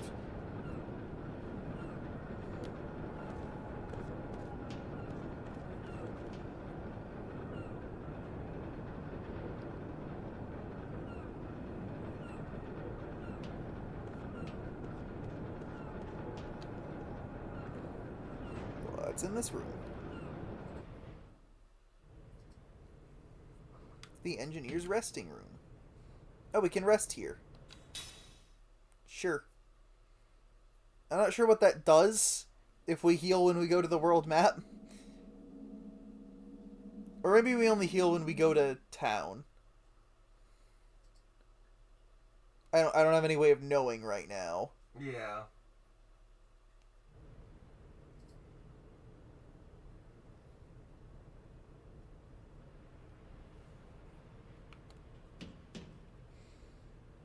Sure you'll even be able to get close to the place?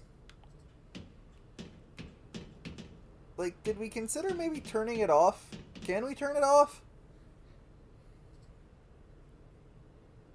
Like, you know, just long enough to do some maintenance.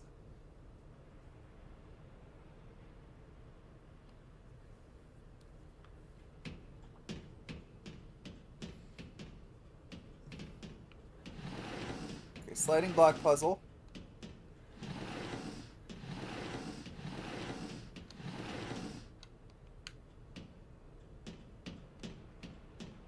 I don't think I can complete this puzzle.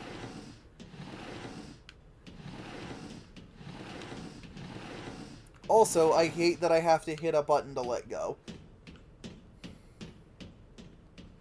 Probe. Got poison.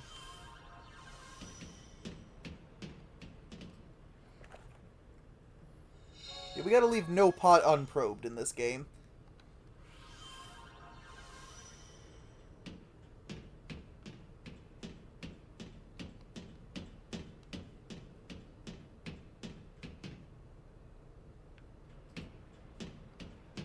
Yeah, I guess I'll have to come here through a different way to get through there.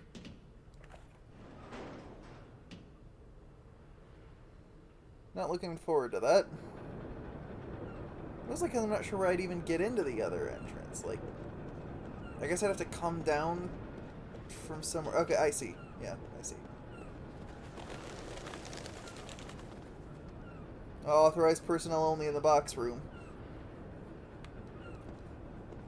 Can't have just anybody doing box-related activities. Top secret box activities going on here. Under G. Always good.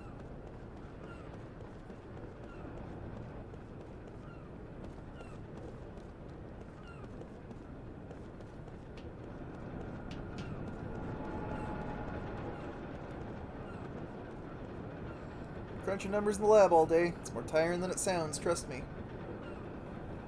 I mean, I kind of believe you. There's a pipot in the pot. There's a what in the pot? A pipot. Oh, yeah. I'm gonna give it all our seeds. That probably does something.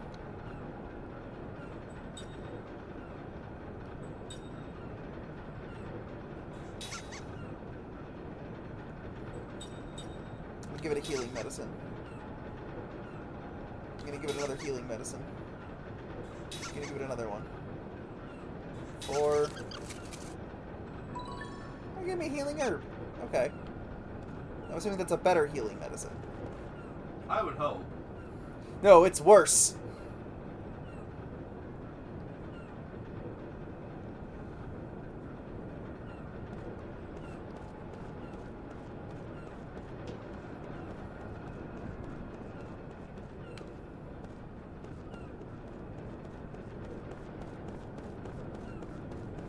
What's in here?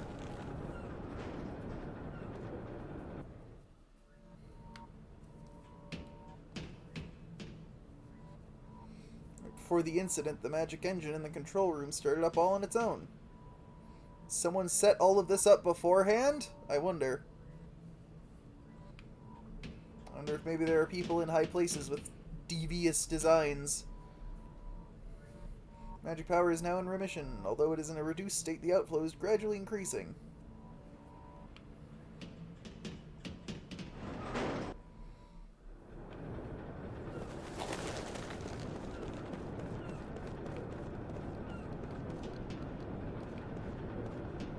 These monsters running wild, research at the Grand Staff will be discontinued. That'll be it.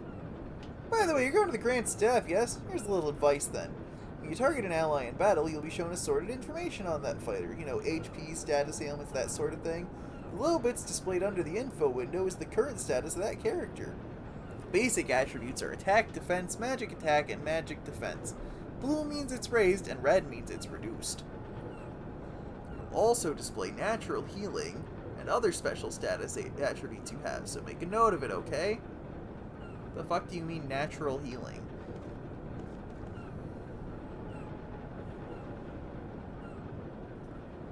Oh, do people also turn into monsters when they're exposed to too much magic? Was this just Final Fantasy 16 before Final Fantasy 16? 16 or 15? Yes. Well, because 16 has the whole plot point about, like, if people get exposed to too much ether, they become akashic. And, like, it makes monsters more monstery, and it makes people completely mindless and wanting to kill people.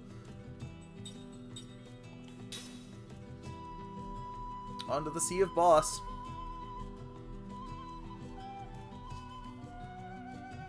Probably not gonna finish the sea, this whatever area this is tonight. Yeah, because we only got about 15 minutes left. Yeah. We'll get started on it. Watch some cutscenes. Maybe we'll see another dream, and that'll take the rest of the fucking time.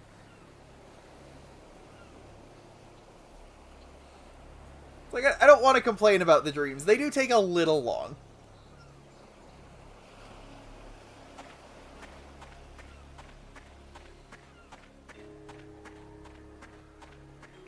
But I want to go to that island.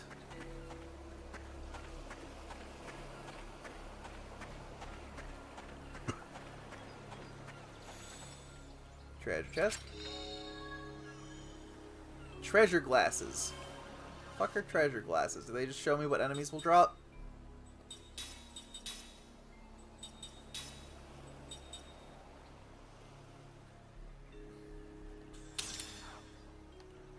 Now, do you actually still have... Yes, you do. Okay. Hopefully you stick around.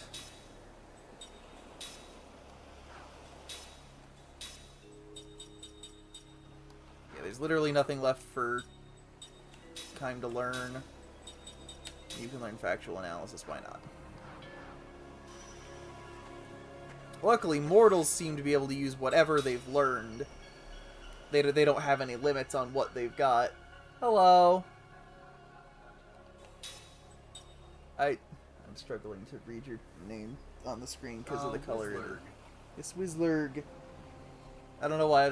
I'm staring at it on the monitor over here, and it just looks like a block of purple.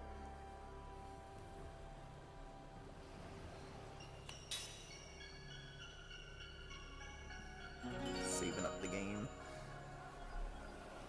How you doing, Wizzlurg?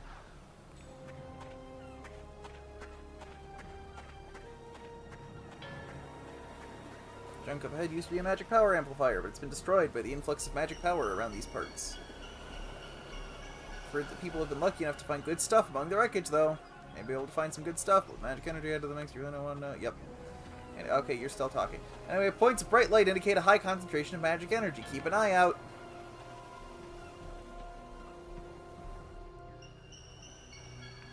It's been fun so far. We're not very far. I mean, obviously, but this is our first stream of it, and we're only about 4 hours in. It's much harder than Blue Dragon was. Is, I think, so far my biggest takeaway. Well, that and the weird way that people are animated sometimes, but... You know, it's tough being so popular.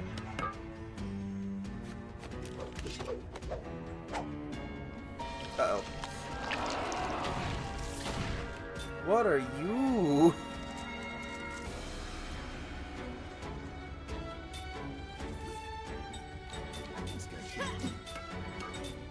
We'll go ahead and cast ground at it.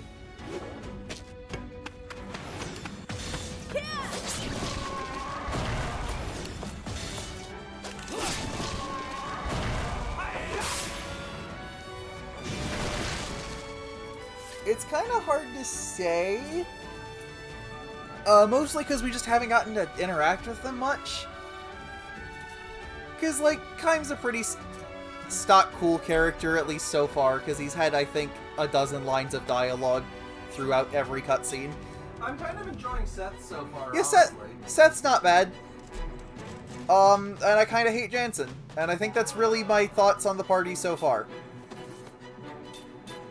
I'm sure he'll get better. He's just kind of awful right now. I probably don't need to use magic again here. And answer your question about what that was, I believe it was a Final Fantasy. It's not in my nature to lose. But it was like an axolotl giant frog. And I don't know how to feel about that.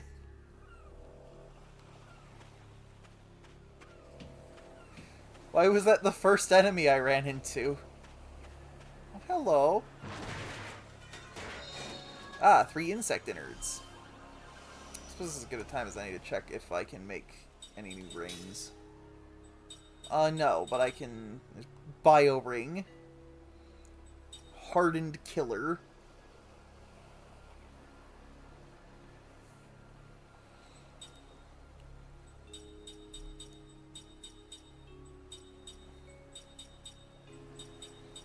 I wish I was getting some of these drops a little more often so I could actually try out different rings.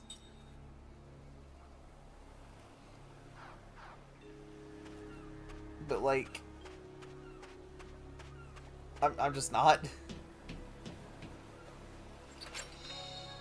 I'm sure that's another system that's just gonna get better later in the game. Hold on. Yeah, it was level 2 white magic that I still don't have. How I didn't miss that other level 1 white magic spell. Hopefully nothing's locked out at any point. Like, super permanently. More fight! Who are we fighting now? Let's take him now.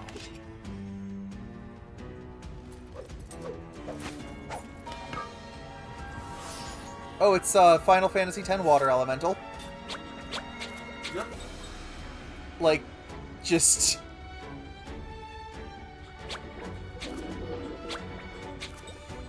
and then also some fish. They're not dissimilar to a Fesquita no. Nice attack. I can't wait to get multi-target magic.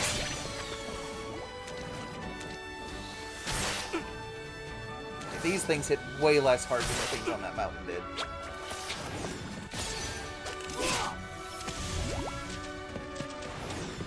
Yeah, that was my bad. I waited way too long before.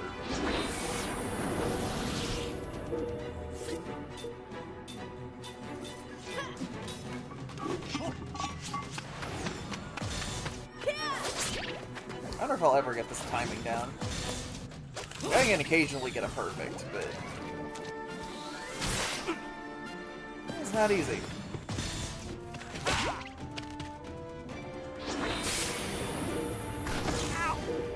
Wow, its magic sucks.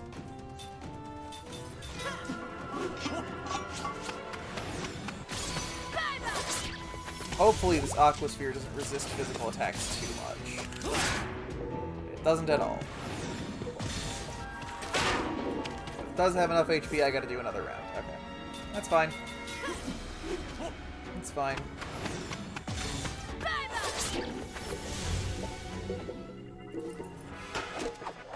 What did you expect?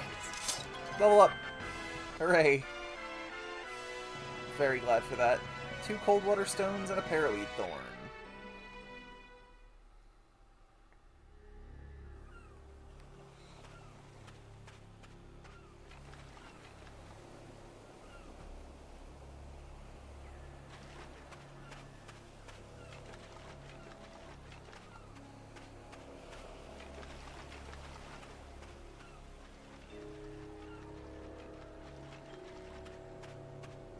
Twisty beach level. Around the corner. Wait, can I interact with that? I can kick that clam. Get a seed. Why was there a seed in that clam? That's not what's inside clams.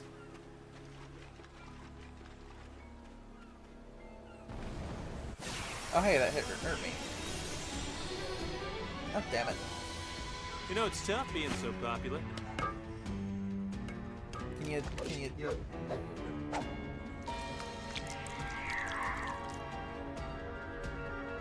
We've been getting so many of those lately. Also, these things. What am I looking at?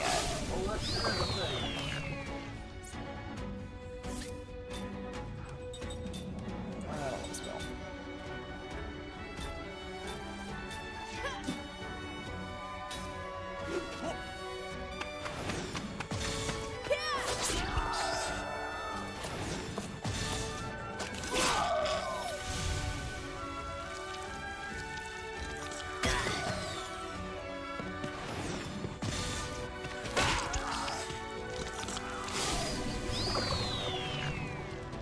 whacking these guys.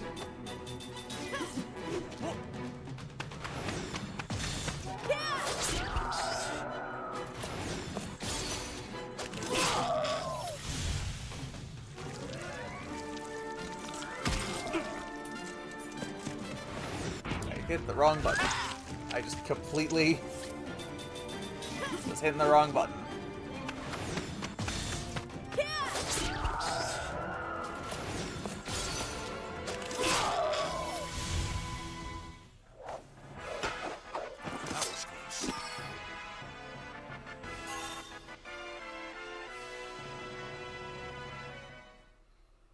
So I've learned a couple more skills, that's good. I think we've been getting less SP here. Got a yellow band. It's a yellow band.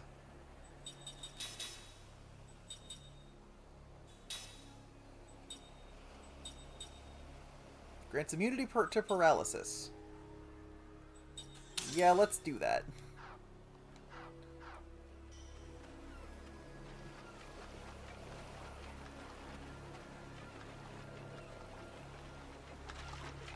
I can't sprint through the water. I guess that makes sense.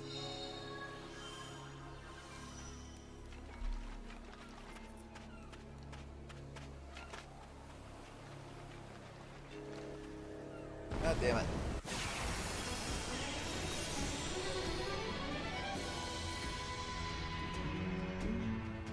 Guess we have no choice.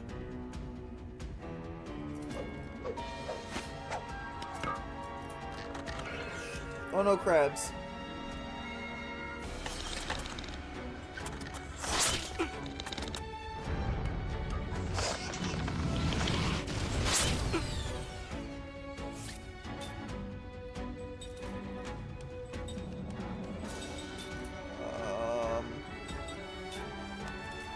Guess I'll just start attacking him. Maybe also start doing magic. Ground, please, thank you.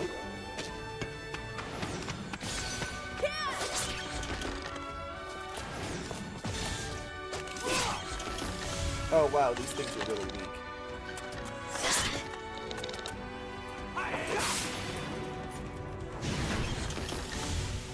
I was concerned when I was doing so much less damage, but no, they have way less HP.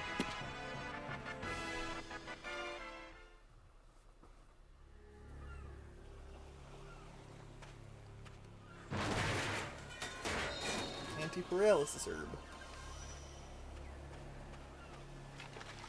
And a clam! What's in the clam? Magic luring stone. Can I make any new rings? I've been getting a bunch of stuff. No.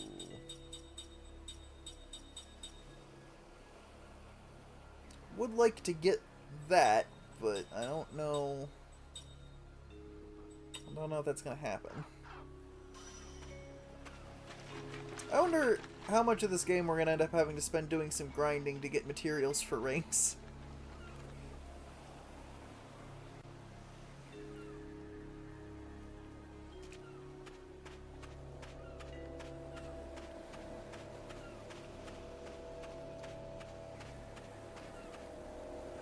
Oh, fuck you. I hit the button before it started flashing.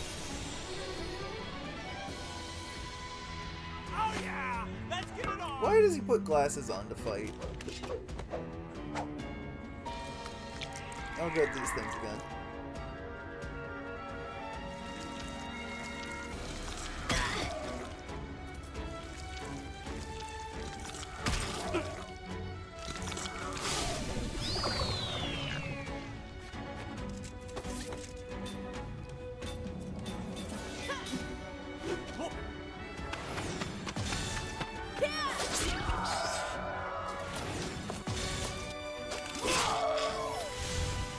Good hits takes out one. Ow.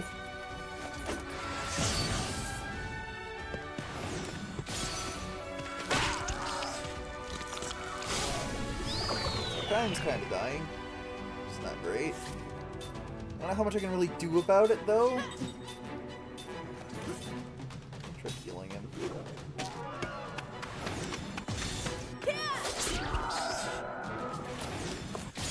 If for having such a fast casting time, he sure does take his own sweet fucking time doing it. And Kaim's dead. Of course he is. Every time. I still just... I really have to pray the next level of healing spell is going to be much better. The current level is just kind of inexcusably bad. Thanks.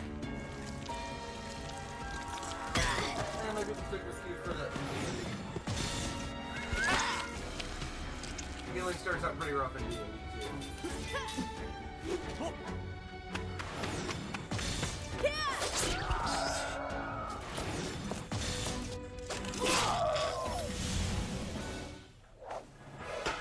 What a waste of time. Oh, we did get another magic luring stone. Awesome. I think that means we can make the Osmos bracelet. Or ring, or whatever it's called. Yeah.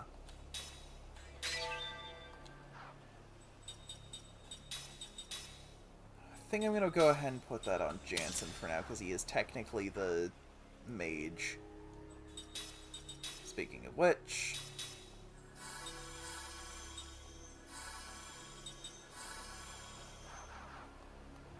hate spending that much MP when I'm sure there's a boss fight coming up at the end of this, but...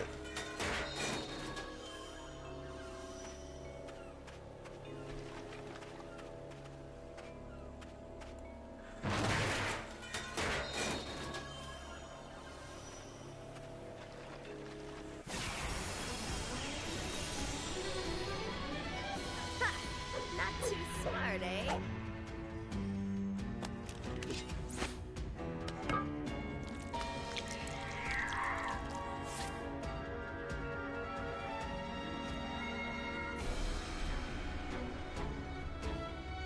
Well, I would have figured Jensen would go first if he was using magic, because he's got such a good cast time. Unless we're wrong about what the cast time stat is. Yeah. Like, I figured attack time was attacks and skills, and cast time was for magic.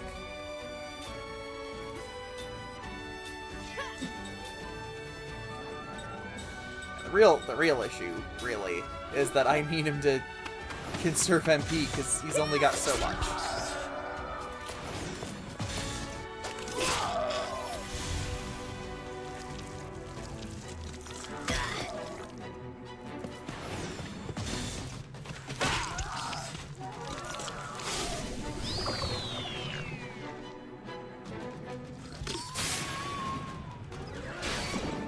Disgusting.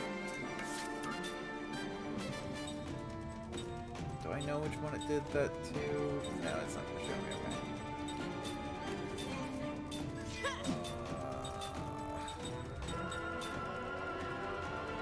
Let's just go ahead and start killing things a little faster.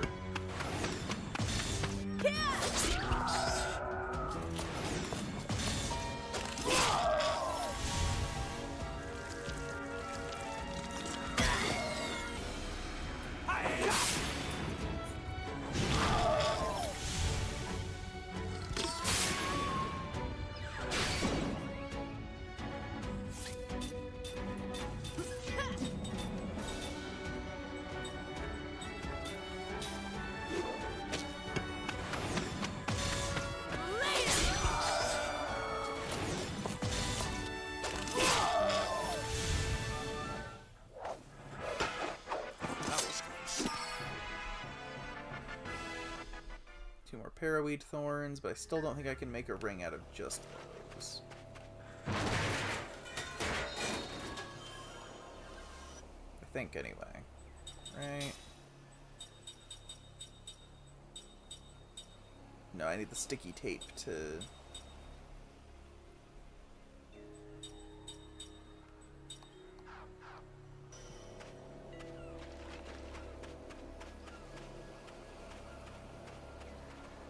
You flash, and stop flashing so I can ram into it. Anti-paralysis herb, okay. Really hope there's a save point before the next boss fight. Better say your prayers. I'm not prepared for that. Oh good, crabs.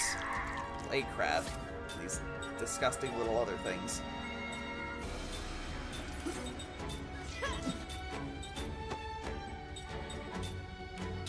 Do that.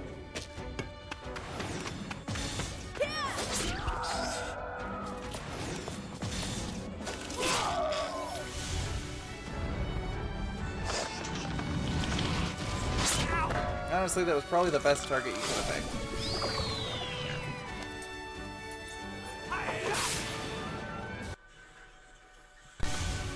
Strictly speaking, did have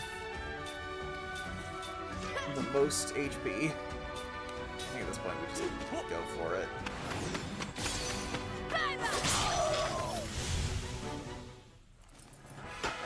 There's no rhyme or reason to battle.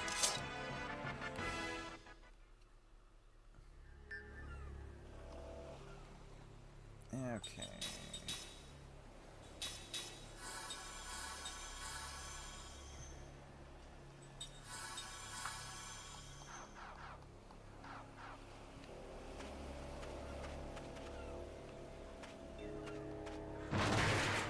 Into it.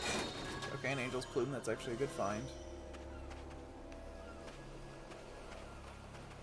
Are you gonna... Thank you. Another slot seed. What do those do? Hold on. We've gotten a few of them, and I've never actually looked. Oh! Okay.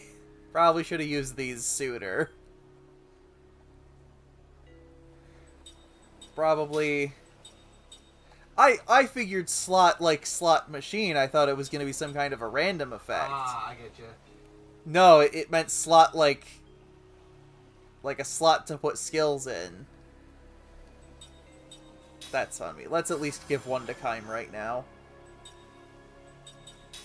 Like, I'm hesitant to just burn all of them right now, because I'm sure we'll get more immortals. Well, I'd like to think we'll get more immortals. I'd like to think this isn't a Rhapsody situation.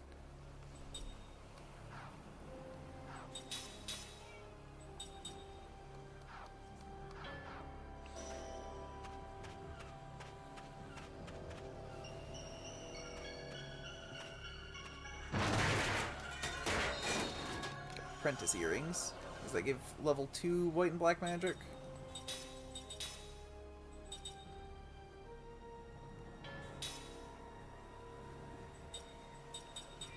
Yes. Which is useful.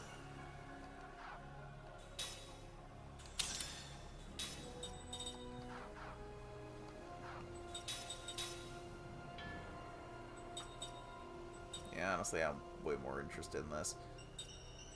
Except can they learn that from him then? No.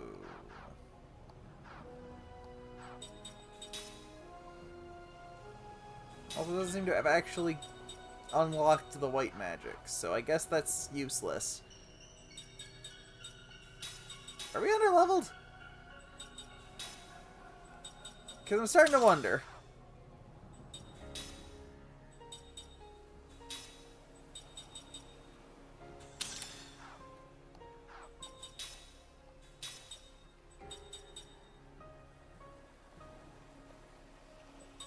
No, I totally get that. I feel like they wouldn't burn this whole mechanic on 2 playable characters.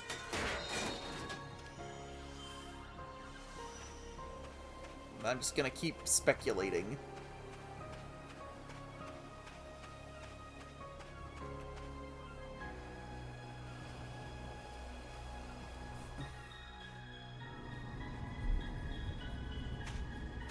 Crater Island.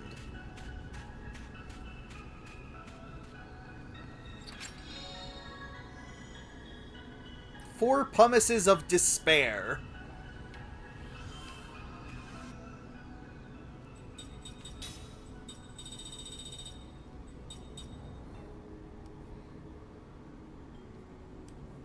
Okay, that's kind of neat.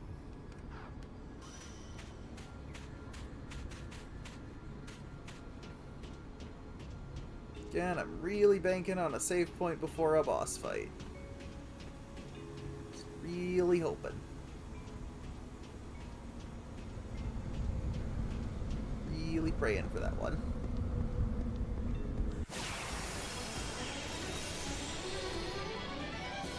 Ha! Not too smart, eh?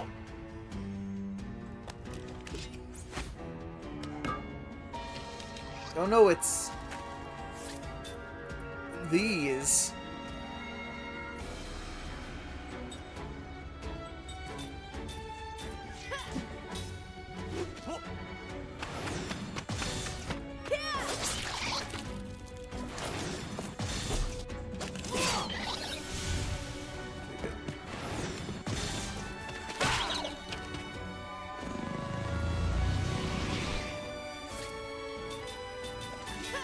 With any luck, it will die before it can even do anything.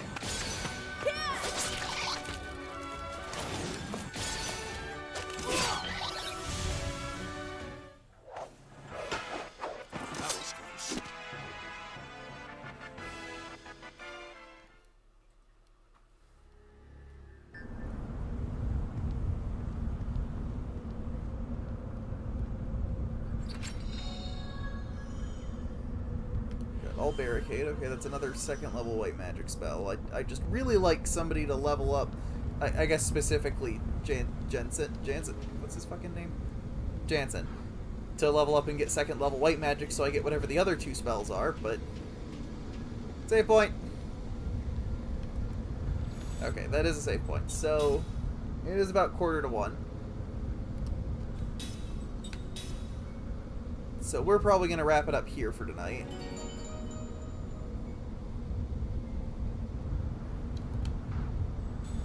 But thank you everybody for sticking around and chatting with us. And show up again Tuesday. Yes, thank you for the follow. If you show up again Tuesday, we'll be continuing on with this game for the foreseeable future because it's not a short game, and we're gonna go till it ends. We're not gonna like 100% it or anything, but it's, you know, it'll be fun. It'll be a fun time. 8 p.m. U.S. Eastern Time. I don't know where you're located, so I can't just say Eastern Time because that probably doesn't mean anything to people in Europe. I will say after us coming off of Fable, I'm already getting better vibes off the start of this than I did off yeah. Fable 3 specifically. Yeah, 8 p.m. U.S. Eastern Time. Basically, 4 hours ago.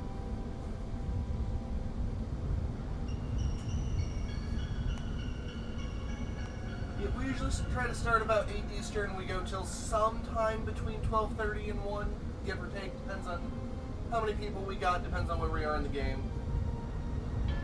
It's like we've had people from England before in the chat, so it's made me conscious that I can't just use U.S. time zone names.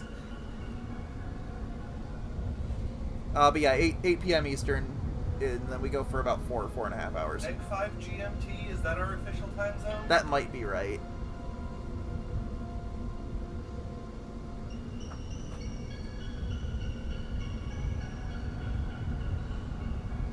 But yeah, thanks for stopping by, everybody. And we will see everybody Tuesday for some more Lost Odyssey.